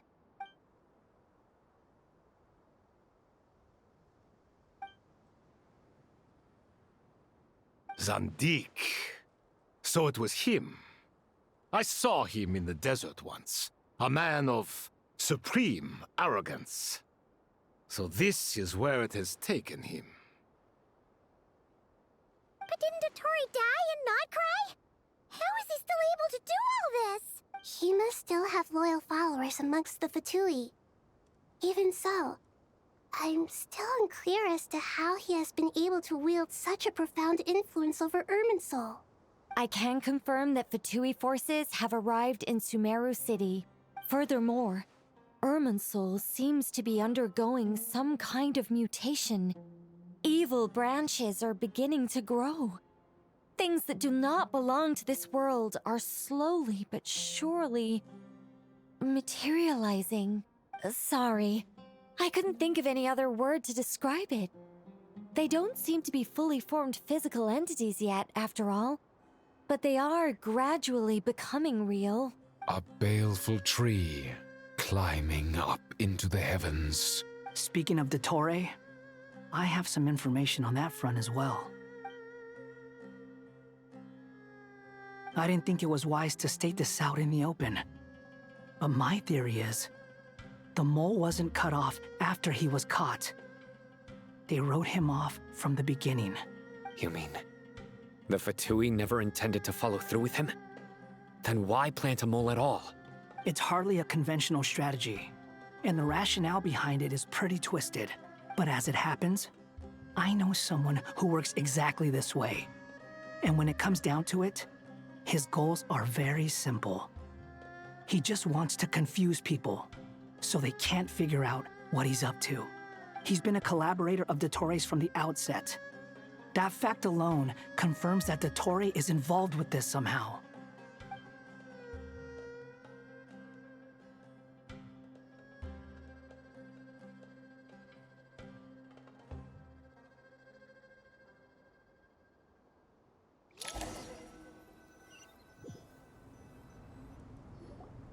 There is still much to be done. Everyone, please remember our core strategy. As per the discussions, the following groups must act immediately. Mr. Alhaitham and Mr. Kave, the next phase of the Aru renovation project must begin right away. Godspeed to you both. We'll give it everything we've got. The plan looks feasible, but the implementation will require certain resources. General Mahamatra Sino and his team will help to procure the materials required for modifying the terminal. No problem. I've already spoken with Sethos and Hat Guy, and they've agreed to assist me. This kind of thing is best left to the fleet-footed, right? Hat Guy? If it's efficiency you're after, we're the right people for the job. Following up on the elemental energy amplifier we discussed, Ms. Dory, I assume you're the one most familiar with the status of this project. Aside from the Dendro Archon, of course. Yep, that's right. Leave it to Lord Sangama Bay. Got it. Well, I'd like Madame Farazan, Kale, and Nicole to support Dory on the technical side. You can count on us. Will do. Rest assured, I'll take good care of Kale. Dia, Candace, and Nefer, you'll be in charge of negotiating between the various parties. I trust you remember our goal. You bet. We can handle it. Good. I believe that covers everything. Tainari will provide ad hoc support as needed, if that's okay. Poor Tainari. Must be tough being Nephis' student. Getting bossed around all day, every day. Hey, don't try and drive a wedge between us, you old rascal. All it says to me is that Master Nephis has faith in everyone's abilities. While I'm nominally here as backup, I doubt there will be many situations where my help is needed. Exactly.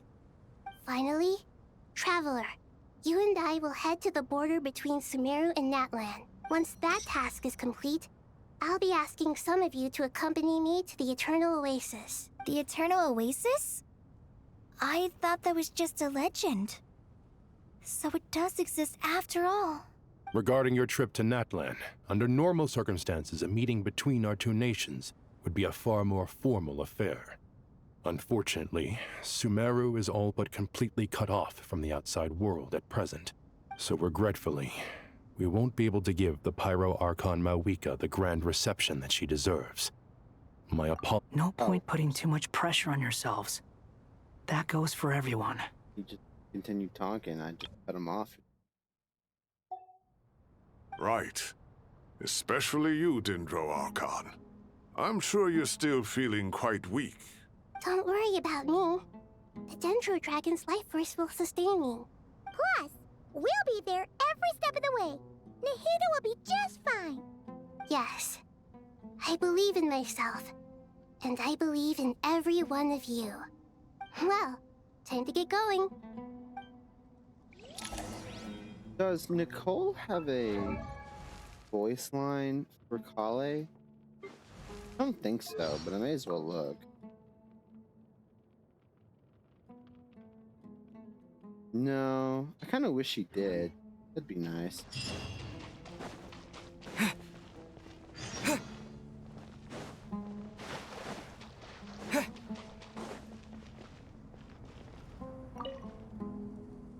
To what extent we can implement the final plan depends on how successfully the Akasha can be modified and configured. And to make sure the configuration works, Aru will also need some further optimization. Yeah, no surprises there. Once we roll this out, any Sumeru citizens who already have Akasha terminals can simply continue to use their existing devices. This still leaves us with a significant equipment shortage, though.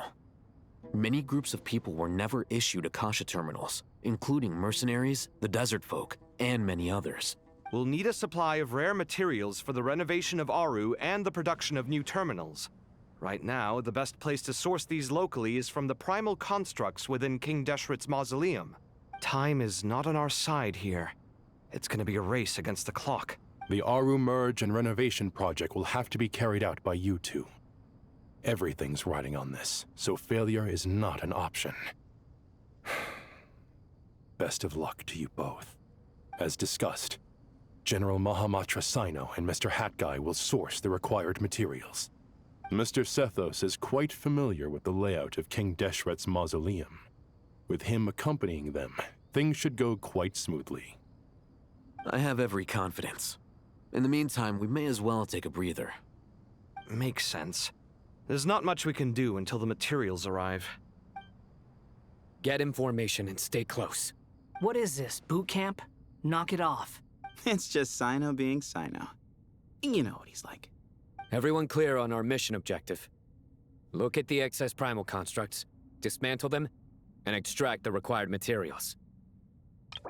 It feels good knowing a good portion of this without needing to look at it.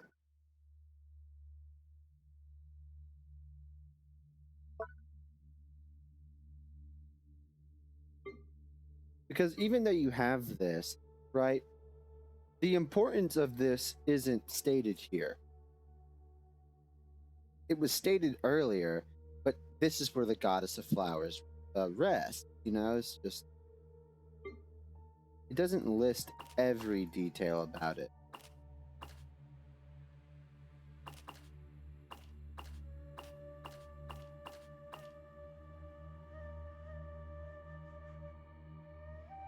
Now, I actually don't know too much about these two, so I hope I get to keep them.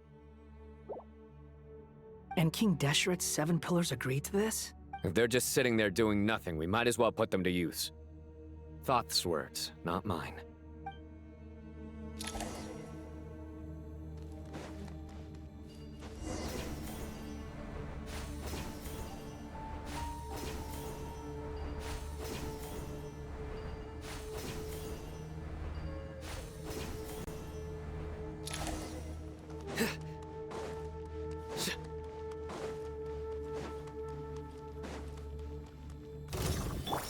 What is Way this? ahead of you! Move or be... Judgment is upon you. You stand condemned. Ow. Ah! Guilty. Your penance is due.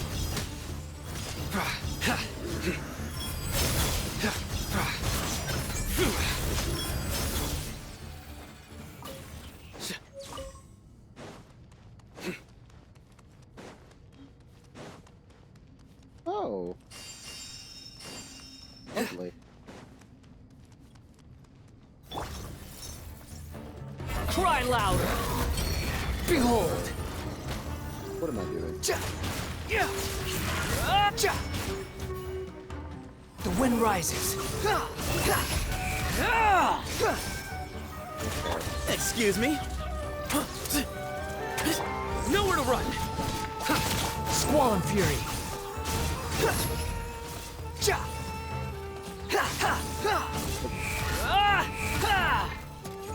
Way ahead of you. Surrender. Your sins weigh upon your soul. Guilty. You stand condemned. Wretched vermin. The wind rises.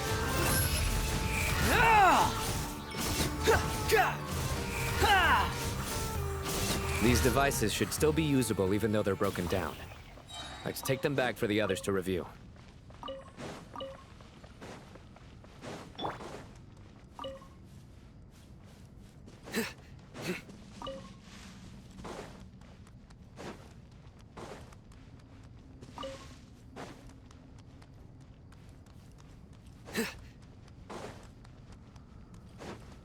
Boy, there's so many.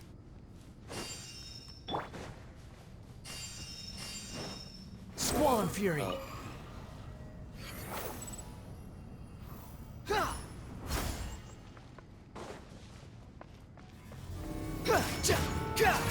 Unsightly insects.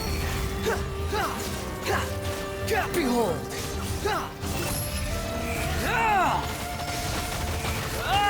ow, ow. The price for my sins. What the hell? I don't remember that attack. Judgment is upon you.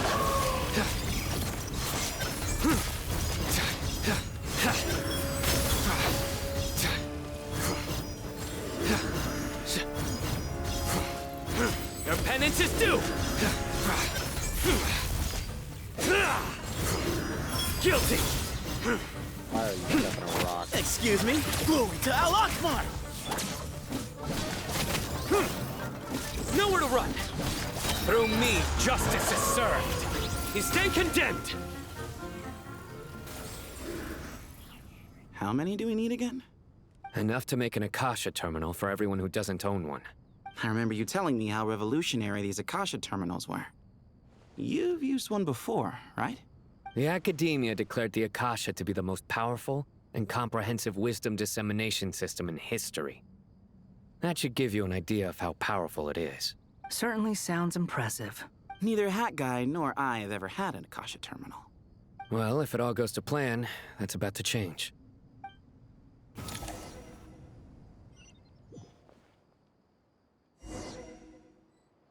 Ooh.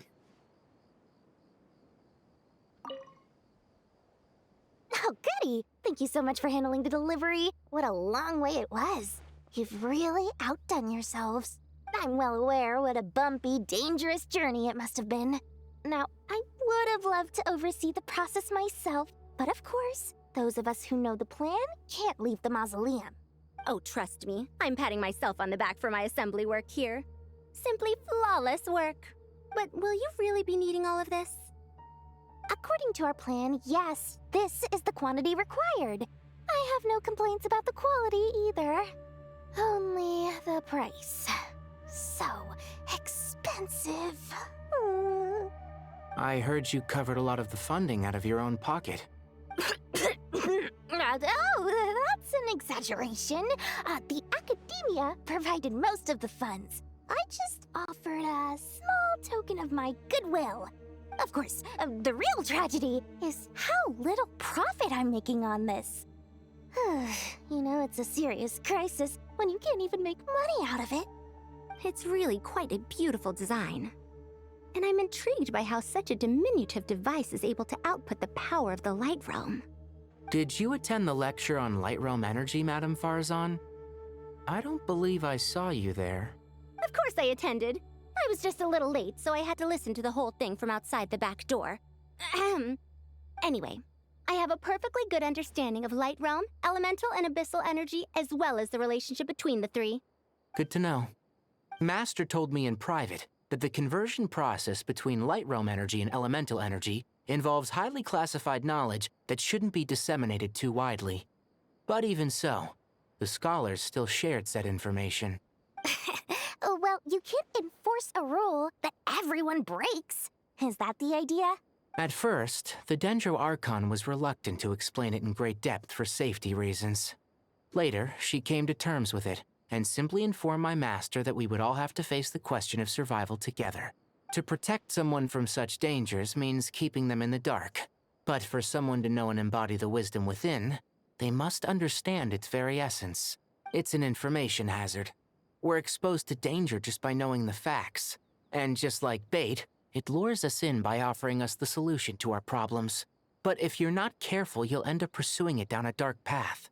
A tricky problem. But today, this big problem has been broken down into many smaller, more trivial ones. What do you mean? Ah, I get it. For instance, you and I share secret knowledge, while she and I take on the risks of life, death, and fate. Something like that? Hey, what? That is not what I call a trivial problem. Well, as they often say in Vahumana, an event that is monumental to the individual is negligible in the grand scheme of history. Generally, the fate of the individual is an insignificant affair. Being from Amorta, where the subject of our research tends to be a lot more personal, I have to disagree. It's hard to dismiss the individual as insignificant. In other words, the big problem of survival has been broken down into many small, interconnected factors, and each one of us represents one of those factors. When the same secret is shared with a group of people, the same fate binds them together. Most people would find this unimaginable, but to us scholars, this is the path that has always beckoned to us. Sharing knowledge is a good way to fight against fate. I will always believe in that. All right, I think that's everything. Thanks a lot. But don't go anywhere just yet. I'll still be needing you to calibrate the equipment.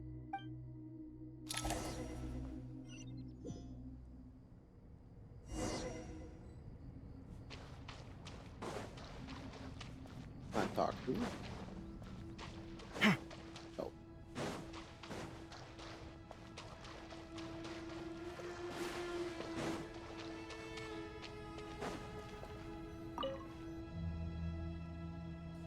Okay, the materials are ready. We can proceed with the next phase. Al-Haytham, how are you getting along? Most of the information in Aru is written in ancient desert scripts. Some of this is written in a tribal language, while other parts seem to be a variant of an Oasis script, based on the glyph forms. Oh. Not lost to history, I hope. Some are. All we can do is infer the meaning based on the rules of related languages. Although, this section actually fills in some of the missing historical record. I'm transcribing it so we can bring it back to the academia. After Aru started up, 2 more lines of text appeared here. Can you read them? Humans may not read what is written by the gods, except by not reading. Victory should not be easy to attain, for it symbolizes divine wisdom. Knowledge must not waver, for it has external borders. Is this a clue to solving a puzzle? Or is it being symbolic? You can't read it unless you don't read it. Victory is wisdom. Knowledge is confined by borders. Wait, I think I've got it. It's a metaphor, isn't it? It's talking about a chessboard.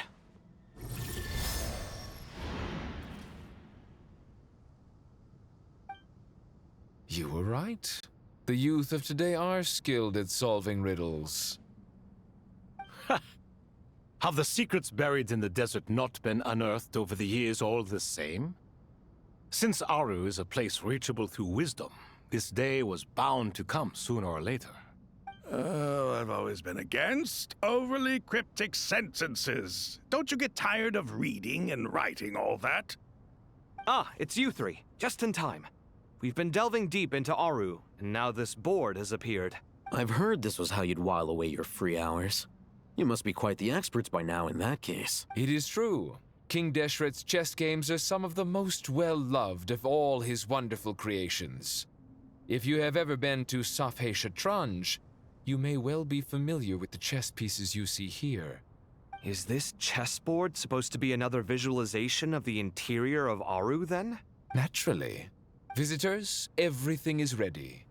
Only by completing the challenge on the board in accordance with the rules will you be permitted to overwrite Aru. 1 second. It's not dangerous, is it? Dangerous? Why, yes, of course. I should be the one to go, then. Wait for me here. Sounds like the self-confidence of our present company has rubbed off on you. Don't be ridiculous. I'm your upperclassman, and that means I have to look out for you. I appreciate the sentiment, but a game of chess typically requires 2 players. Besides, I'm sure they won't let things get out of hand. Keeping things relatively safe is in your best interest too, isn't it? Fair enough. I mean, you guys are controlling the difficulty, so please don't go too hard on us, all right? Ah, but Bennu said he wanted to put some respect into these whippersnappers. All right, all right. Thank you. Obviously, we'll still try to be careful. This doesn't seem like ordinary chess. Is the goal to defeat the opponent? No, you must enter the board and pass the trials we have placed there. Ready? Let's do it.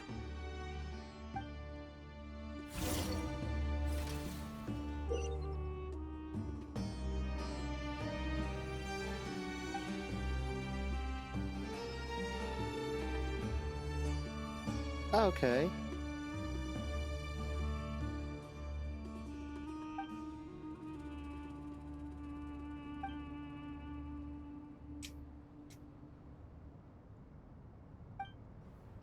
The first trial is posed by me. Okay. I don't think this is gonna stop us. Ah, but the key to this game lies in working together. Otherwise, you will be deemed to have broken the rules. Looks like it's up to me. Marak, can you open it? King Deshret's favorite primal construct. Living on in suitcase form, of all things. Amusing. So, Ho-ho! let's see here. Excellent work. What does Al-Haytham need to do exactly? Okay, he can only push. I'm trying to figure out what the goal here is.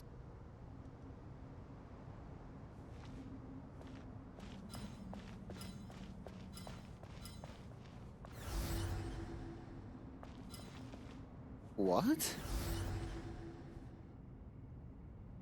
And then he cannot... Okay. Okay. I'm just trying to figure out what it actually wants me to do.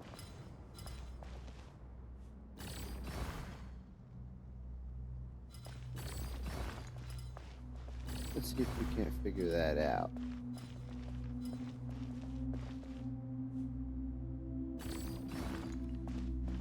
What? Okay, you can't walk.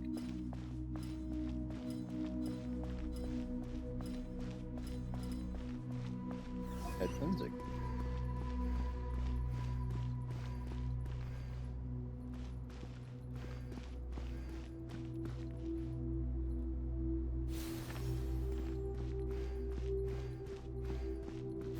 Okay, they both have to reach the same square. Oh dear. Now is the time for my trial. Fun. Now, don't be nervous. That's not... I'll make it nice and easy for you. Really? Thanks in advance. We appreciate it. Plug in.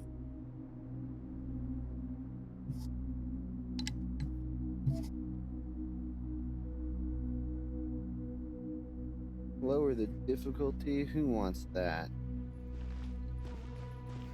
Okay, just one step at a time, I guess.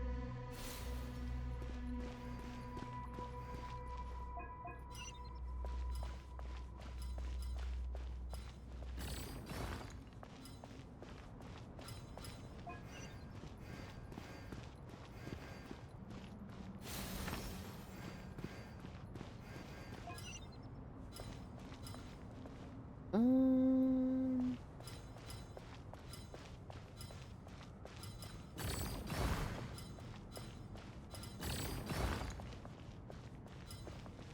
hmm.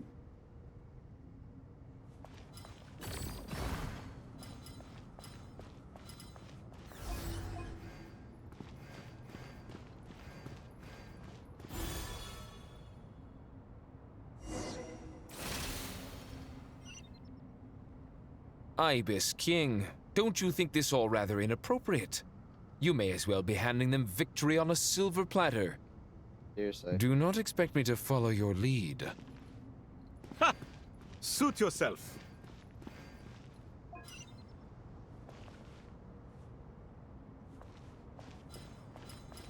No, but seriously, this is rather.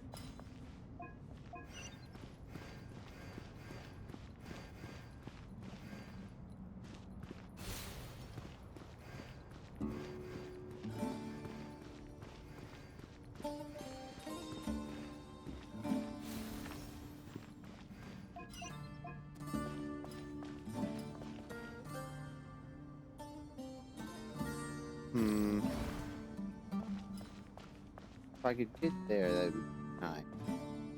Yeah.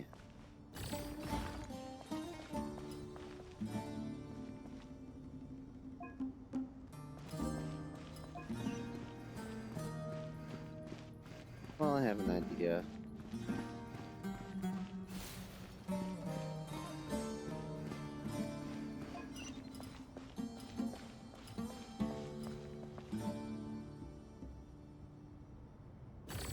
I hope the idea worked. Oh.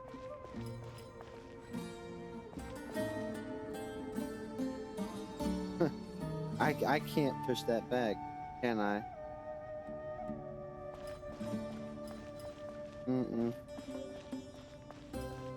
Well, the hope was just get it out of the way, but now that I've done it, I have to. Don't reset the whole thing. Oh, come on. Ibis King, don't you think this all rather inappropriate? You may as well be handing them victory on a silver platter. Do not expect me to follow your lead. Ha! Suit yourself.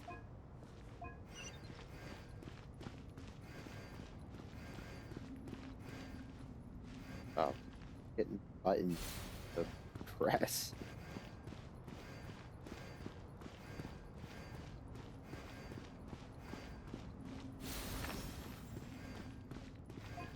Okay. Well.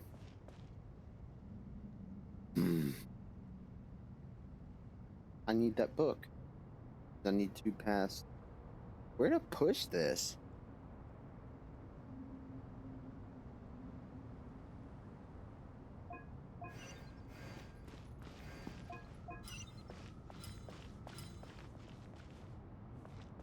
I keep pressing F.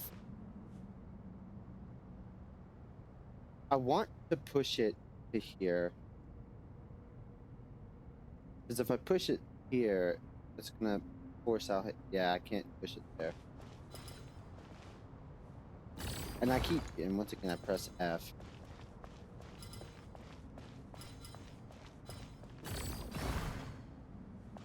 I'm sure that didn't help. Did it? Strange time to catch up on sleep. Hey, shut I'm it. not sleeping, I'm thinking. It's not that simple, you know. Wait. Oh. Messed up. Wait. Not all is lost.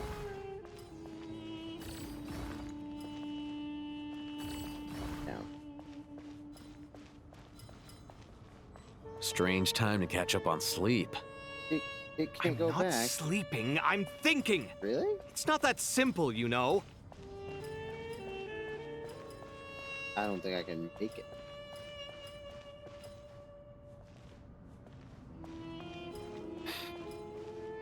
How annoying.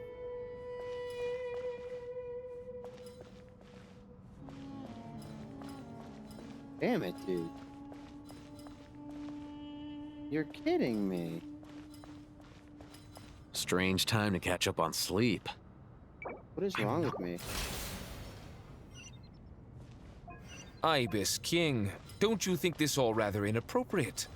You may as well be handing them victory on a silver platter. I don't like that he Do says not that, expect me to follow 'cause your I'm lead. failing so miserably. Suit yourself.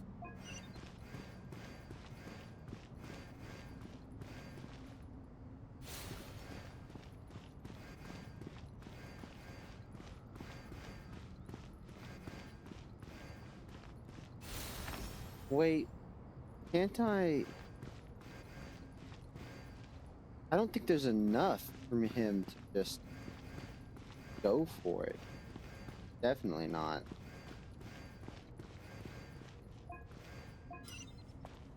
Okay. I need to move this. I can't obstruct this because it's gonna force him to have to go all the way around. It's not long enough. Fair, I'm kind of surprised he can even reach this in the first place. I may have to move to this. But I cannot. Oh. And I can't push it into a path that he's walked through either. See? Which is really weird. Strange time to catch up on sleep. I'm not sleeping, I'm thinking. It's not that simple, you know. Okay, well, let's push it over here. And then push it down. And then...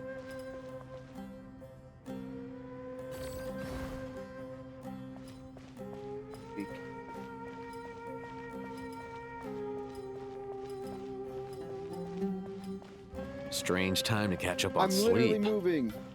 I'm not sleeping, I'm thinking. It's not that simple, you know. Okay, that's as far as it's gonna go, and we haven't fucked up. Alright, that's plenty. I was overthinking it. But now...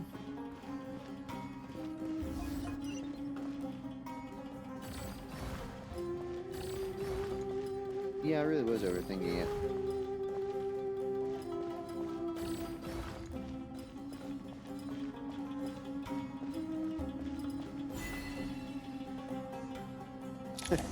Lower difficulty? Please no.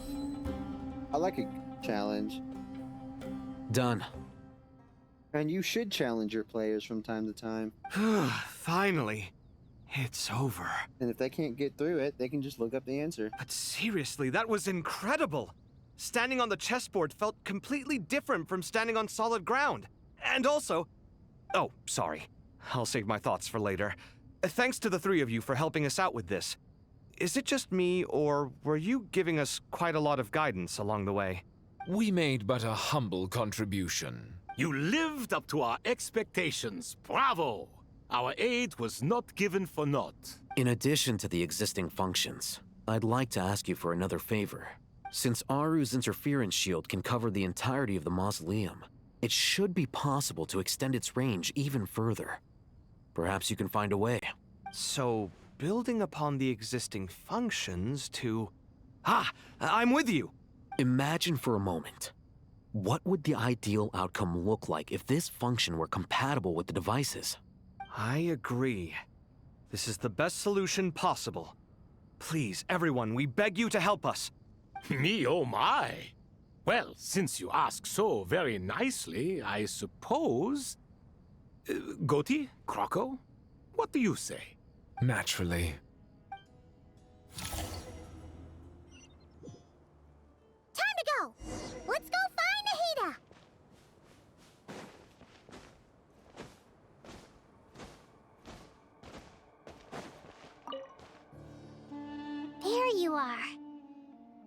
Yes, Nicole truly is an angel.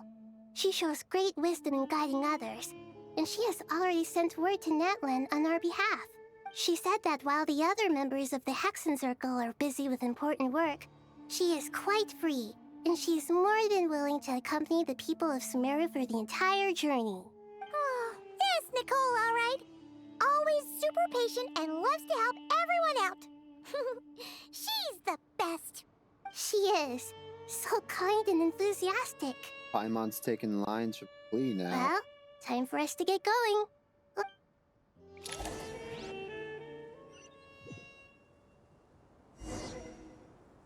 Oh.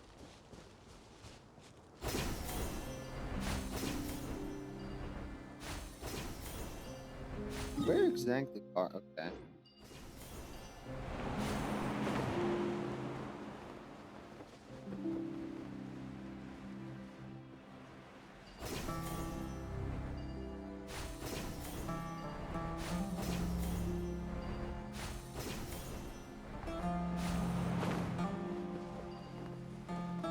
I think the PlayStation wings.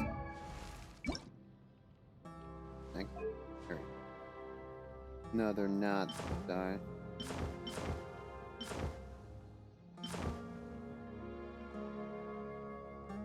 It's too weird for travel to wear.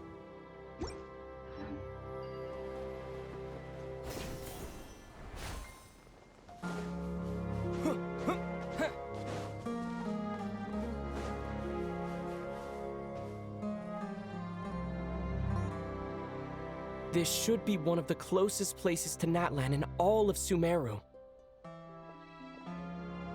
There's the barrier Nicole and Nefer mentioned. It completely cuts this nation off from the others. But why? Why separate you from the rest of the world now, specifically? And if I'm not mistaken, Irminsul was polluted once before, wasn't it?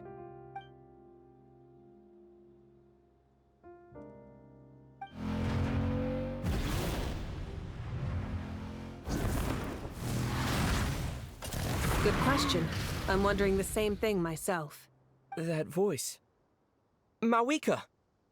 You got here pretty quickly. Hello, traveler. It's been a while. Hello there. Hello, Dendro Archon. Malika, I apologize for asking you to meet at the border on such short notice. I also apologize for not being able to greet you in person. The form in which you see me now is one carried by the Traveler. The real me is inside the mausoleum of King Deshret, and I am reaching out to you with my mind from here. Irminsul has been infiltrated by the Doctor. We must be on our guard, as he can spy on information in the world from within the tree. Fortunately, there is no record of the Traveler in Irminsul, and you are still within Natlan's borders. My records will be preserved in the Night Kingdom, rather than the ley lines. As long as the Night Kingdom remains disconnected from the ley line cycle, the Doctor has no way of knowing my movements. Exactly. So by meeting each other in this way, the meeting essentially never happened. No wonder Paimon didn't come. You were concerned that her activity would be recorded by Irminsul. The Natlanese have heard about the situation in Sumeru. With the borders sealed off, merchants have been forced to stop their shipments. It's pretty serious, and you're the ones bearing the brunt of it. I'd like to address the question you raised at the beginning. I can offer a brief explanation, although it will sound rather cruel. I don't reach this conclusion gladly, but Irminsul predates the heavenly principles. It existed long ago, when the dragons of Natlan were at the height of their power. So even when the people of Sumeru became ill because of pollution, it was not a critical issue from the perspective of Irminsul itself. As long as it continues to function normally, the barrier will not be activated. But this time, the Doctor's invasion has directly affected the tree. That is what caused the barrier to deploy. The heavenly principles established a rule that when Irminsul is plunged into grave danger, a portion of power will be reserved to isolate Sumeru. That way, even if Sumeru is destroyed, the outside world at least has some time to catch its breath. We'd certainly need it. The heavenly principles created almost everything that exists in Teyvat today. To them, preserving the existence of the world and its inhabitants takes priority over protecting Sumeru. Meaning, protecting Sumeru now falls to you. Yes. My own power may be limited, especially compared to yours. But that doesn't mean that we're just gonna sit around and wait for the end. If necessary, I will utilize any and every means at my disposal. Nicole of the Hexen Circle didn't say exactly what this meeting was about. But after hearing everything you've said so far, I think I can guess where this is going. That's right. Nahida and I discussed it at length. We both know how presumptuous this is, but... You need the Pyronosis, don't you? Yes, you guessed correctly. Originally, I only intended to borrow it, but the situation is far graver than I foresaw. So instead, what I ask of you is to please give the Pyronosis to Sumeru. Why do you sound so nervous? There's no need to be shy. Surely a gnosis is pretty important to a god. I guess, but it's not as if losing it would suddenly render us powerless. But I'm sure you don't need me to tell you that. With all the nations you've traveled to, and all the gods you've met, you must have realized that by now. As far as I'm concerned, a gnosis is basically an elemental energy enhancer. But I don't usually use it. You know me. I like to think I'm pretty strong without it. Yeah, not about to dispute that. So you see, you don't need to sweat it. Here, take the Pyronosis. Huh? Just like that? Uh-huh, just like that. To tell the truth, I've always toyed with the idea of giving it to someone who needs it more than I do. I'll take it. I know you accompanied Nahida here to try and increase the chance of success. It's a good thing you did, because your involvement is one of the main reasons you've managed to persuade me. Are you sure about this? Handing over your gnosis just because of me? I won't try to quantify it, but trust me, handing over the gnosis to Tumaini is far from the craziest idea I could think of. Besides, even if you hadn't come here personally, I think I still would have agreed to Nahida's request. Irminsul doesn't just affect Sumeru. It impacts all of Teyvat. I know all too well how difficult it can be to protect the things you care about. So logically, morally, or however you want to cut it, helping you is the right thing to do. You don't need to tell me the specifics of your plan. Where the gnosis is involved, the tighter the secrecy, the higher your chances of success. Malika, my heartfelt thanks go to you and the people of Naplan. Don't mention it. But now for the hard part. How do I actually give it to you?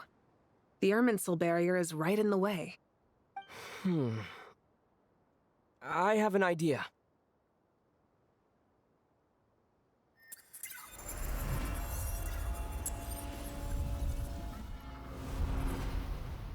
Just as I thought.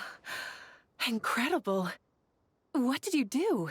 Just made a lucky guess. This seems to happen quite a lot. Things that apply to everyone else don't seem to apply to me.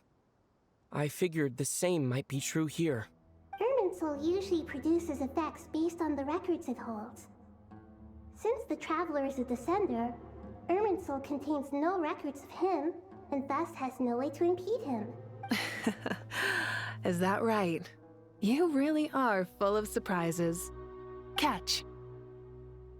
I was standing right next to Whoa! Handed it. Thank you, Mawika. Thank you for trusting us with something so important. All right. No need to get so formal. It's not like we're strangers. Besides, there's still one problem. You might be able to pass through the barrier, but I don't know about the Gnosis. Any other surprises for us, Traveler? Let me try something. We're gonna consume the Gnosis. I have the Pyronosis in my hand. It feels strangely ordinary, not particularly heavy, and yet this tiny thing symbolizes the mighty authority of a god. I need to think hard about my memories of Pyro, my memories of journeying through Natlan, all those important experiences I've had.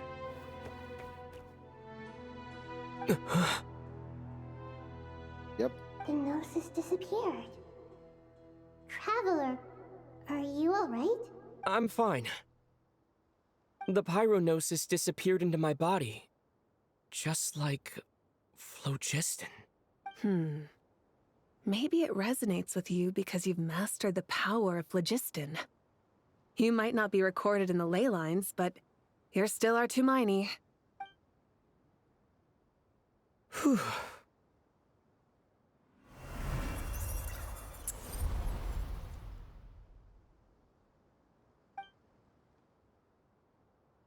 Please allow me to express my gratitude once again, Malika.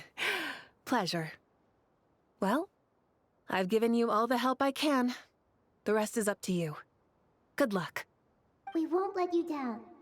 Yeah, we aren't about to lose.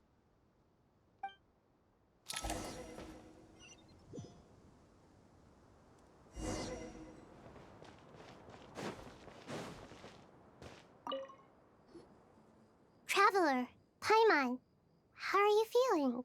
Paimon's a teensy bit nervous, but only a teeny tiny bit. Seems like she's gotten way braver over the last few years, huh? Of course. After all the adventures you've had with the Traveler, I'm sure you've gained a lot of experience and grown as a person. I'm doing all right. What about you, Nahida? How are you holding up? With the negative effects of Irminsul, I am a bit like a piece of fruit that's been burrowed into by hungry insects and left to rot. I'd be lying if I said it was nothing. But please don't worry. We all know what we're getting into, and we've prepared as well as we can. I believe in everyone. I believe in you. And I believe in myself. Stoking the fire inside oneself is certainly one way to live, but knowing when to rely on one's companions is also a form of great wisdom. I've been quietly learning little things from everyone, like plucking tufts of fur from a sumpter beast. Me too. With the constant traveling, I'm always learning and growing. That's the journey of life. I think there's someone else here who would share that sentiment. Don't worry about what I think. I was just passing by and happened to overhear your conversation. What are you talking about, Hat Guy? This is the top floor. No one passes by the top floor. Says who? You can fly just like I can. I would have thought it makes sense to you of all people. I don't know why, but I feel a little more relaxed now. It shows that you feel comfortable laying down your burdens in our presence.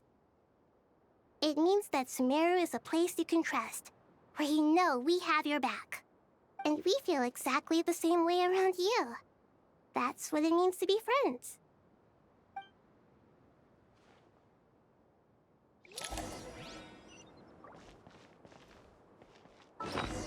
I was kind of hoping it would make the Pyronosis something item. That is a lot of points.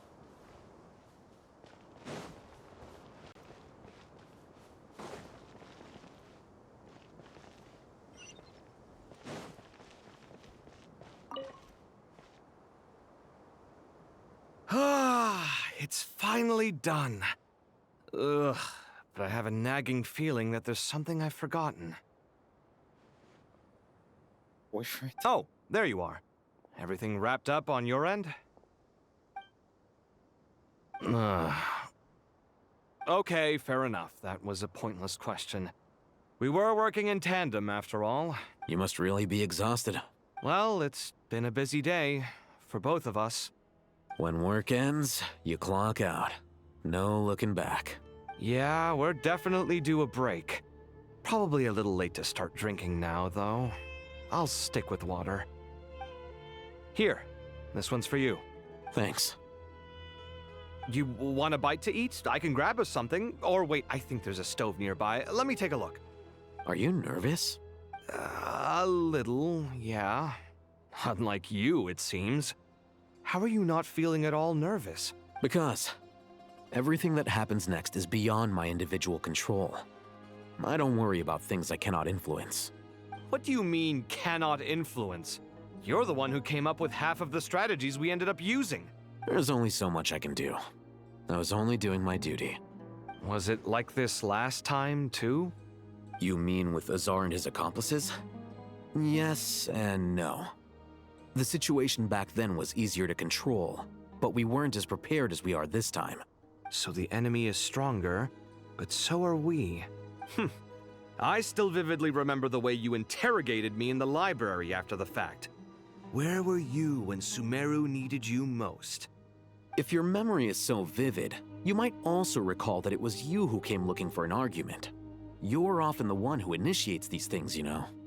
I came for a conversation. I didn't know it was gonna turn into an argument.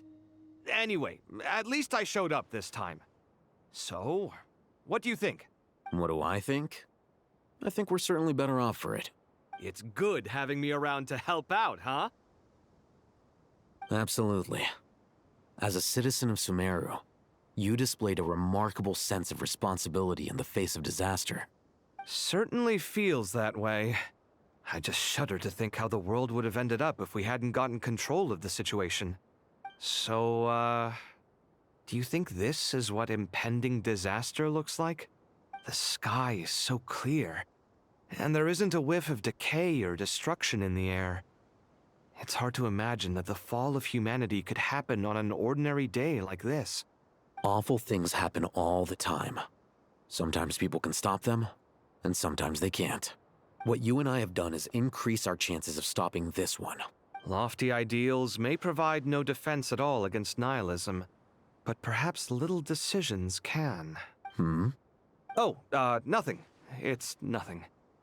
I hope everything works out tomorrow. It will. As long as we stick to the plan, our chances of success are good. It's really strange. You're my junior, yet you always seem to act more like an upperclassman than I do. I think it's mostly a matter of temperament. Ugh. Walked right into that one, didn't I? Yeah, pretty much. What do you think about that? Ermin Soul is right there. It's on the map. Oh, it is!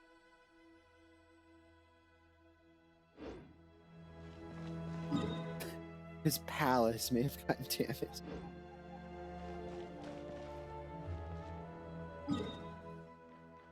Guess we're going down. This?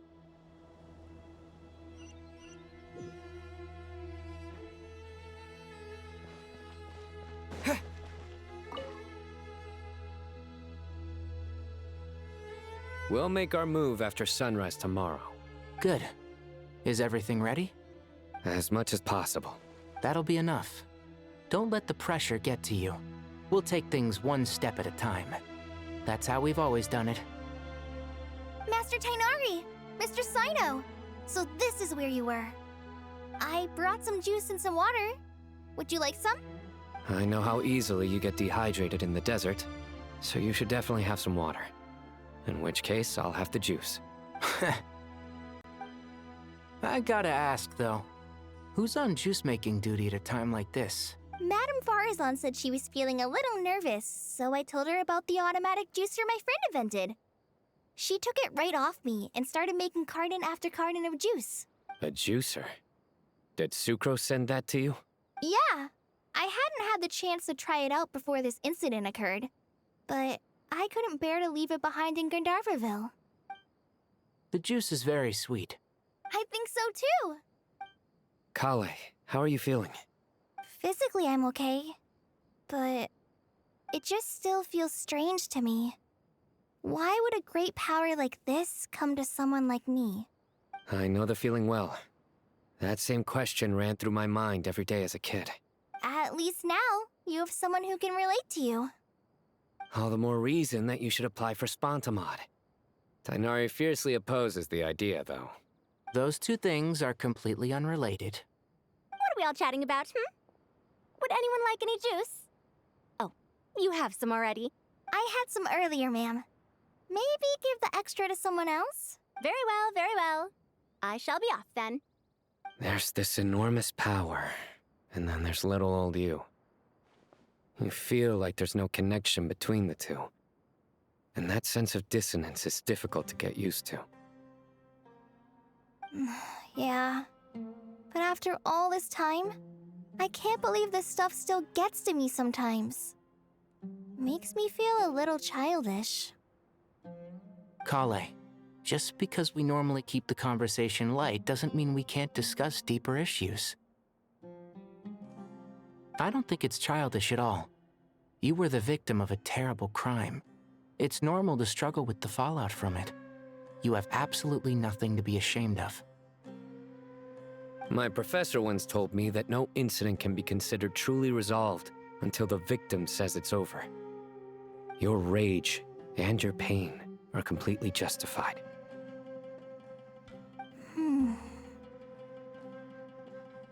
Thanks. Miss Nicole said that the same god remains which were once used to inflict so much pain upon me have now become a weapon with which I can protect everyone. It's like my own personal kind of evolution. Every innocent person who's been hurt needs time to realize that it wasn't their fault. I was the same. But it's all about to be over. Tomorrow, it ends for good. I don't know if you've noticed, but you rarely stumble over your words anymore, and your outlook has become much more positive. It's a big change from how you used to be. And since this isn't over, you can settle the matter on your own terms. It's time you seized back control. I believe in you. Yeah. Sumeru is my home. And it's so important to me. I have to protect it. And once you're done, how about you come back and apply for Spantamod? Stop it with the sales pitch, would you? Hey, excuse me. There are still 3 unclaimed cups of juice here. Why don't you take one each? Ugh, my arms are getting sore from carrying them around everywhere. Madame Farazan, why are you... Here, let me take them off your hands. Thank you, Madame Farazan. Drink up and enjoy my handiwork. I think I'm going to make something else now instead. Please, try to relax, Madame Farazan. Your nerves are starting to get the better of you. I know, I know.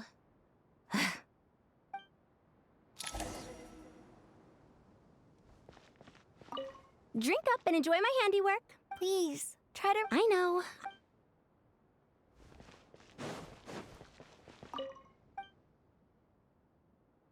Oh, you can just straight up rest.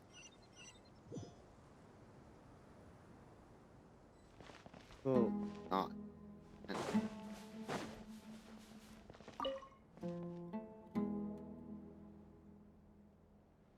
Something on your mind, Miss Nefer? Nothing in particular. It's just... right now, the future feels strange and unfamiliar. But the future has not yet arrived. How can you say how it feels? Some people know that there's an impending disaster. Others remain blissfully unaware. Each group is imagining an entirely different future while walking towards the same one. But when they get there, they'll still find they feel differently about it. People are shaped by their circumstances. Different circumstances create people with different perspectives. I've always found the perspective of the Vahumana Darshan to be a particularly incisive one. Even at the height of the crisis in Nodcry, people held diverging opinions. But things are different this time. Indeed. Regardless of faith, gender, wealth, skin color, or eye color, everyone in Sumeru knows what will happen tomorrow. The world has never been an especially fair place. Yet now, against all odds, a moment of unprecedented unity and equality is about to take place. It's fascinating. If only my father could have lived to see this era. Era. To me, that term represents a much greater span of time. It can be an unsettling word. I would even say I'm afraid of it. Do angels even feel fear? Yes, at least I do. I fear the gap that grows wider with each passing day, and the never-ending flow of time. Time renders all memories insignificant, and reduces all splendor to nothing. But those memories are the one thing I do not want to lose. You're very human in that regard. If angels draw too close to humanity, our wings burn away in the bright flame of awareness, and we fall to the earth. After spending so long among humans, I have lost much of my former glory. Maybe that's a good thing. You're more human than some humans are. I've been talking to Kale a lot in recent days. We seem to be in completely opposite situations.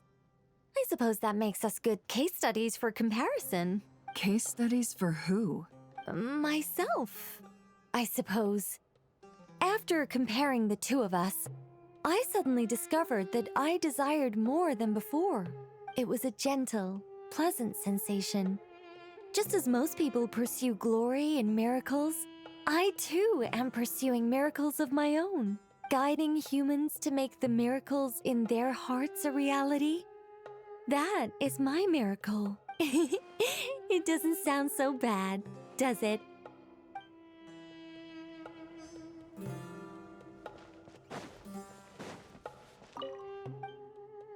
And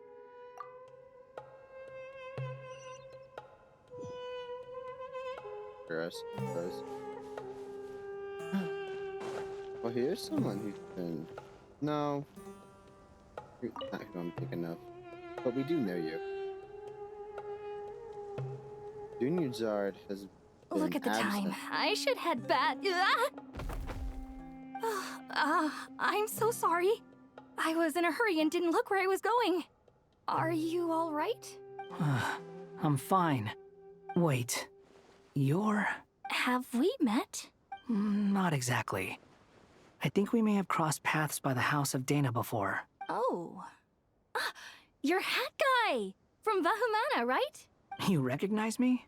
The clue's in the name. Mr. Hat Guy. Fair point. It's getting pretty late. What's keeping you up? Yeah, I need to change it. I could ask you the same question. If I'm not mistaken, all the workload for the Ratawa Histarshan wrapped up a good while ago. Well, I have something of a background in Satyavada life, so I was helping the Dendro Archon make some preparations. But I must have lost track of time. Did you find the experience enlightening at all? Honestly, it was tedious and uneventful at first. But eventually, I think I did sense some profound truths. But they also brought a lot of suffering with them. I was told that I even shed tears while I was meditating. Though I have no idea why. Sorry. I hope I'm not scaring you. Not at all. It just proves you're very accomplished in your research. Good night. I wish you all the best for tomorrow. Thank you, sir. You too. I can't change the time. Well, shit. Fine. Just imagine it's nighttime. And there's no floor.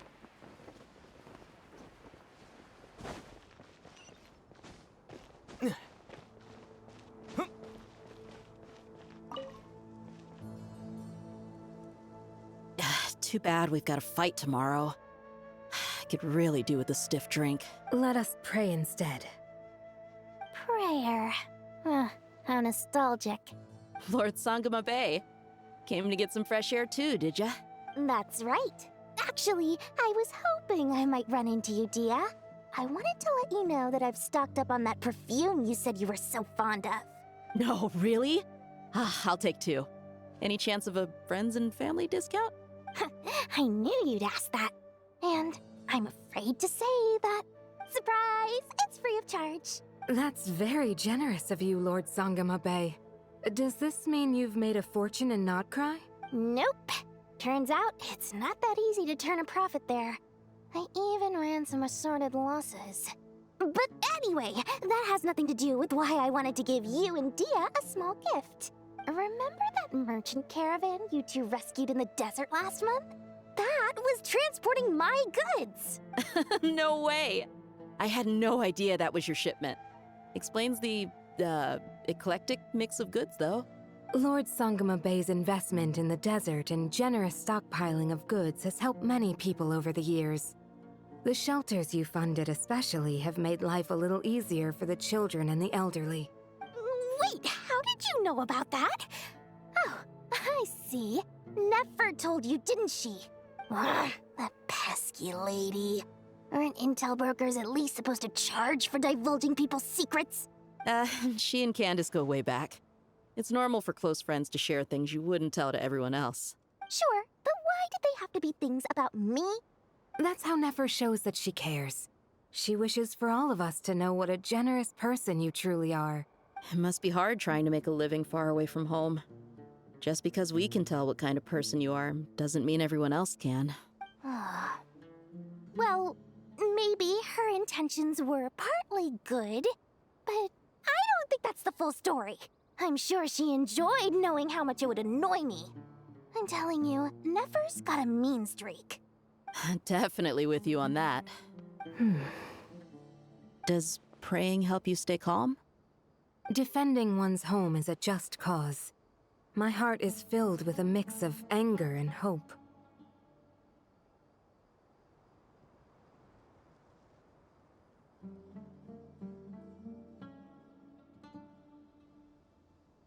Anger.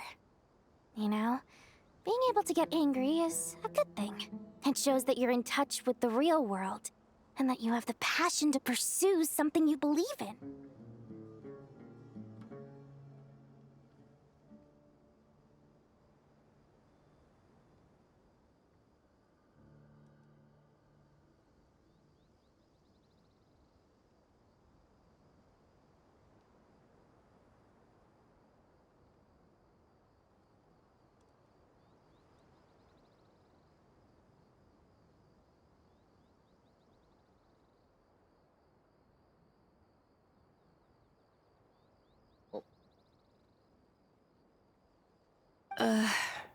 Nighttime again.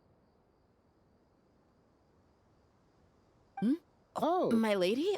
What are you doing out here? There she is. Just taking a walk to clear my head. And look where I ended up. Were you praying just now?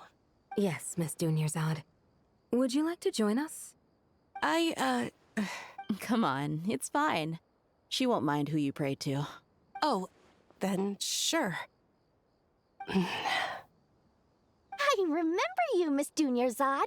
You visited my shop before. If I recall correctly, the god you worship is the Dendro Archon, correct? That's right. She is such a gentle and kind god. But to me, she's more than just a god I worship. I see her more as a friend.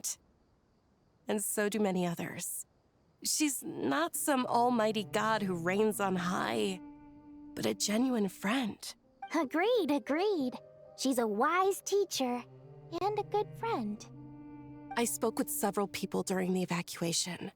Everyone's aware that tomorrow's battle is one that ordinary people can join too. A battle to fight for our friends and our homeland. Oh, it makes me glad. I can finally do something for those who protected me.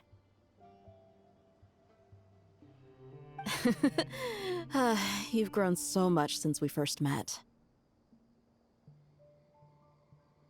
Oh, a compliment? Ooh, more please. Thank you. My lady, you've always been a remarkably strong and ambitious person. It's indisputable. And that's not just a compliment. It's a statement of fact.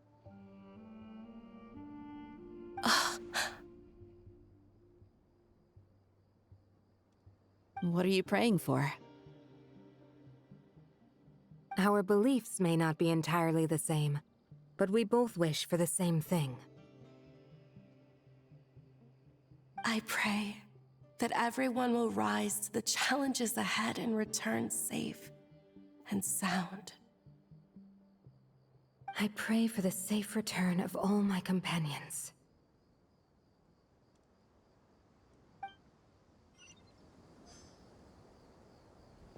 So.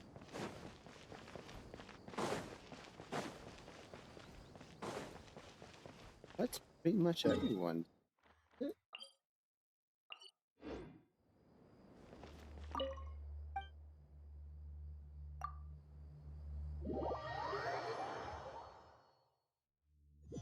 Oh, okay.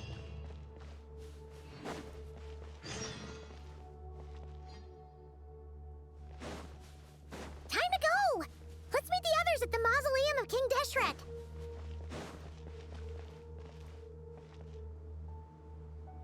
And sweaty. Ow.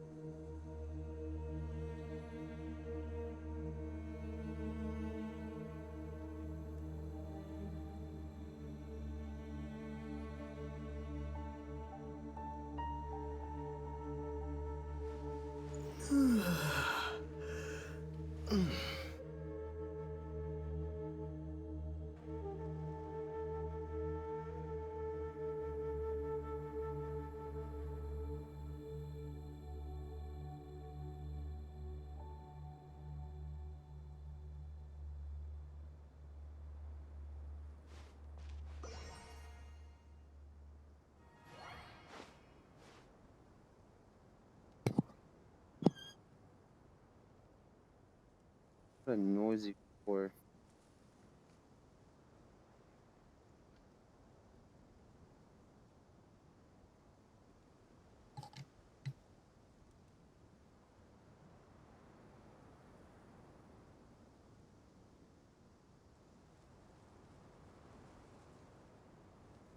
All right.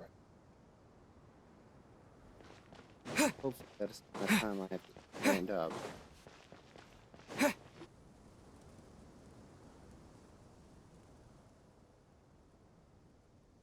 I have not felt this way in a long time. Standing up high, gazing out at the rolling dunes. One cannot know what freedom truly means without first losing it. The golden slumber truly lives up to its name as a dreamland. Though desert sands exist there too, no mirage, no matter how glorious, can compare to true beauty. Dendro Archon, what is on your mind? I was wondering whose counsel I should seek on the questions in my heart. What kind of questions? So many. More than can be put into words. As I once said to a friend, we look, we see, and we comprehend. But the question still troubles us. What are the many disasters that this world faces but the sum of all irresolvable questions? The biggest question you should be asking is how to seize victory. Yes. Although, I would express it differently. I must not fail. And so the question I am most curious about now is whether the path to victory will be an arduous one. What we declare to be a young sapling, we may, in fact, find to be a towering tree, if we would only cast aside our ignorance and look beyond the veil of time to see her true form. Nahida! We're here! Just in time. My preparations are almost complete. Ready when you are. We're here too. Miss Nicole! Miss Nicole! You run so fast! I thought I'd get a lot of exercise as a forest ranger, but I can barely keep up with you. Sorry, I got a little carried away. Lesser Lord Kusanali, the equipment is ready, and the modifications to Aru are all complete. As discussed during our meeting, Accessing Irminsul via the Akasha is no longer feasible at this stage. There are other options, it's just... they're a little more extreme, and more technologically demanding to implement. Maybe you should take it from here. The architecture and functionality of the Akasha terminals overlap considerably with Aru. There is reasonable evidence to suggest that one was developed based on the other, or that they both utilize technology of the same origin. As long as the transplant and merge operation succeeds, Aru should theoretically work on a scale greater than the Akasha and approximately equal to Irminsul. It will become the largest active computing device in all of Teyvat. A system this powerful is capable of a lot of different things. In the past, the Akasha was primarily used for one-way information transmission, but I suspect it could also serve as a central bridging hub. In the pursuit of greater knowledge, some scholars have attempted to connect their consciousness to Irminsul through the use of terminals, incense, and meditation. Correct. In academic language, scholars who reach that stage are said to have entered Satyavada life. Hypatia has performed this practice many times in the past, and she was once under my care for a period of time. Right. And this at least proves that there is a zone within Irminsul that can be connected to. that's right. Providing wisdom to the people is one of the very reasons for Irminsul's existence. I think I understand where you're going. Please, continue. In that case, I'll skip to the conclusion then. We need to further modify Aru, merge it with the Akasha, manufacture terminals, and distribute them to every single person we can reach. Every person? Even the desert folk? Yes, everyone. I've already calculated the amount of raw materials we need. So you mean we're going to get new Akasha terminals? Yes, but this time the people of Sumeru won't be using them to acquire knowledge, just to connect to Irminsul. That's the key. When we evacuated the city, we brought all the important assets from the House of Dana, in case we ended up needing them. Fortunately, this included the Akasha system's main terminal. We've checked all the relevant records, and one thing is certain. Nothing like this has ever been done on this scale before, so... Everyone in Sumeru is part of the plan. Whoever controls the people controls the situation. Since this function of Irminsul was introduced, it has only ever been made available to scholars, who don't constitute a particularly large group of people. But by expanding the scale to include all the people of Sumeru, all the individual connections will stack up to create a significant load on the system. Under normal circumstances, Irminsul would be able to cope with the additional load. But with it already being under strain from other activities, its remaining capacity is limited. Thus, it might be possible to shut it down completely by overloading it.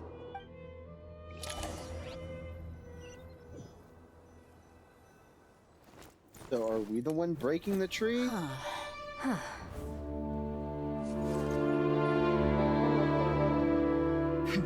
Counting down. 3, 2,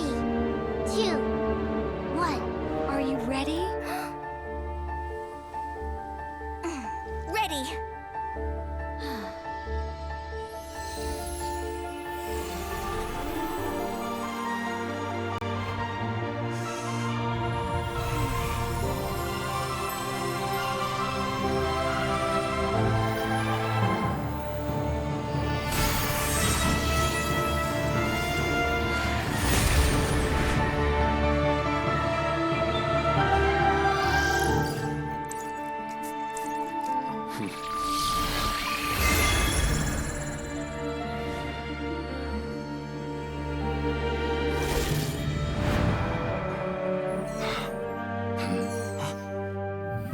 In the past, when people sought knowledge, they turned to the Tree of Wisdom.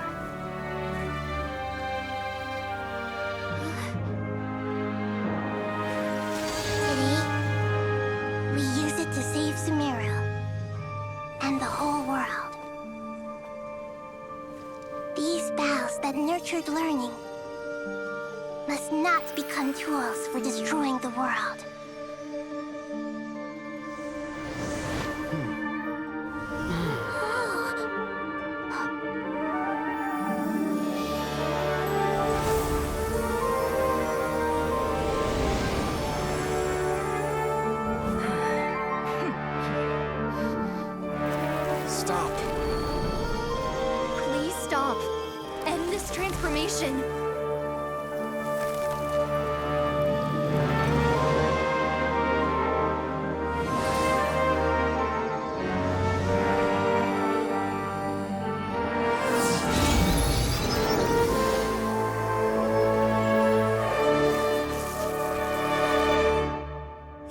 shut down Irminsul just to stop me?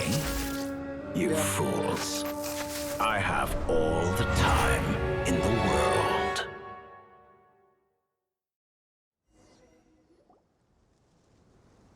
Erring on the longer side of the Genshin The quest. evil Irminsul tree has stopped growing! Great!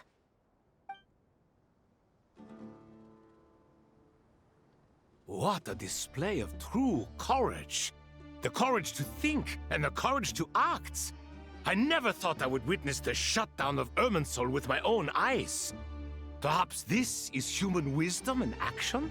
Indeed, only humans could do such a thing. Gods are few and far between. What was once created for spreading knowledge is now used for another purpose. A rather ingenious plan. I am grateful to you three for your help. Only thanks to you were we able to extend Aru's interference capabilities to cover all terminals. Now, nobody who wears a terminal will have their activity accurately tracked by Irminsul. No matter how many eyes Dottore possesses, he will not be able to see us clearly. Now for the next step. I will need the help of your supreme powers once again. How might we be of service, Lord of Dendro? I need to reach the Eternal Oasis immediately. Right now? In that case, Ibis King, would you agree that this is a fine opportunity to dust off our old tricks? Never. I assume you have that chess set with you? You mean the one you gave to me as a gift? Asking for it back, are you? How could I? You misjudge me. I just wanted to show you another way you can use it. Connect to Safhe Shatranj. Safhe Shatranj? You mean that place in the desert? Thoth's chess set gains its power from the chessboard laid out in the desert by King Deshret and ourselves. All ceremonies conducted using the chess set must be activated via Safhe Shatranj. In other words, the chess set is an extension of the chessboard. In the past, moving a chess piece was a sacred and momentous act. Transfer initiated. Entering live combat mode.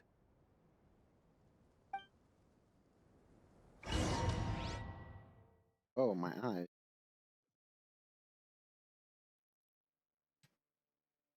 Talk about a flashbang, dude. Am I supposed to? Yeah, I did.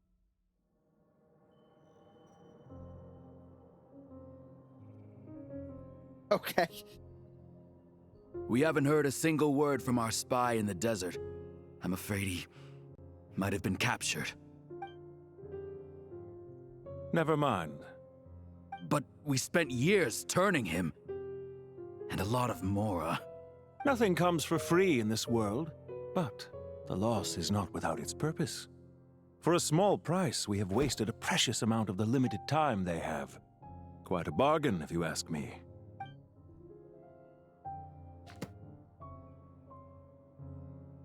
Understood. Weighing profit against loss is a necessary part of life. But to tell the truth, I have been operating at a loss since this all began. Since many centuries ago, in fact. Oh, you're centuries old now, are you? For instance, why would a banker act as the executor of a will? If you hadn't deposited your personal belongings at Northland Bank, I would have no reason to be here right now.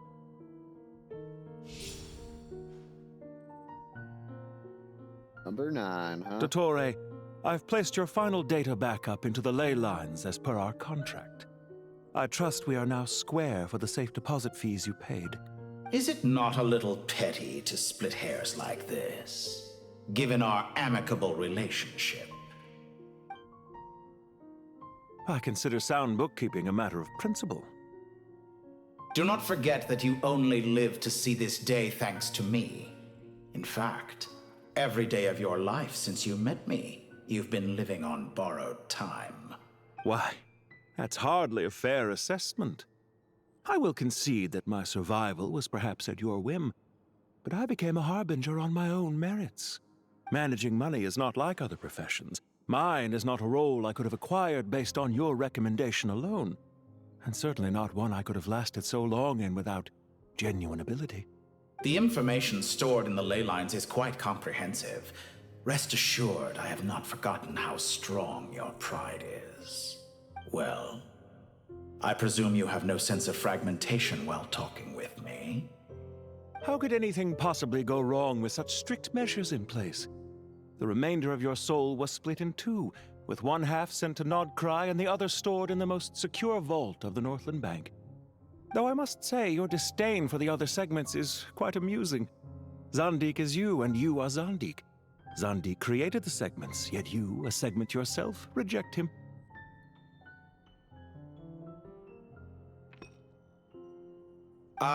That is, Zandik, created segments of various ages in his later years. To achieve this, he had to freeze time and part with a portion of his soul.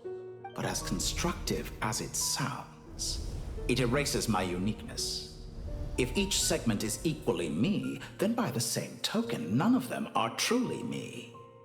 A soul living forever in the past inevitably holds different views than he did in his later years. The same thing that completes me also restricts me. You too might ask yourself which stage of your life you want to be preserved at. The day your business failed? Or the day you were framed by a gang and sold off to a medical lab as a test subject? We needn't dredge up the past. This undesirable plan was eventually scrapped. Lesser Lord Kusanali was quite right. I needed an opportunity to eliminate myself. And after that, I concluded that there was no more effective plan than directly splitting the soul. Once the soul is transferred out, you will find that creating a physical body is far simpler than creating a puppet. The other half of your soul suffered a crushing defeat in Nodcry, you know. And yet in the process, I obtained the information I always wanted, did I not? Because now we finally know where the best testing ground truly lies. I once thought your ultimate goal was to ascend to godhood. But as it turns out, that was merely one of your experiments. Experiments take many forms. Most people are too eager for success, too fixated on the end goal. They forget that the experimental process itself is just as important. A suspiciously vacant seat, a new face. I trust you can put two and two together. The reason it doesn't exist is because someone tampered with the record. What can I say? After all your efforts, you really did uncover the world's secrets. So, is the new world you promised a lie? No, it never was. I am glad to be able to control Irmin's soul from within. Now I shall attempt to create a new world inside the existing one. Almost everyone faces the prospect of death, but not a single person has ever been able to experiment unrestrained in the afterlife through sheer force of will. I am the only one to have overcome this enormous challenge. Would I not be letting the world down if I didn't make the most of the opportunity to experiment? Clearly, the dividing of your soul did not affect the magnitude of your ego. Out of all the versions of you that have ever existed, this you is the most insane and the most radical. Is that why you chose to work with me? Which was it then? My insanity? Or my radicalism? Could I call myself a venture capitalist without a suitably ambitious plan to invest in? Yours happened to fit the bill quite perfectly. Well then, I must say, while I am surprised enough that you showed up at all, what surprises me more is that you chose to present yourself as my former subordinate, and not as the banker Pantalone. Why make things harder than they need to be? Exposing my true identity in a situation like this would only serve to destroy diplomatic relations between Snezhnaya and Sumeru. I daren't imagine the consequences. Showing up in the name of the original antagonist gives you the recognition you rightly deserve, while also being sensitive to Snezhnaya's predicament. It was an easy win. As for why I'm here, if you're suggesting that your credit is in the negative, I won't argue with that. Many people say that about you. I'd argue that a significant factor in your willingness to cooperate is the fact that you have but a few years of life left after my death. Living and dying together has a way of binding two parties together rather closely. Is it not true that a relationship should be judged by both the positive and negative returns it yields? So some of what I said actually made it into your head after all. It's true that I hope you don't die too soon, but don't you find that a strange thing for me to say? After all, you've already had quite a long life, especially for a human being. Let's not pretend that you're any more innocent than I am. Are we not the same in this regard? We both despise the existing laws of this world, and neither of us enjoy being under anyone else's control. Is it really so greedy to want the world to operate by a new set of rules? Of course not, my dear friend. And as I've said before, mutual interest is the foundation for the most reliable of relationships. You can attest to that. I just hope there never comes a day when I have to work too hard to prove that. Regrader, sir. People have been spotted approaching Sumeru City. How strange. Despite your access to Irminsol's data, it appears the soldiers noticed before you did. They must have found a workaround. Well, Dottore, I trust you know what this means. The fact is... They're coming. They'll breach the city gates any moment now. But even so, I would say Irminsol is a wonderfully convenient thing on the whole. If you do manage to create a new world, perhaps you could plant one outside my office, too. I'll consider it. What do you need me to do? Stall them? The experiment will take time.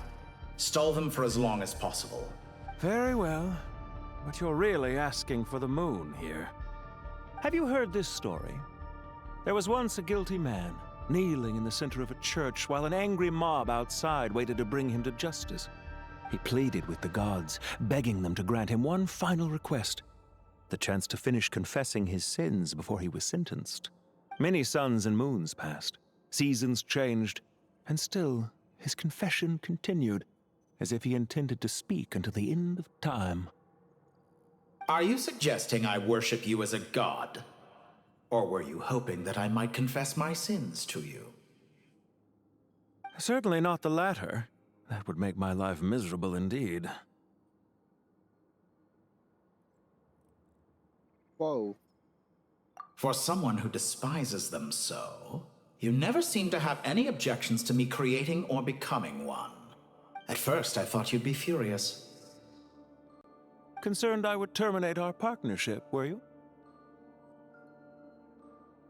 Not at all. You had reasons why our partnership must continue. Don't you find people's attitudes toward gods amusing? A god descends from the heavens and people worship it unreservedly, blindly following whatever rules are given to them.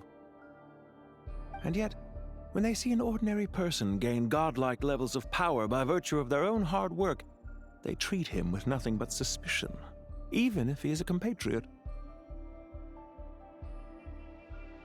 Is that supposed to be a compliment?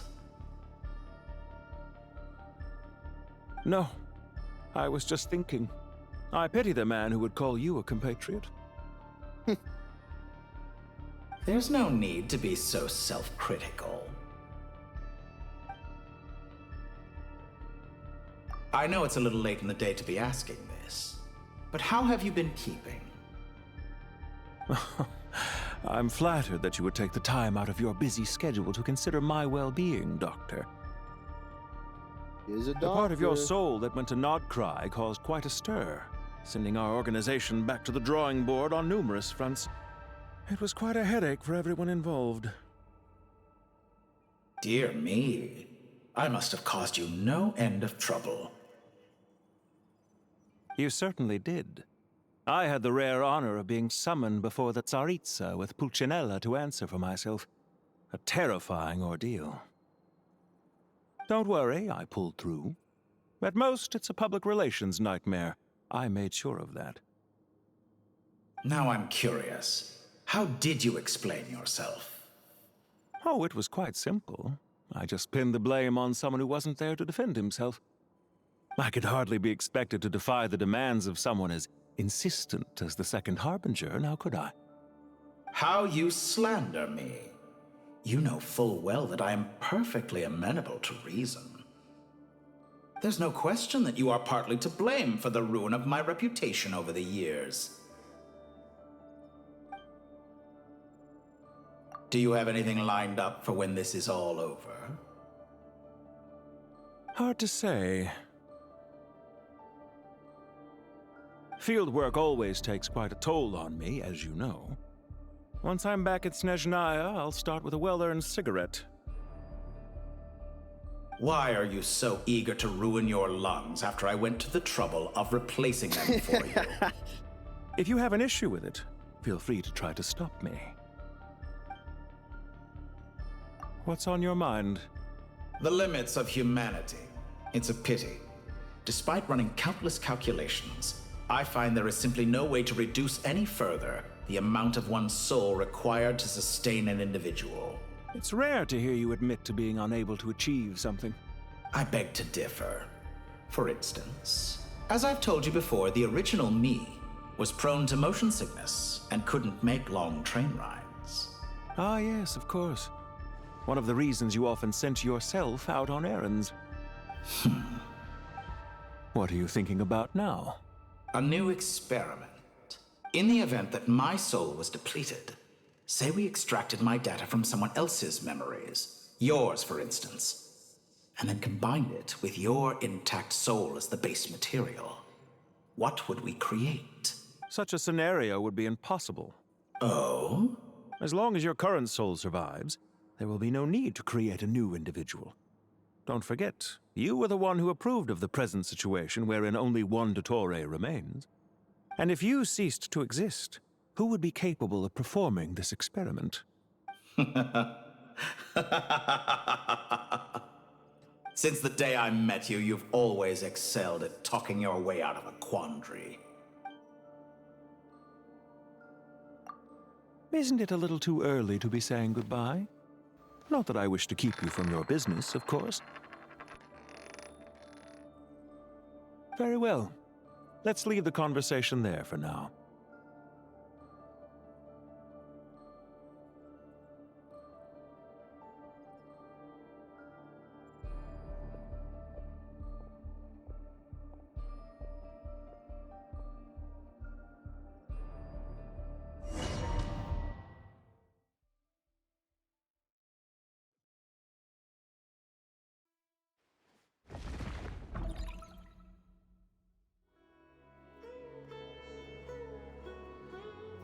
The power of King Deshret's 7 pillars is truly remarkable. With just a chessboard, you can move an entire unit across the material plane. This wouldn't happen to be the one girl from that one world quest that was given a Dendro vision, was it? Yeah, sets us up for a much easier fight. Really makes my day. The last time we stormed the city, it involved a lot more running around. I wonder how many people can say they stormed a city twice in their lifetime.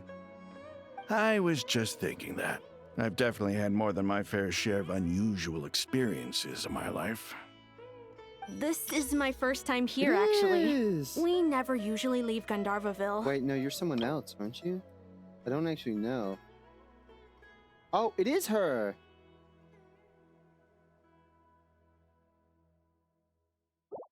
I hope this will be my last time. Does everyone have to chime in? Can't we just fight?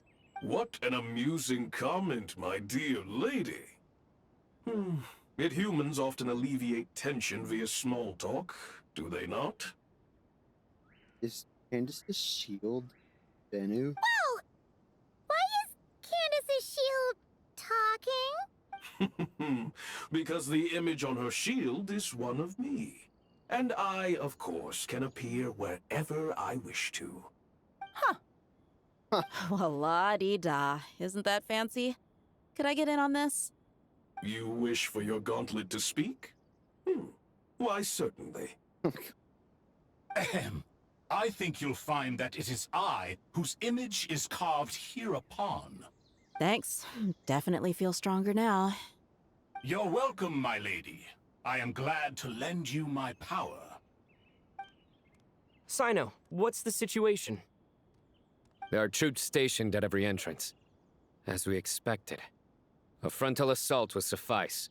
Everyone, stick to the plan. We'll take the main entrance. You head for the House of Dana's side door. I'm actually real amazed that they brought back Rana. Move out.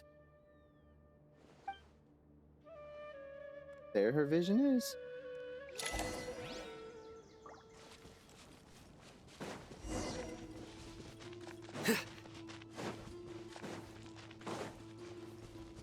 Out of my way! Tree. Oh my god. Take this! I just tried attacking. Watch now. out! Get lost. Whew. Thank you, Jed. You gotta be more careful. If you're not ready to put your life on the line, you can't be certain of defeating your opponent. She's right. Keep your wits about you, Rana. Hi! You're dead meat!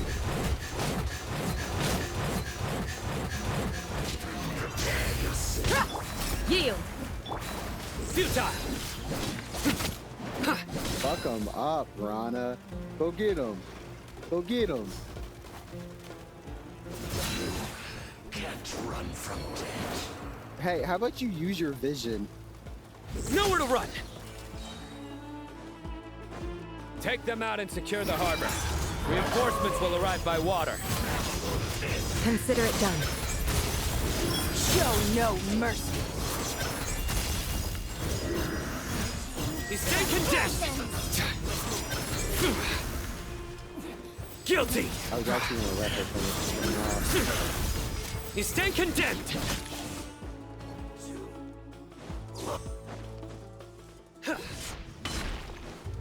Looks like we're in for a tough. Do your work! Brenda, you asked for it!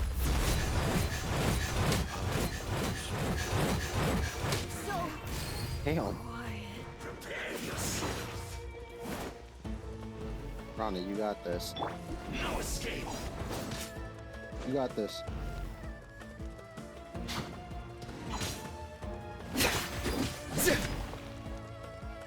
Leaving so soon. Surrender! Dude, stop running around, would you? Can't run from death. Use your sins weigh upon your soul! Guilty!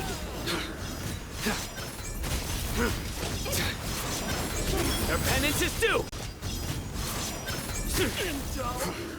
Guilty!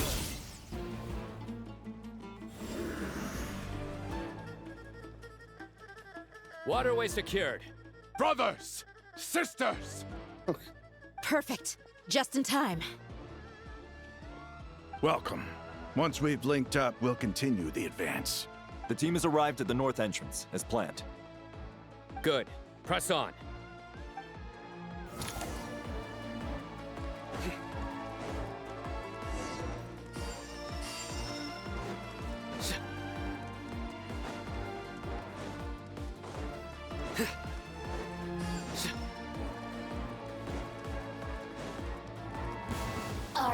Nowhere to run! Yield! Hear my... Look alive!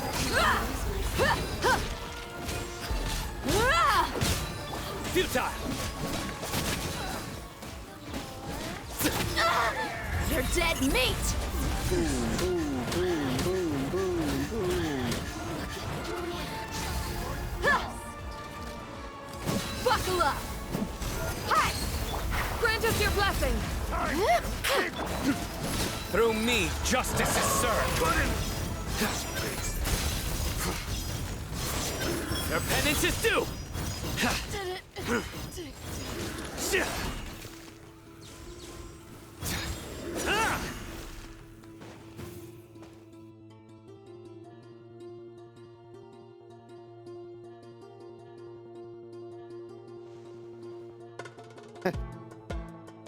Look out! It's an ambush! Finally. We need to hurry. Take the middle road now. Mahamatra Sino, area clear. Don't relax just yet. More Fatui approaching from the right. Damn. Okay. Irminsul cannot track our movements. If necessary, we could split up. Don't worry. We'll wipe them all out. As you can see, our people came raring to go. Good, good. How are things with the Traveler? Can Tainari keep him safe? Don't underestimate Tainari just because he's a forest watcher. He can handle it. I don't need Tainari. All right. You know that's not what I meant.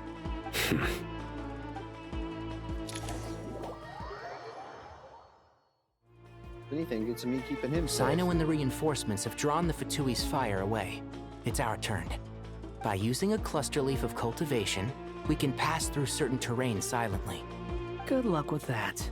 We'll just fly up there. Huh? Oh, yeah.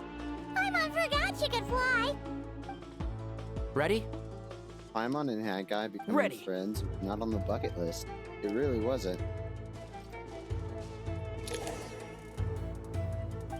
And Shroud!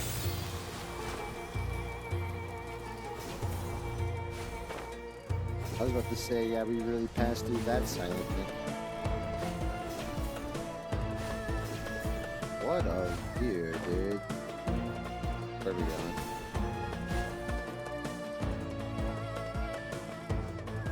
One with the Force!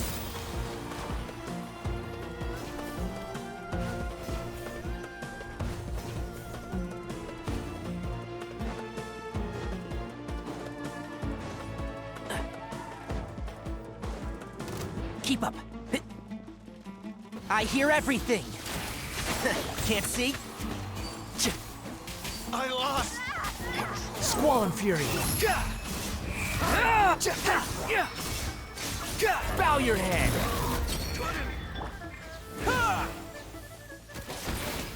Give him 1.5. Even if I had tapped it. Really? You just had to hit me with cryo.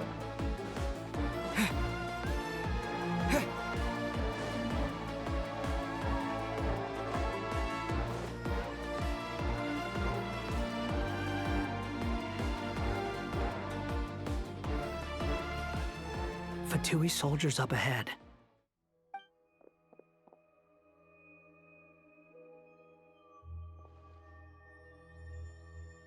Careful. Big ass ears. Prepare for battle. Hey! There's people over there. You have some nerve showing your faces here in the center of Sumeru City.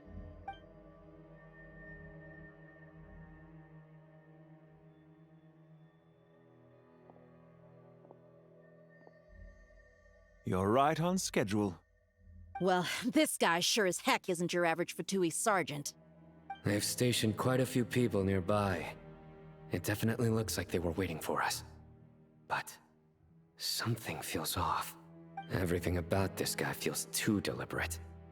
I highly doubt he's just a subordinate of Dottores. And he's no mere sergeant. Whatever his rank is, it's high. Much higher than we thought. So you've been waiting for us. But it looks like you're geared up for a conversation, rather than a battle. Very clever, General Mahamatra Sino. I know you're the one in charge of this siege, and I look forward to making a deal with you. A siege? Sumeru City belongs to us! Historically, yes. But things can always change. We have quite a sizable force with us, you know. For instance... There's a Fatui ambush at the north gate. Can you handle him? We can for now. Yes, I'm quite sure both sides can hold their ground for the time being. The battle has not yet reached its climax. But what happens next? Do you enjoy watching bloodshed? Surely some of those here are people you count as friends. Once a war begins, some people must die. I doubt you wish that fate upon anyone you know. Wait a second. It's a trick. He's not even there. Silence! He disappeared. What was that? A ghost? Curses! He was never there to begin with. That was just a shadow projected there to lure us in. Enough talk! Attack! I apologize for being unable to accompany you at this crucial moment, but I am compelled to leave for reasons beyond my control. Please excuse me. Sumeru's General Mahamatra is quite ruthless. It's a good thing I wasn't there in person. Your illusion held them up for a time just fine. But now that they have seen through it, they will realize you were just a decoy. Decoy or not, what matters now is that they will be heading your way imminently. Not imminently. They are already here.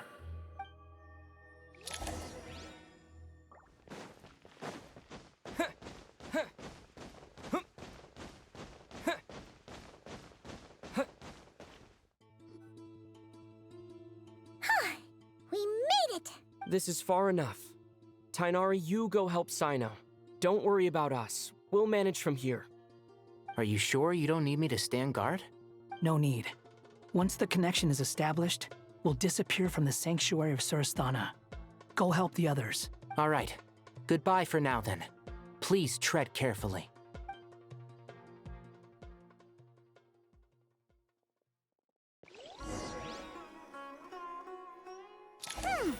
Now where's the interface Nahida mentioned? Come on, where's it hiding? Found it. It's over here. We can connect to the inside of Irminsul through the Sanctuary of Surasthana's built-in security system. You should be pretty familiar with the process. Is it the same route as last time? For the most part. We don't need to adjust any of the parameters. Then I should be fine. And Paimon? Once you're both ready, we'll set off. Wait! The stakes are way higher this time, right? Maybe Paimon should stay outside and help the others. Then, you can focus on the fight without having to worry about Paimon! Huh? Why are you staring at me like that? It's nothing. I just suddenly realized how much you've grown. Hey, you've grown quite a lot yourself.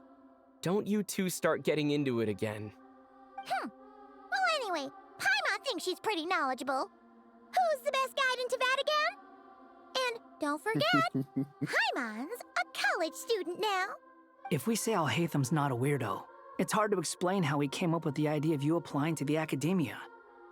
But for all that he counts, you're doing surprisingly well in your studies. Wait, she's actually doing them? It's not just a bit? She just goes to show how important it is to have someone supporting you. That's kind of crazy. And Paimon's not the only one. Let's not forget that you only became a student because of Nahida's personal recommendation.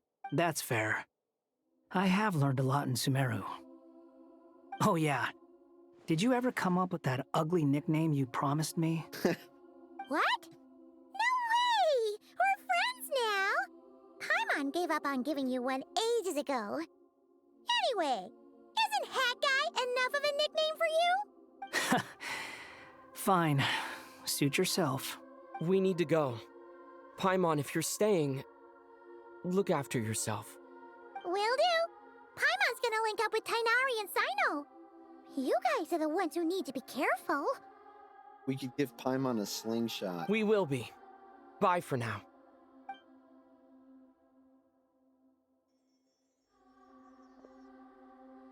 Initiating connection.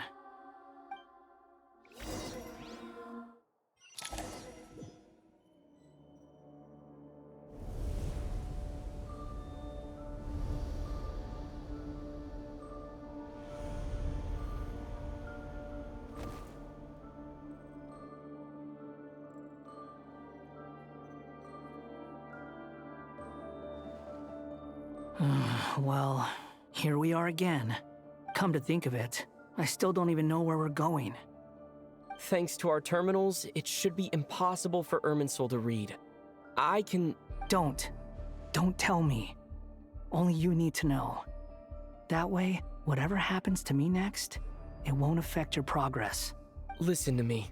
Your safety is just as important as mine. Don't even think about sacrificing yourself for the greater good. We came here together, and we're leaving together. All right, if you insist. I won't argue with you.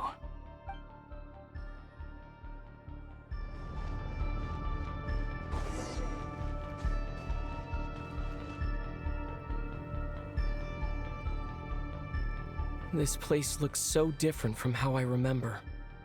It's unrecognizable. It's a complete mess. Like someone's turned the place upside down. Must be Dottore doing. Either he's searching for some information he needs, or... It's still changing. He has to know we've entered Irminsul. But luckily for us, he can't pinpoint our location. Be on your guard. Don't let him find us. The red parts have probably been corrupted by Dottore's power. Don't touch them, or you might alert him. Mm-hmm.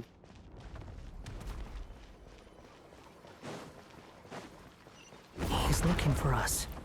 Tread carefully. That wall could be a problem. Fortunately, it looks breakable. Give it a shot. A shot? What? Oh. Behold!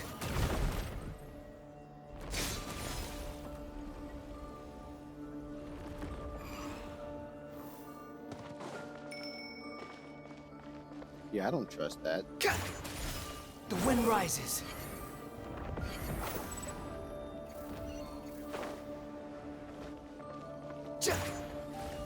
That. Damn. Where are you? You are not attacking where I am. Squall Fury.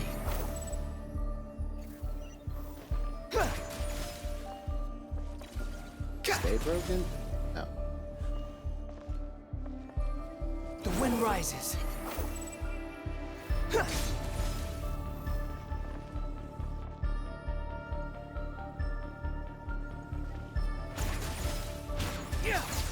Behold! The same old trick again? Are you kidding me? Let's handle it just like we did before. This cheap trick isn't gonna stop us. Oh, fuck. Oh no, it's a trap.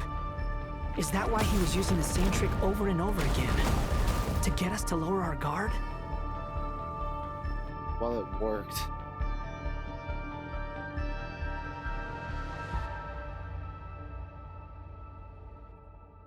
I'm trapped!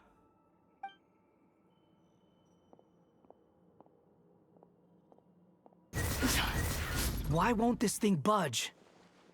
Hello? Hello? Can you hear me? Nicole, is that you? Yes, it's me. I'm monitoring your progress from inside the Eternal Oasis, and I have to say, this terminal is simply marvelous. It makes tracking you so much easier. I couldn't see anything at first, but now that you two are inside, I can use your location with support from the terminals to get a partial view of the situation inside Irminsul. It's not the clearest image, but it's better than not being able to help at all. So, here I am. I can't intervene directly, but I can help to guide you out of the jam you're currently in. So please, just follow my lead. Dottore in his current form is a blight upon both Irminsul and the ley lines. Oh. Pay attention to your surroundings. There must be sources of his contamination nearby. Ow. The corrupted in... Is that one of them? Precisely. Good work. But we're not done yet. Stay close, and let's see if we can find any others like it nearby.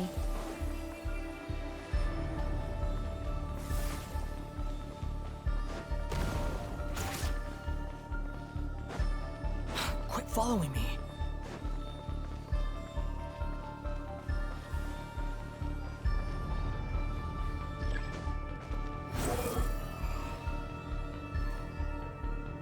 This must be another one.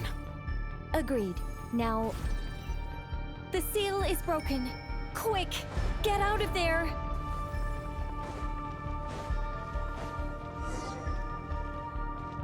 And where exactly do you think you can run to?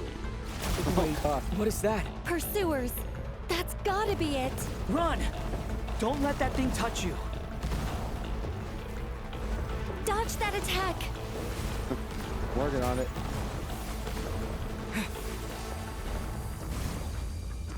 Suck.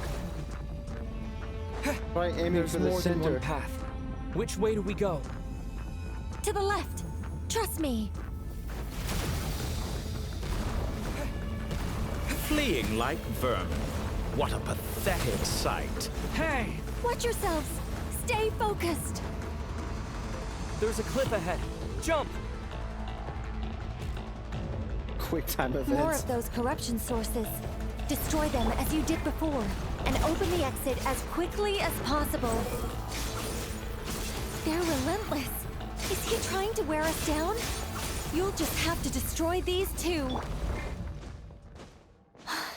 I think the pursuit is over. Hard to say. Stay alert.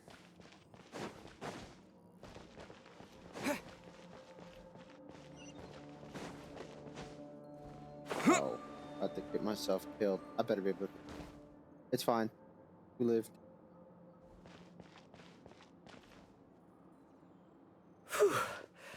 I think we've made it to relative safety. And you just had to say something. Goodness. That was tough. You doing okay? I'll be fine. Don't worry. Take a short rest, and then... Nicole? Nicole! The connection's been cut. But that means... Look at you supporting one another. How very touching.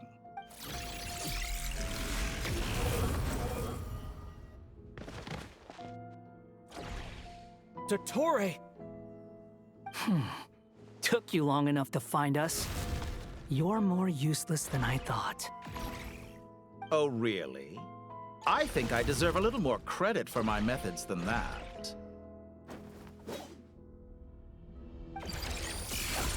Rather than hunting you down, I chose to let you roam free. I indulged your presumption that I was unable to track your movements, played along with your clever little plan. Fleeing is for animals, but I rather enjoy watching you flee. Some things lose the will to run altogether as soon as you put them in a cage. If that's true, then why did you come looking for us? Because I wanted to observe you up close, of course. Don't misunderstand me, I'm not here for a fight. Is it so unusual that I wish to greet my old acquaintances in person? After all, it's been a while. Scaramouche.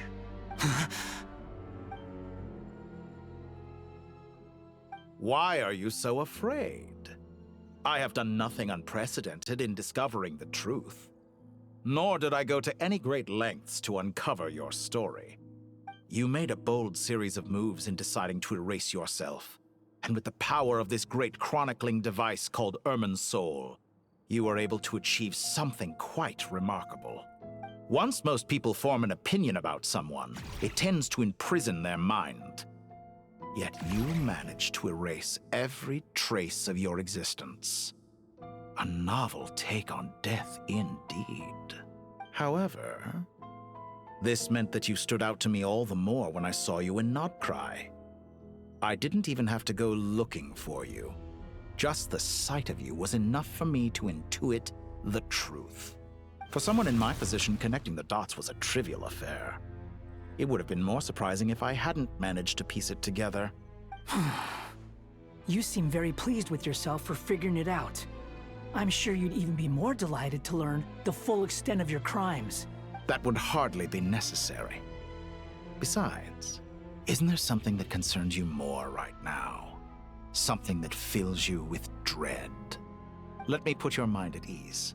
I have no intention whatsoever of restoring any of the records you deleted. For one thing, it would be exceptionally difficult. But more to the point, I doubt that the prospect of losing your current life is all that frightening to you. Because in your case...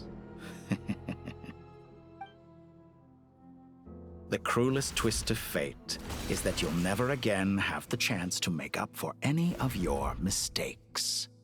Isn't it? Dottore? Well, ready for round, what is this, All 3? here shall bend to my will. Oh, God. What the fuck? Squall and Fury. That's my favorite. That's far enough. Let's get Yeah, take it back.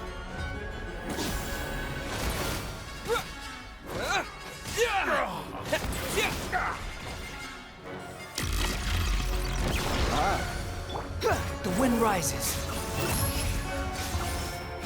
I'm afraid you'll need to do better than that to take me down. I expected you to have grown stronger. Ah, how foolish of me. I forgot that you lack any means to increase your power. You will pay for everything you've done! Oh, will I now? Yeah, that's the goal. In case you haven't realized.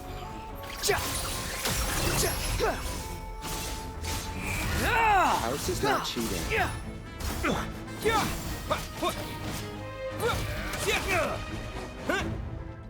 Now you're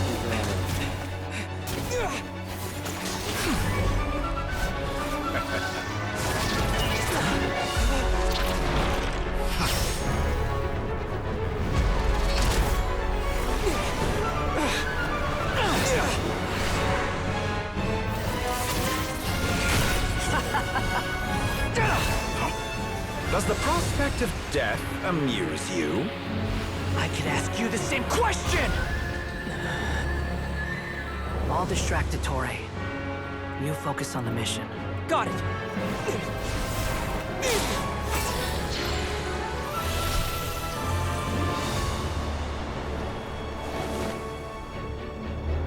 For the hopes and dreams of the masses. Open the secret door on this enchanting night. May wisdom's light eradicate ignorance and darkness, and hereby fulfill our ancient vow. Commence data extraction.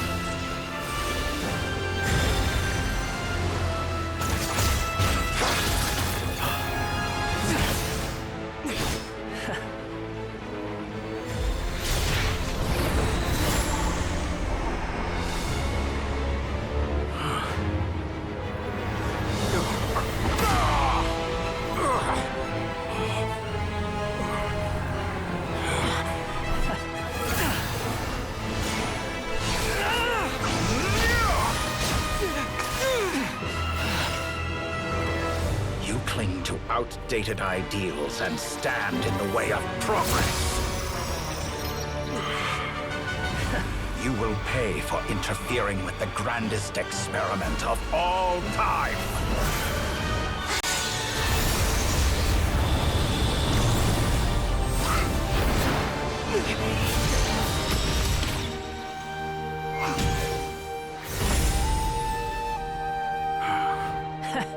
Good timing. Ettore, as clever as you are, you fail to understand wisdom. Wisdom takes many forms, but the path you have chosen eschews them all. Huh.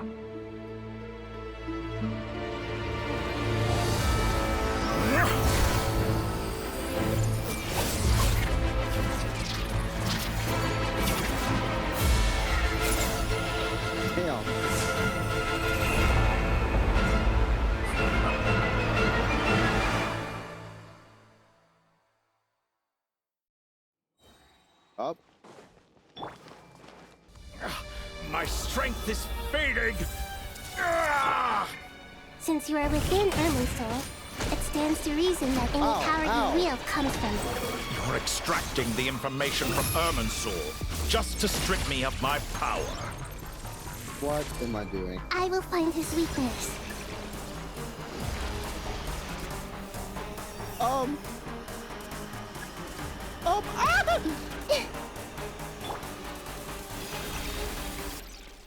I didn't expect you playing a hole in the wall. Scorch and burn! Making me walk all Admire your this way. attempt to introduce a new variable, but it's nowhere near enough. I'm actually about to die. Okay, just to use it for...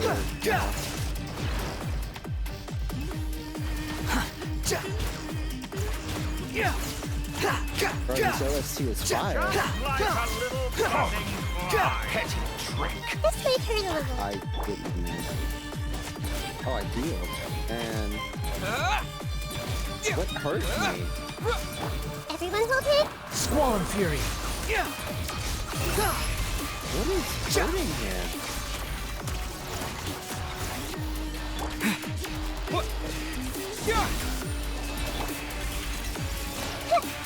The wind rises.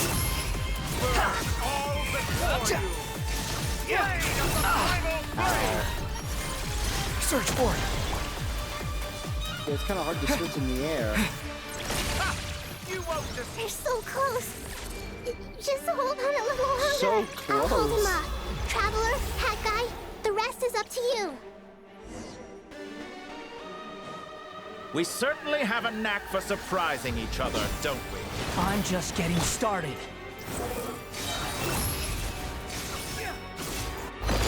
It's time. Say your prayers. Stay on the offensive, but watch your back.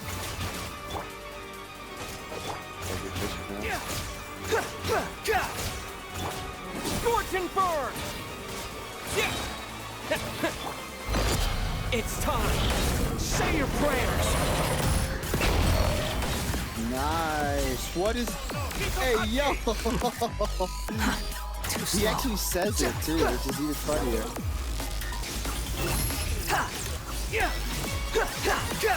The writing Shogun would be disappointed, bro.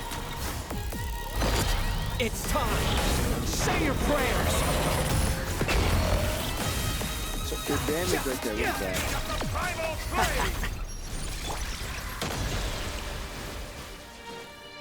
He's ripping off some of the hardest hitting moves.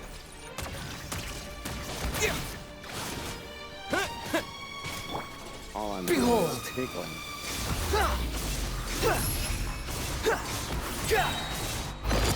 It's time.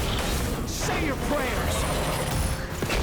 Finally, time for you to die. Excited? Time for me to die? How could I have reached this place if death were something I feared? The last gasp struggle of a dying man is a pretty pathetic sight. And I know it when I see it. We shall see about that. It's time. Say your prayers. Oh, I fucking missed. Behold. I didn't get hit by that, okay. Ow.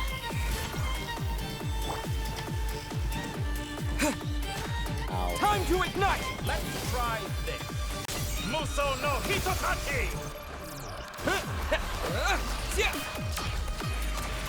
Got the riding Shogun continues, would we? It's time. Say your prayers.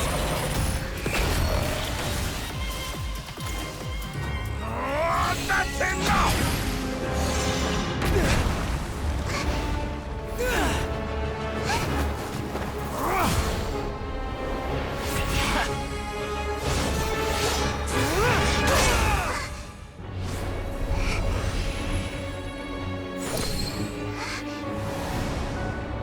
It's all yours. Do with it as you see fit.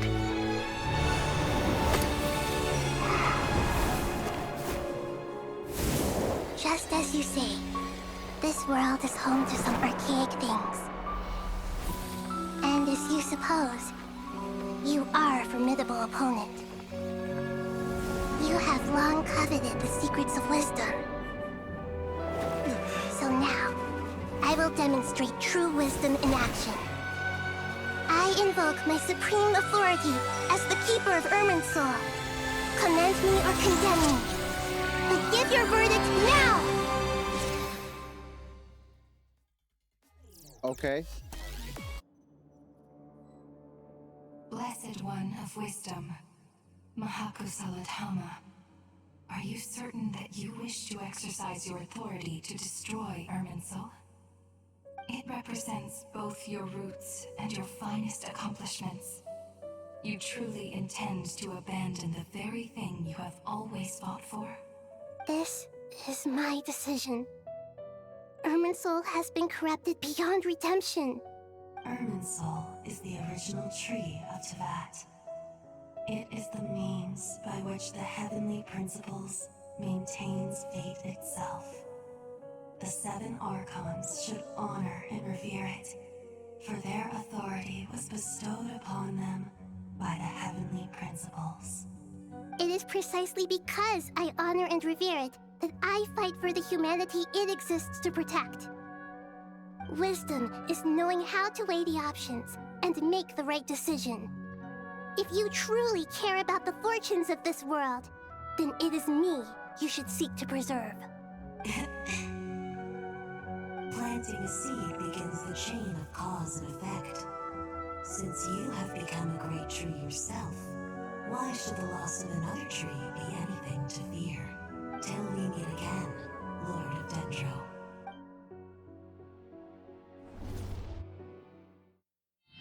Burn that fucker to the ground!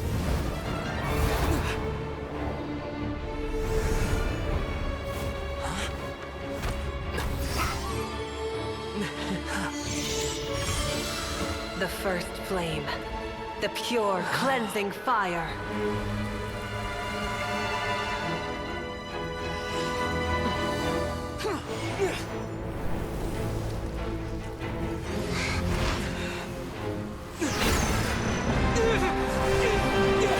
Oh, you fuck!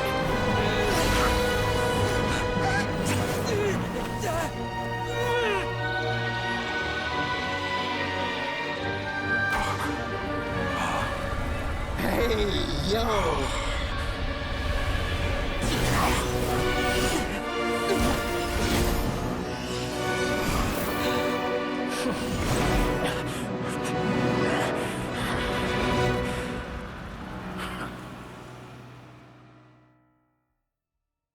Motherfucker really tried to drag us with him. Fuck you, dude.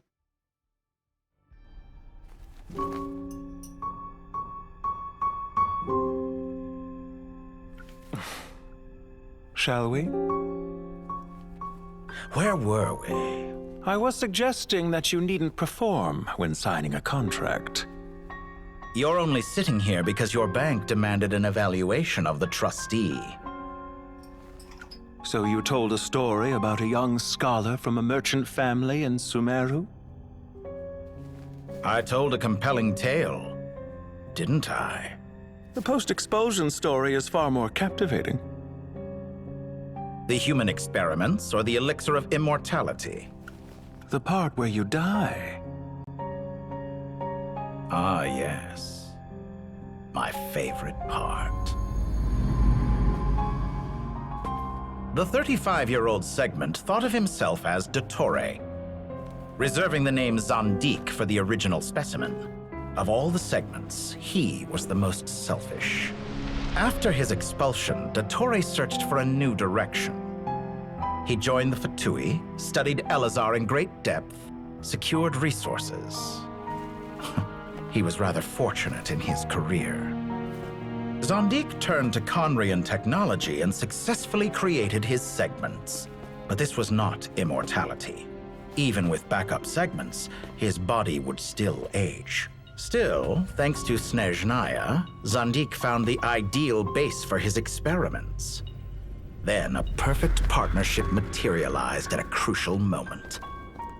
The year that both parties realized they needed more time. Fortunately, Zandik succeeded. In a miraculous turn of events, he gained the extra time he needed. I seem to recall it differently. All right, it's true. No matter how much elixir he took, Zandik remained human and continued to age. Then, on the morning he turned 85... Help me up! Call for help! Surely he would be rescued, Zandik thought. But to his surprise, no one helped him. Zandik was too selfish for that. Don't forget, you're one of us. Yes, and we're all waiting. Waiting for me to die. Pantalone arrived for a meeting and happened to witness what followed. He found it unsettling. I never said that. But the Zandiks were unfazed. It was a rare opportunity for self-dissection.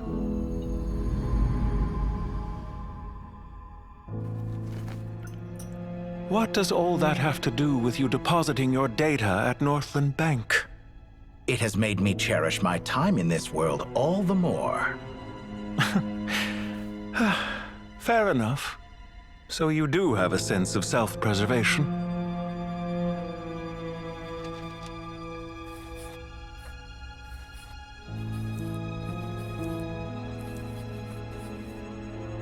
What do you mean? You're hardly normal, and you don't cherish life. You just don't want to admit defeat in the limited time you have. Even so, don't I deserve an interesting ending? I'm counting on it.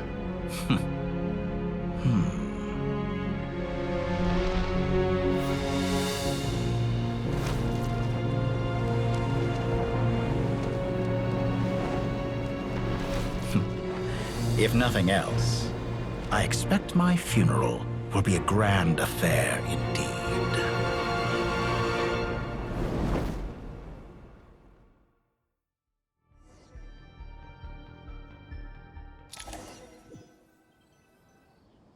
What a magnificent fire. In Snezhnaya, we light fires to ward off the cold. Fire, it seems, is antithetical to ideas such as cold, frozen, and unchanging. Perhaps it has always been that way. From the beginning, fire has been used to drive away wild beasts and warm the body and mind. You could say it's a form of treatment. One that cures the human heart of mortal fear. Mortal fear? Something you haven't been acquainted with in a long time, by the sounds of it. Whereas you, I'm sure, must know the feeling quite well indeed. I remember when we first discussed the elixir of immortality, you claimed that extending your lifespan was about buying more time. But was that really the truth? You fear the prospect of dying a wretched end in this world, don't you? Of course I do. I'm only human, after all. And while you may have forgotten it, you cannot deny that you too were once human, Dottore. I do not believe that there is no such fear in your heart. Perhaps you are right. But I abandoned it long ago and devoted myself to my experiments. I have felt no fear since. From the very beginning, I never thought you could win this game. But still you came. Contract in hand, to honor our agreement. Because I am a reputable partner. And as we have discussed, experiments are about more than results alone. The process is equally important. I have come here and completed my creation, and I do not regret my decision. I'm afraid your journey ends here. After I die, there will be no one to make the elixir of immortality, and your remaining stock will only last a few more years. How then will you prove that you didn't perish in this incident alongside everyone else? When I feel optimistic about market environments, I never forcibly adjust them. They have their own direction. And I myself am one such environment. I have been quite particular about many things in my life. But where the manner of my death is concerned, I choose not to be. You make yourself sound so... Oh, but I am. And I hope you will be too. It may have been a long time since anyone told you this, Dottore, but I recognize that you are a truly rare talent. Ha! I can see it. The experiment in blasphemy that I've been performing all this time. It has been a long process, and I do not care about the results as much as people might imagine. If the very goal of your experiment was to explore infinite possibilities, then there was never any reason for it to end. Indeed. Yet now, the experiment has officially drawn to a close. What should I call you? Zandik? Or do you prefer Dottore? Suit yourself. Goodbye, Feofan. This time, that's what it truly is. And don't I know it? Goodbye, Zandik.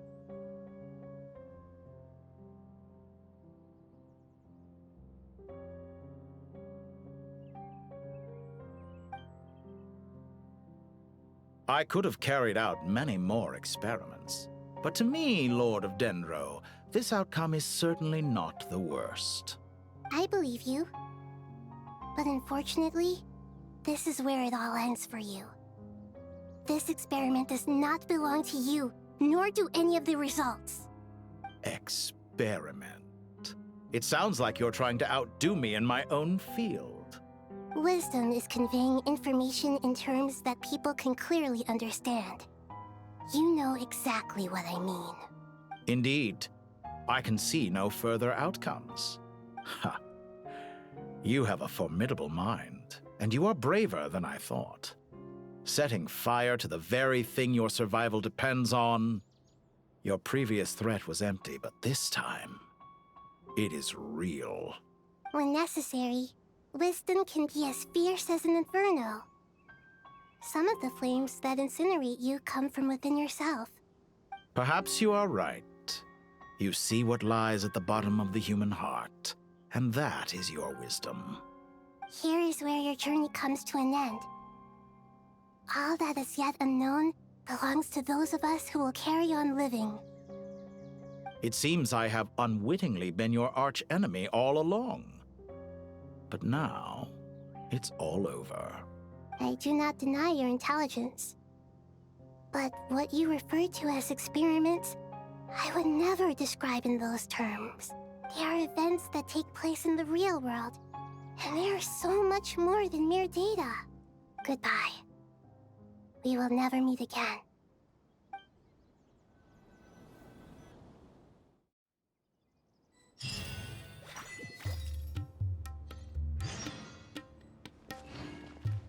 I guess I'm gonna take the bottle off.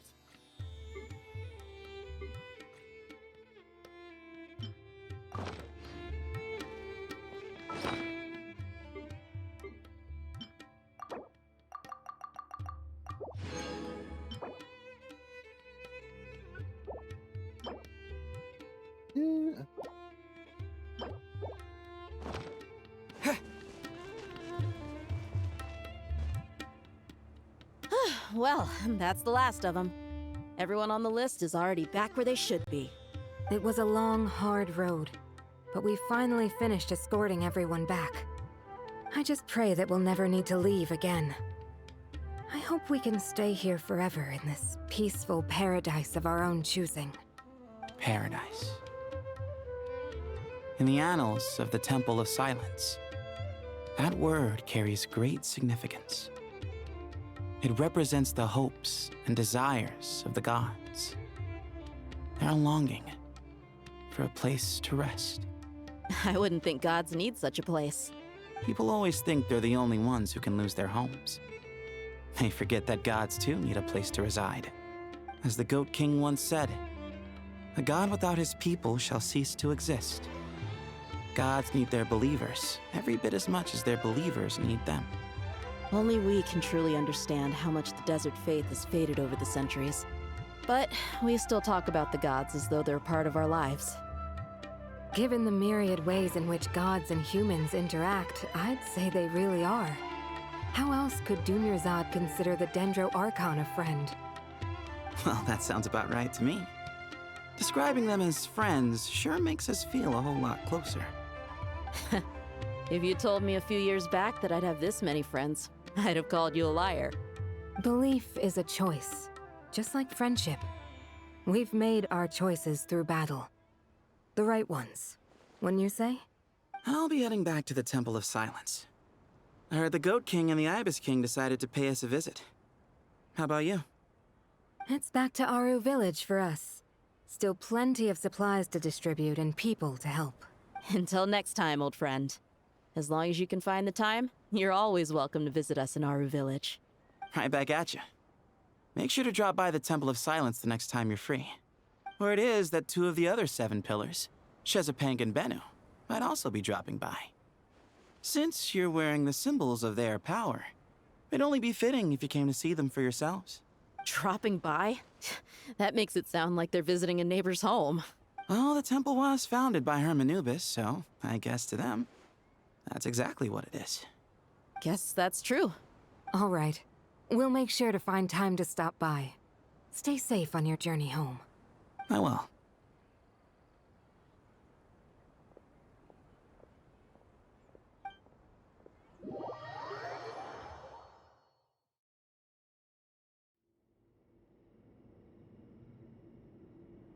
You do have a point. See? Retirement has always been a problem, especially for old-timers like us who've been locked away all these years. You finally step out into the light, and bam! You're face to face with a whole different world. Naturally. What do you think, Layla? Huh? Why would you think to ask me?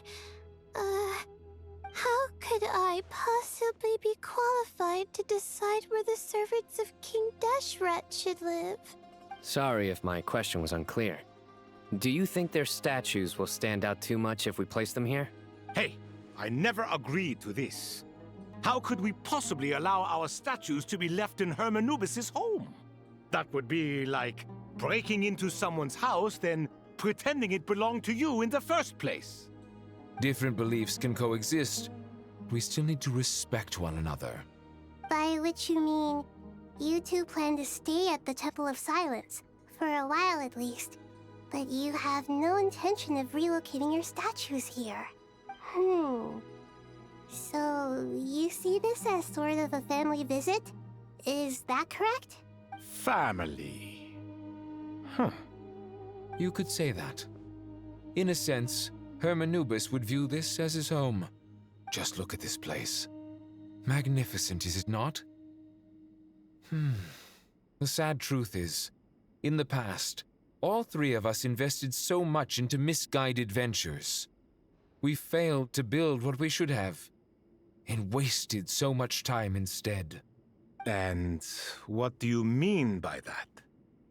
I mean that for the most part, time spent associating with the likes of Sobek, and, let's say, Thoth, might reasonably be considered wasted.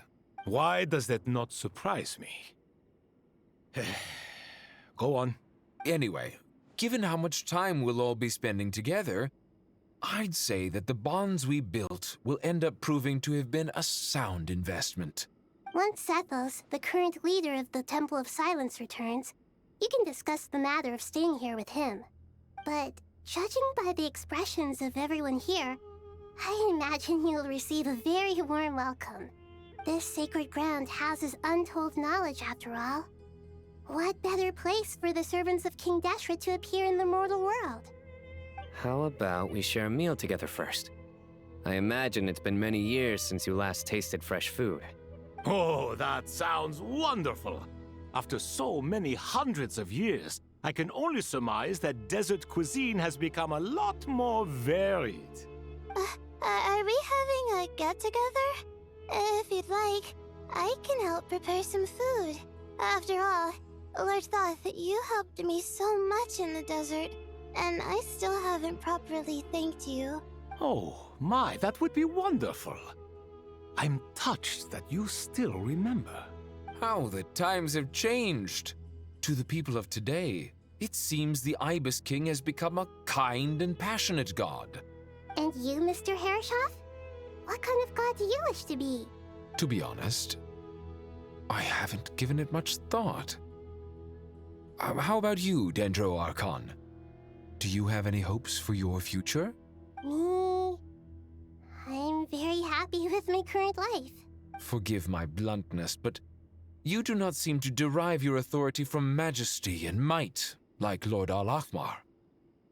Clearly your approach has its advantages, but also its dangers, don't you think? I do, but projecting a majestic front doesn't really suit me. Besides, my relationship with others isn't simply one of a god and her people. Not putting on airs might earn you more adoration. Exactly. Besides, I really like parties where everyone brings their own food, and we all come together to share. You should join us. I'm sure you'll find it fun. Last time when we got together for a picnic near the Avidia Forest, it was quite the occasion. Seeing as you're already here, how about we hold the next one in the desert? Can we do that? Wouldn't Tainari have to transport a ton of drinking water? Don't worry, I can help out. Layla, would you like to join us next time? Me? Sure. The more the merrier. That way we... Don't take this the wrong way. I just think you should know. When it comes to passing the time, chess is more our thing. In that case, Dendro Archon, what do you say? If I were to compete against you, I can't say with certainty I'd win, but I certainly wouldn't mind giving it a shot. Where's Sobek? I'm sure he'd be good for a few rounds. Cards, cards, cards! I'll always prefer chess. I wonder what variant of chess we're talking here. Mr. Thoth, is there some sort of astrological significance to this game? Oh, I'm glad you brought that up. As long as the leader of the Temple of Silence agrees, we can search Hermanubis' place for books to teach you how to play.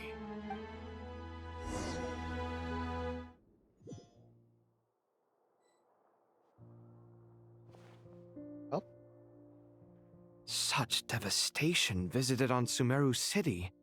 So many houses destroyed or damaged in the fighting. Who could have foreseen this? Look at all of this. It's going to take me forever to tidy up. I suppose living below the academia doesn't always work out to your advantage.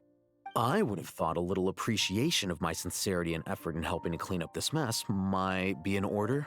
Helping? Effort?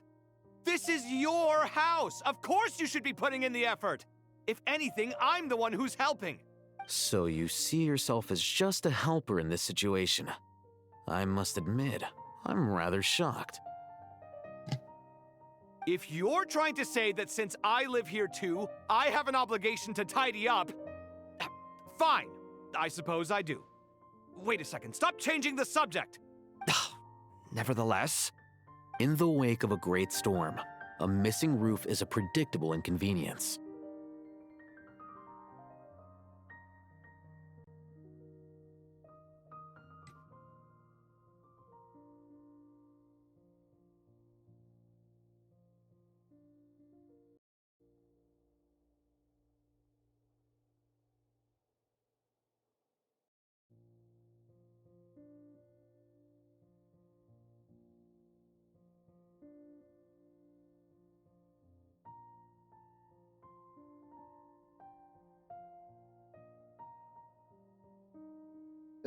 Can you stop making it seem like I care more about this house than you do? Doesn't it upset you at all to see your home in this state?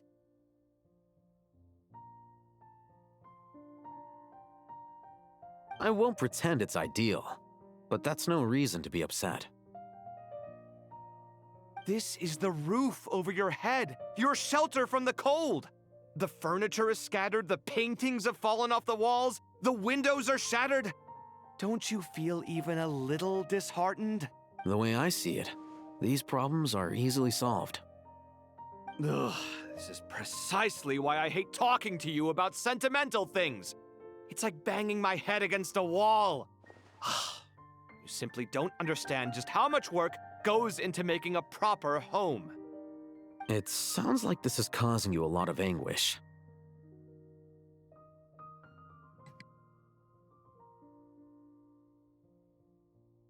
You mean the house or the paintings? I mean your sentimentality.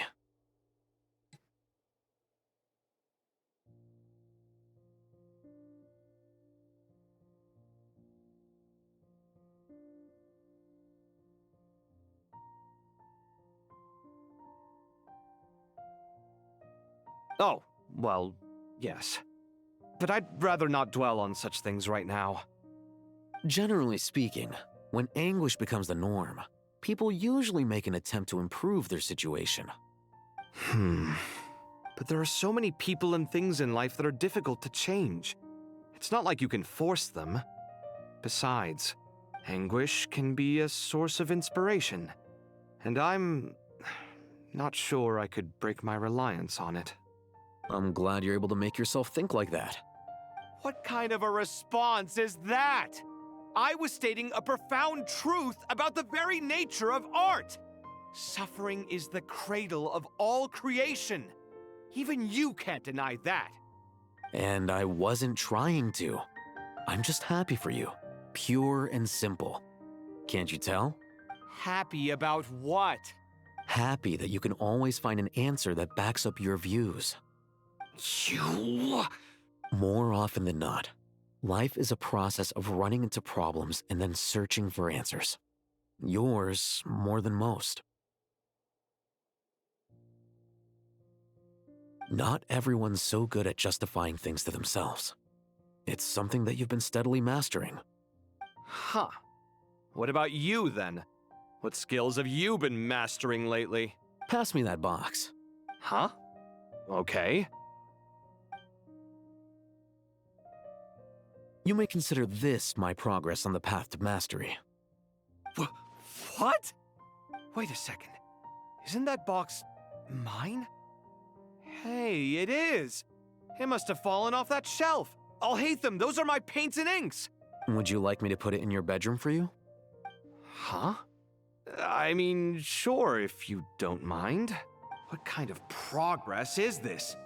Does he think he can bribe me? Not that giving me back my own things is much of a bribe. These books on the floor, they're a complete mess. And this one, didn't he say it was an out-of-print collectible?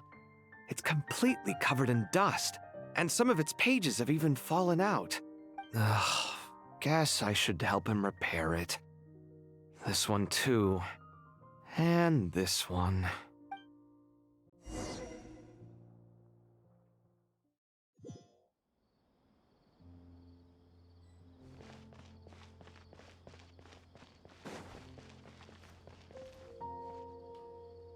Local subterbeasts, imported goods, such a bright future ahead. I can picture the Mora just rolling in.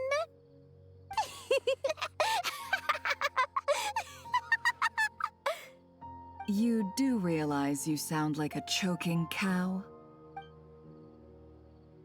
It's called being imposing. Can't you feel it? Are you not intimidated? Oh, I'm positively shaking in my sandals. What commands do you have for me, oh mighty Lord Sangamabe? You've got a lot of nerve, Nefer. You went and told Candace and the others everything, didn't you? Seriously, do you have any idea how differently they see me now? Surely that's a good thing. I presume they're more disposed to actually like you now, maybe even view you as a friend. You traded my secret for sympathy! Thanks to you, I've lost every last shred of my mercantile majesty. How am I supposed to make anyone think I'm a big, scary investor now? The dark days of Lord Sangamabe are behind you. Why not take this chance to make a few honest friends? Speaking of friends, since when did the notorious Lady Nefer gain such an admiration for holier-than-thou types? A moonchanter here? An angel there? Who'd have thought it? A coming together of fates, nothing more. No need to throw around accusations of admiration. Forget it. You're right about one thing at least. Making friends is never a bad thing for a merchant. Still, I really took a loss this time.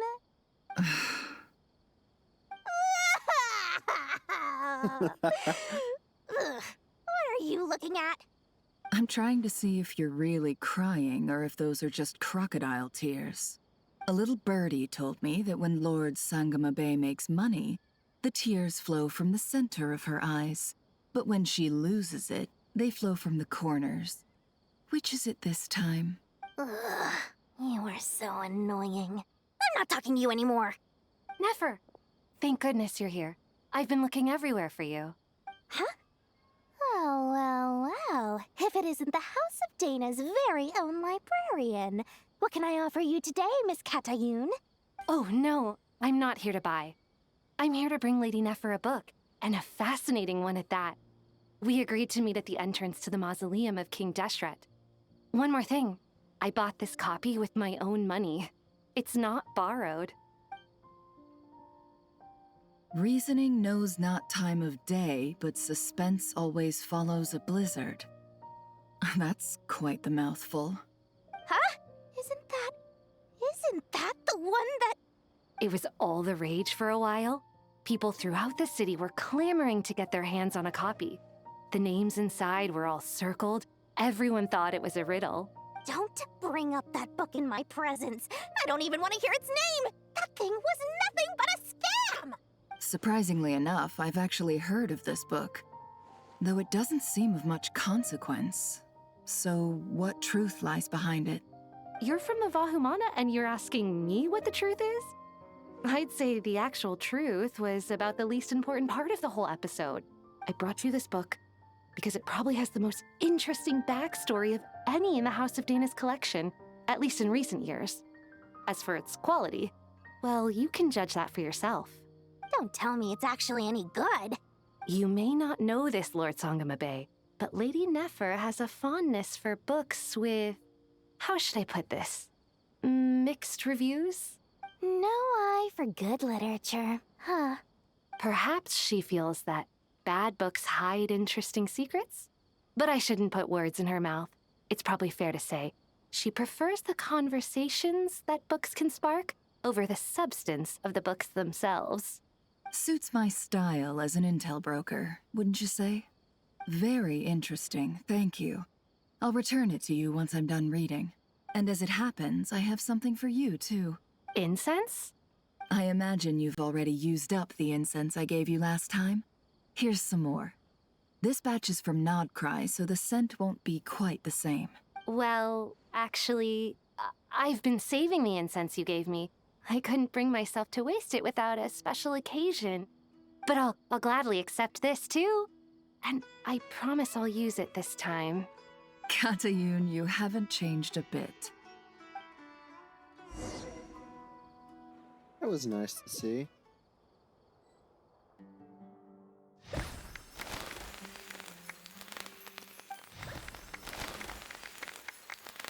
What, is she finally enrolled? Congratulations, Kale.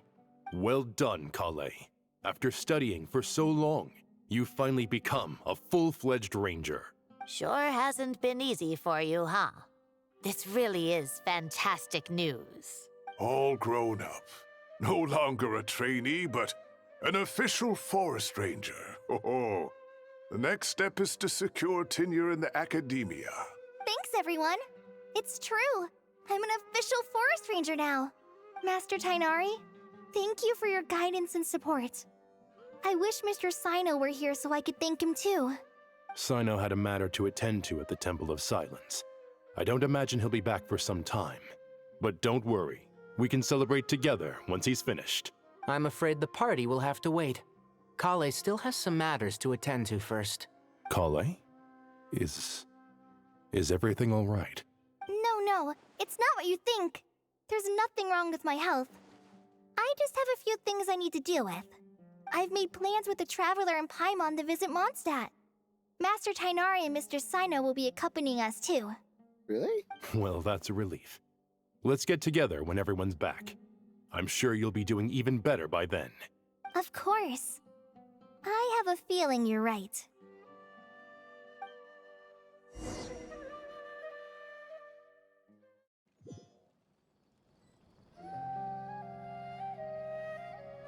Phew! After all that catching up on sleep and food, Paimon's feeling full of vim and vigor again. For someone who spends so much time resting, your recovery routine is surprisingly simple. Hey! Paimon's been working her butt off too, you know. She flew all over the city helping everyone out. Don't worry, I saw how hard you worked. All right, we all know you're the most hardworking person in Tavad. As long as you're rested and full, that's what really matters. Paimon's been looking around the place, and it seems like the city's already on the mend. But Paimon's been wondering how Nahida's doing. We should check in on her.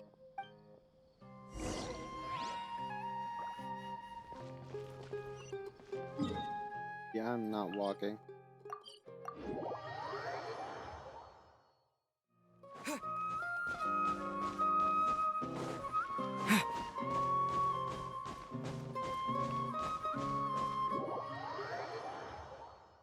Okay.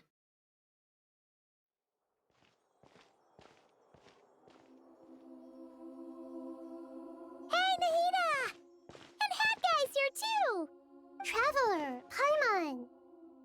What's going on here? Nothing much. Nahida was just expressing concern for my physical and mental well-being. Oh, the Traveler told Paimon all about that. We've both been very worried about you. Are you feeling alright? You make it sound like I'm on the brink of some kind of breakdown. Truth is, I'm doing much better than you might imagine. If we can just get to the bottom of Dottoro's intentions, we can minimize his negative influence. That's the sort of thing I excel at. Just listen to that newfound optimism. It seems like having you enroll in the Vahumana was a truly inspired move. I can really see the positive influence. Observe, a classic Sumeru specialty. Chalking everything up to education and learning. To be honest, even I can sense the change in you. Everything Dottore said to you was a way to manipulate your mind. Fortunately, you're no longer under his sway. Can someone as old as me really continue to grow? If it helps, just think of yourself as a late bloomer. It's all a matter of phrasing, and it comes down to what standards you measure yourself by. For a puppet, developing at such an age is perfectly normal. But if you choose to call yourself a late bloomer, it sounds more like you consider yourself human. However you see yourself, well done. All right, I see what you mean. Anyway, what's your next step? What else can I do but complete my current courses? Everything else can wait. Anyway, that's enough chit-chat. There are still things in the city I need to help out with. I'll be heading there now.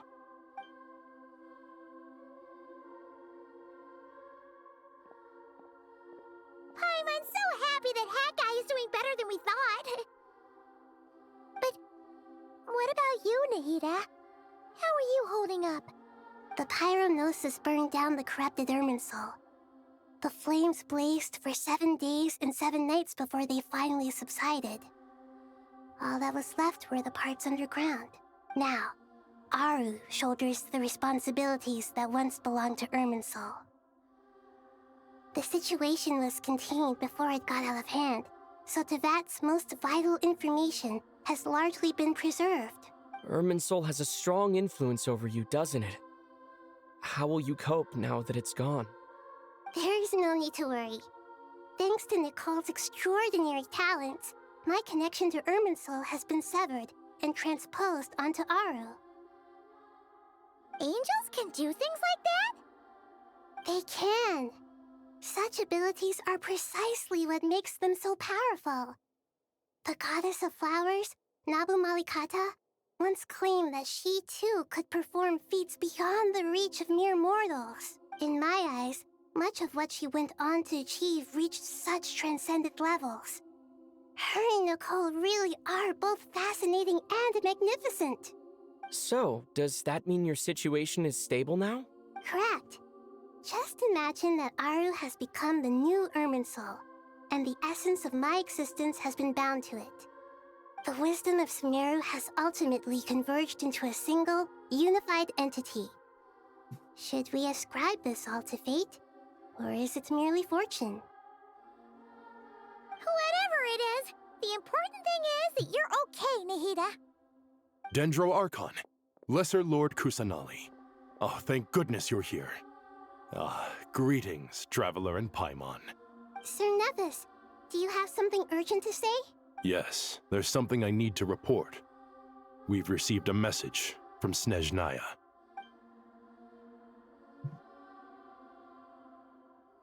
Oh, God.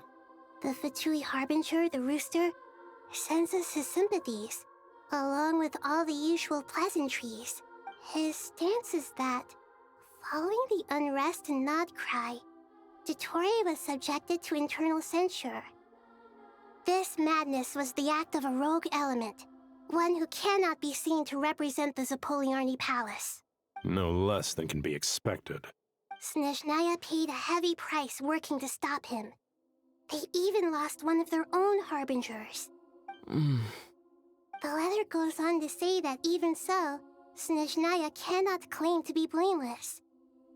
Apparently, they will deal with Dottore's subordinates in accordance with Snezhnayan law, holding all those involved in his crimes accountable. Additionally, they are supplying relief funds and supplies, which are already en route. They hope this will aid in Sumeru's reconstruction. Sounds like he's got an answer for everything. True. But as diplomatic rhetoric goes, it's highly effective. Completely watertight, both in logic and sentiment. This disaster has had a profound impact on Sumeru. There is much that I will keep in my heart. The matter of Dottore can be seen as settled for now. We are sure to cross paths again in the future, and in that light, Snezhnaya would do well to uphold their responsibilities and keep a tight rein over their actions. With Irminsul burned, the flow of fate now carries many more possibilities. I will be watching carefully. Perhaps we can move on to a less serious matter? Dendro Archon, will you eat with us once this matter is dealt with? Everyone wishes to celebrate together. Your presence would be most welcome. Of course! Junior Zod, Sino, and Hypatia all told me the same thing. If there isn't enough room for everyone, we can arrange back-to-back feasts. What a wonderful idea. That just leaves the question of what we should eat. Not more tomatoes, surely. More?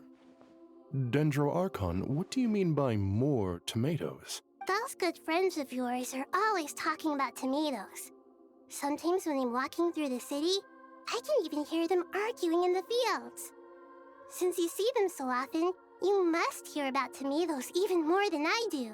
Tomatoes. Tomatoes. The word has a certain magic to it. Like the autumn fur of a sumpter beast swirling in the wind, sometimes flying up my nose. Tomatoes. What can we make with tomatoes? Wait, why tomatoes? Take your time, there's no need to rush. The Traveler, Paimon, and I still have somewhere we need to visit. You'll have plenty of time to think it over before I return. Does this mean you're going to Natlan? Meeting them there in person. It will require a long journey. I know. But this is necessary. I must go myself. Traveler, Paimon, we'll set off as soon as you're ready. Is that all right? Sure. We'll be ready whenever you are. You'll hear no objections from Paimon. We should grab some snacks along the way, though. It'll be just like going on a long holiday. Wonderful. I'm looking forward to this so much.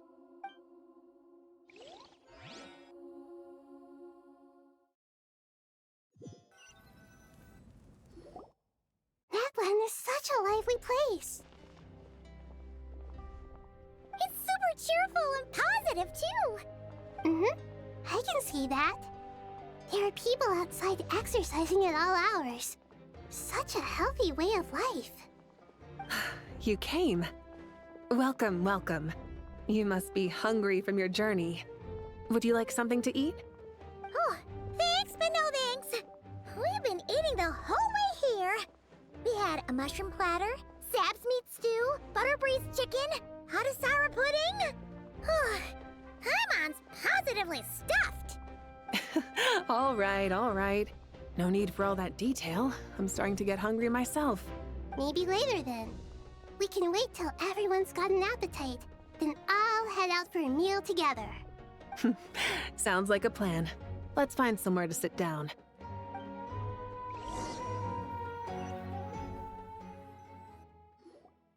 I should tell you, I already have some sense of why you've come. Why's that, Malika? To say thank you. Your senses are spot on. But on top of that, we also feel guilty. Because the pyronosis has vanished? I sensed its loss.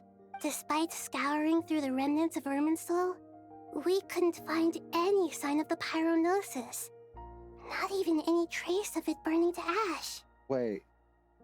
We destroyed the Gnosis? That's certainly unusual. Still, the potential fallout from Irminsul's loss is significant, to say the least. Perhaps the pyronosis's disappearance is simply a knock-on effect of the impact it's had on a certain strand of fate. There's no need to feel guilty. We were clear that this time, there was to be no returning, only giving. Pure and simple. Thank you really is a fascinating phrase. We use it to express gratitude for the smallest of things. Yet, when faced with a kindness too immense to describe, we use exactly the same words. It's not that we lack other means of expression. It's that when we truly need to express our feelings, the simplest and purest words are always the most powerful. You're right. In Natlan, we prefer simple expressions too. Companionship, friendship, support. They might not sound fancy, but the sentiment behind them is sincere. That's wonderful to hear. Sincere feelings are often a vehicle for the deepest wisdom of all. Irminsul's destruction doesn't seem to have done you much harm. I'm glad to see you're doing well. There's still a lot of work to do, but before we begin, we felt it was important to come here and speak with you. Partly to express our gratitude, but also because we felt that seeing you, in a sense, is like basking in warm sunlight. That's a nice way of putting it. I like that. To tell you the truth, though, I'm not a fan of somber meetings. So, since there's nothing more to say, why don't we go bask in some actual sunlight? The weather's beautiful today. What a great idea! Paimon's gonna lie back and soak up some rays.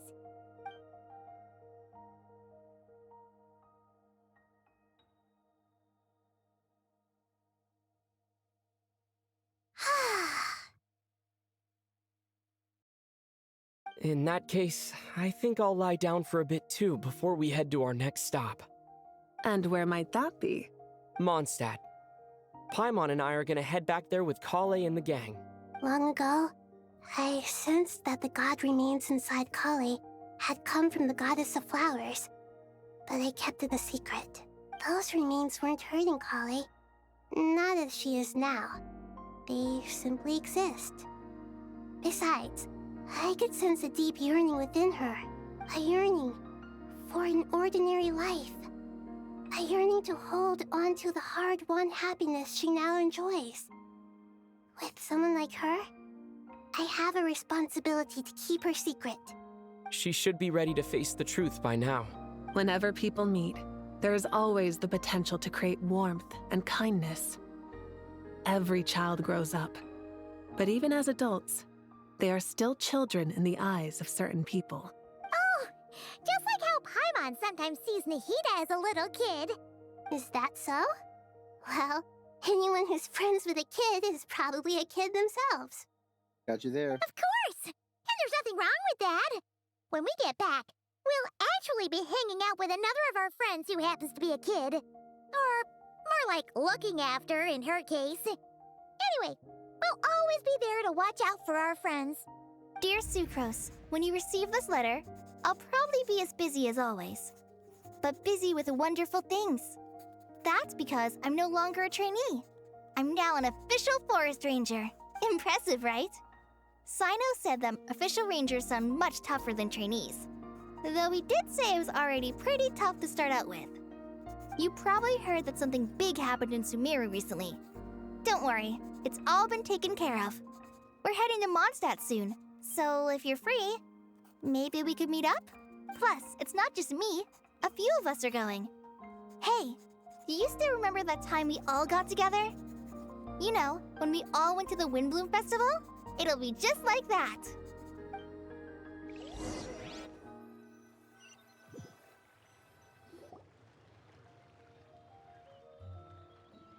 Dainari, is that... Don't you say it! Is that the great Vayu-Viastra? Behold, the great Vayu-Viastra, General Mahamatra. How times have changed. I wasn't expecting you to beat me to the punchline. You've changed. You've really upped the aggression in your battle against Sino's jokes. Kale, how did you know what I was going to say? For the love of... Hey! Traveler! Paimon, you're right on time! Timmy's pigeons! I hope we haven't kept you waiting. Calais! Sucrose! It's been so long! How have you been? I've been well. Everything's going great. What about you? Are you still busy? Not at the moment. Oh, right! That juicer you gave us works amazing! Farzan loves it! Seriously? That's wonderful. I don't suppose you drew up a detailed test report. Oh, what fruits did you use? How's the texture of the final product? Sucrose, you might want to try asking your questions one at a time. Albedo! Paimon didn't see you there! It's been a while since all of us were together like this. How about we follow the same plan as last time? Good idea, my friend. You never disappoint. So, what are your identities this time? Don't remind him. First things first. Allow me to introduce our very own official Forest Ranger Calais. The rest of us are simply her humble travel companions. This sounds like one of those mushy stories that gets people hooked on some corny, heartwarming premise. Oh, is our story not heartwarming? If I recall correctly, there was even a scene like this in King of Invocations. Besides being heartwarming, our story's also about tough, impressive-sounding job titles. At least that's what I think. What are we actually here to do?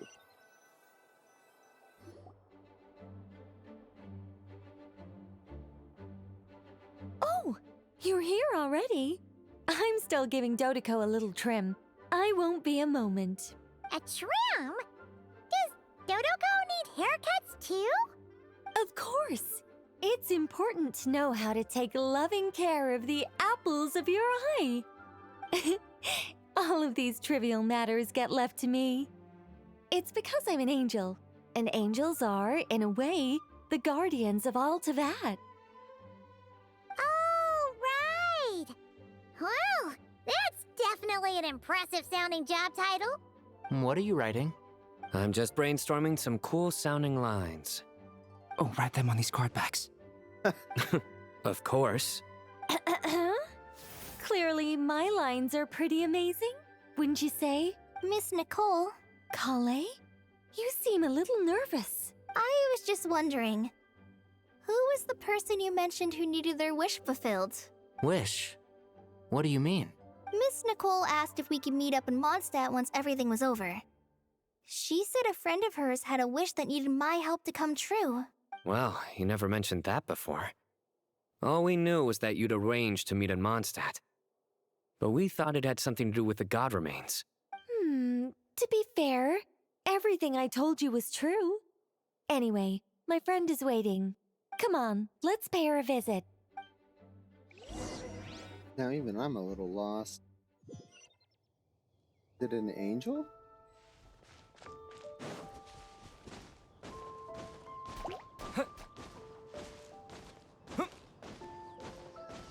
Oh, is it Prune? Huh? You're... Surprised? Oh, I bet you Lupin. weren't expecting to meet a woman like me beneath this beautiful tree in a faraway land. An oasis will spring from the place where a djinn resides. That saying falls somewhat flat here in Mondstadt, given that everywhere is already so lush and green. Lilupar! What are you doing here? I made friends with Miss Nicole. I asked her to bring me here and then invite Calais to come. The prologue to this story is that I have a wish. It has stirred within my heart for centuries, millennia even.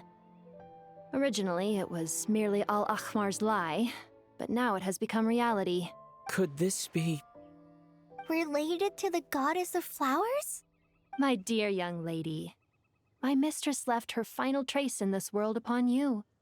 I can't tell you how glad I am to see you here. And now I have seen you, and peered into your heart. You have experienced hardships and suffered setbacks. The torment an ordinary person might expect to face has befallen you threefold. This is the source of your resilience. But, beneath all this, I've witnessed the seeds of desire. You yearn to return to the simple life you once knew, do you not? I do. I want to throw away everything that isn't mine. But how do you decide what is yours?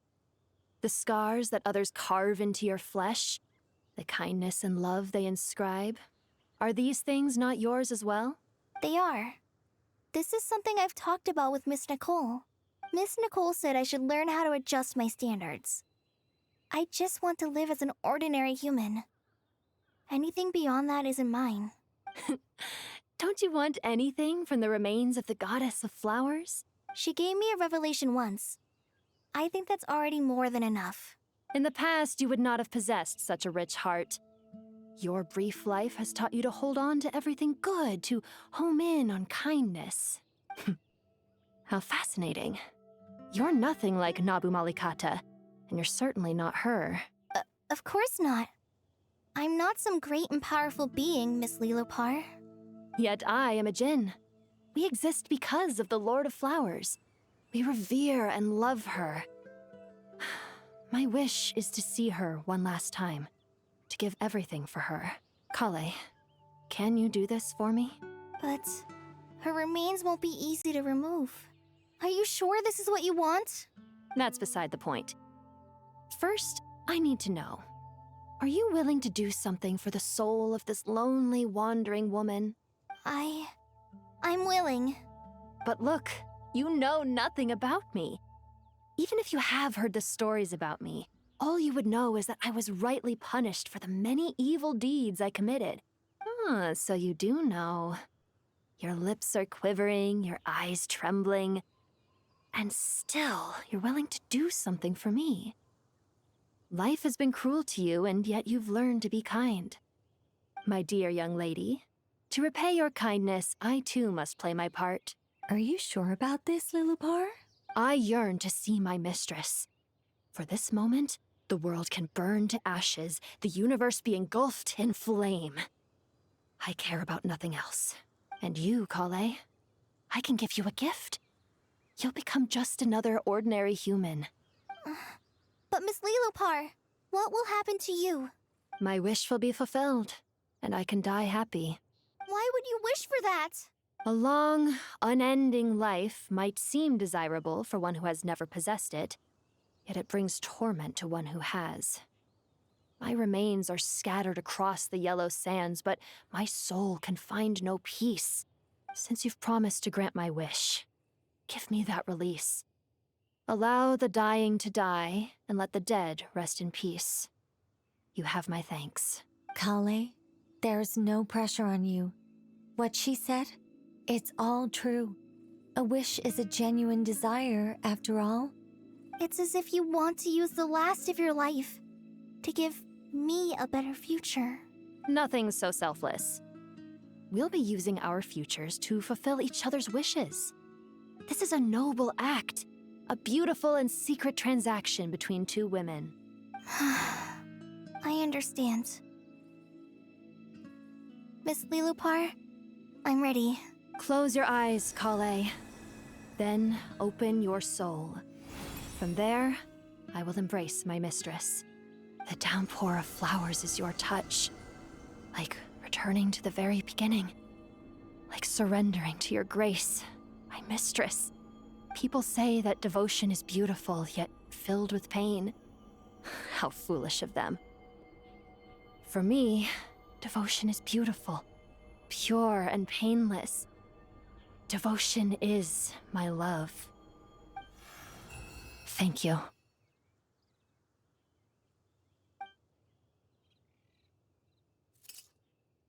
Damn.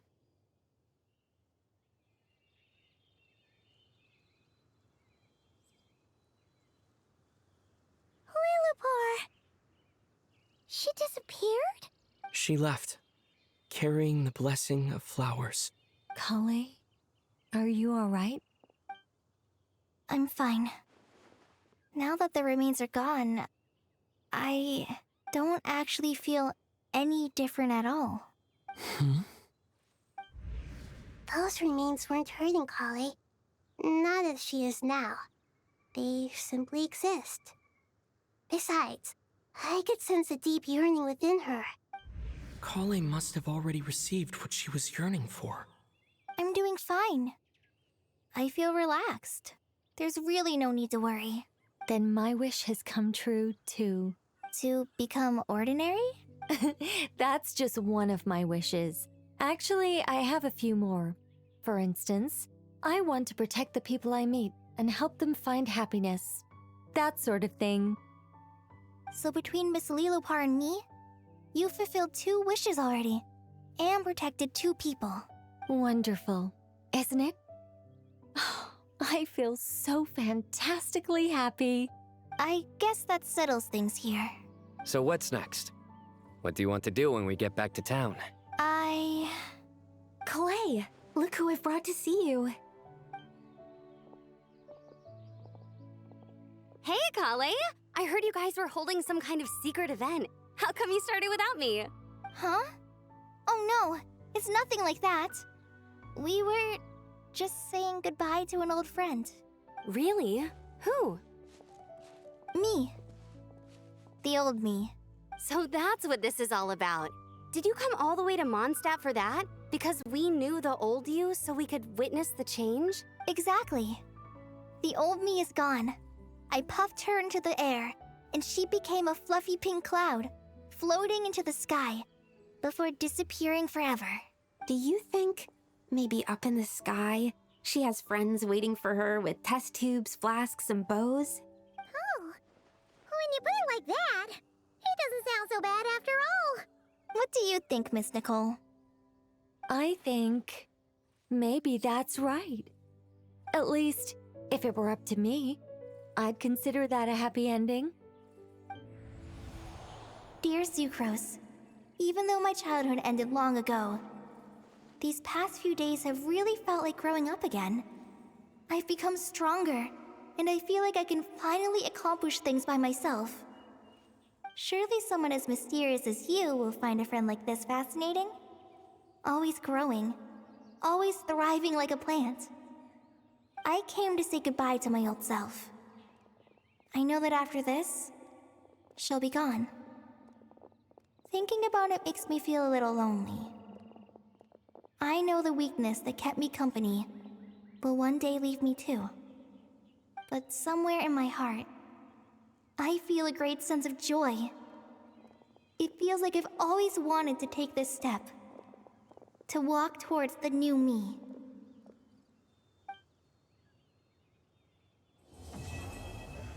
What a quest.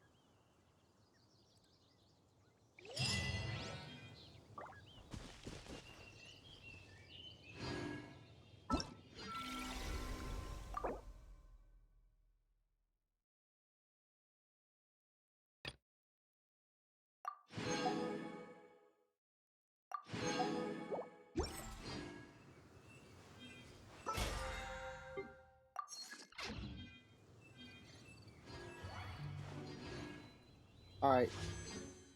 Well, do you think we can get Prune? I mean, maybe not. I don't know. Does getting a 5-star reset the 4-star counter too? Maybe.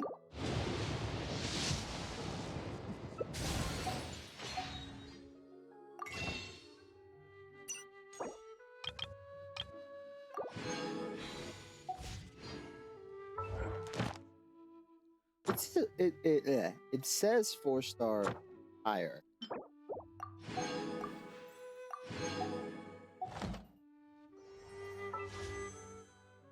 So, if it doesn't, then we have enough. Get it.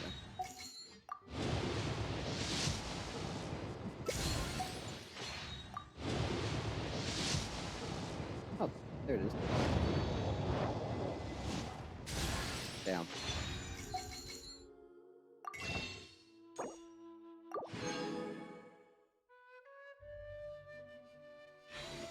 I could have done a 10 pull had I just.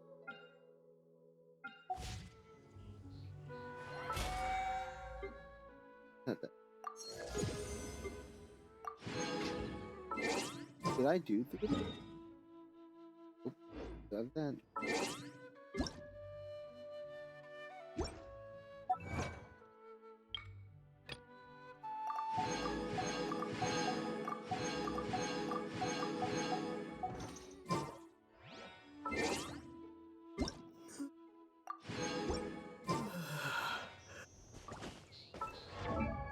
Did anyone get new voice?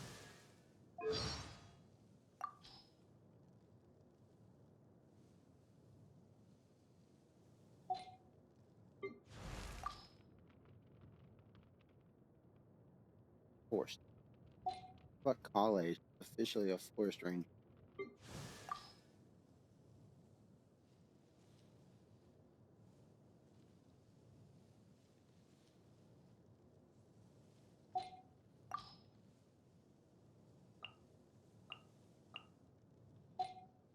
Oh, there's one thing I wanted to check.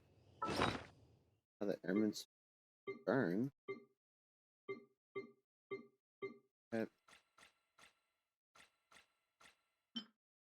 Damn.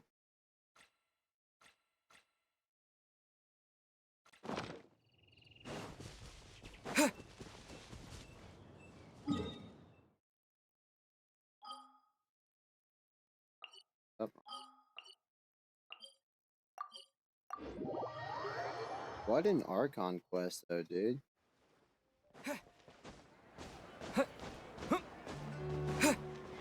Ad Astra.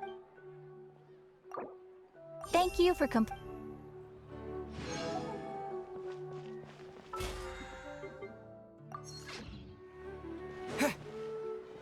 Is that...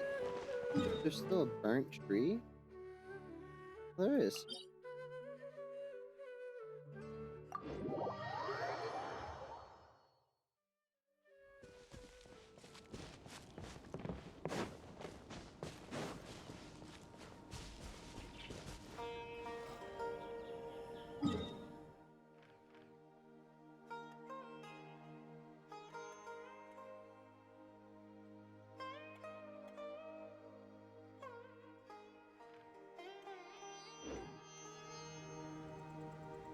Well, is that everything?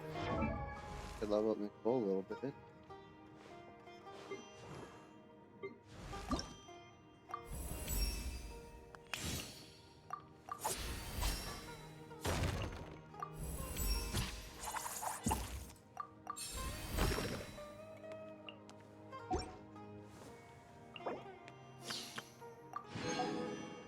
There might be another level 80 here.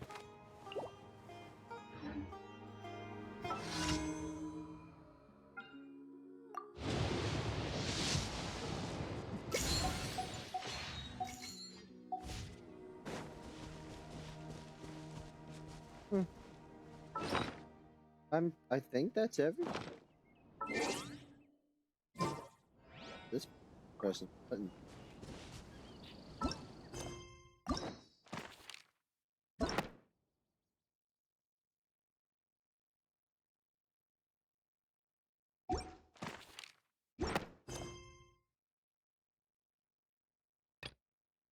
There are they.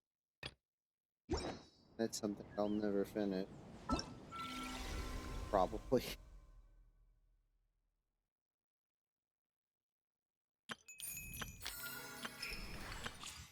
Oh, this is this too.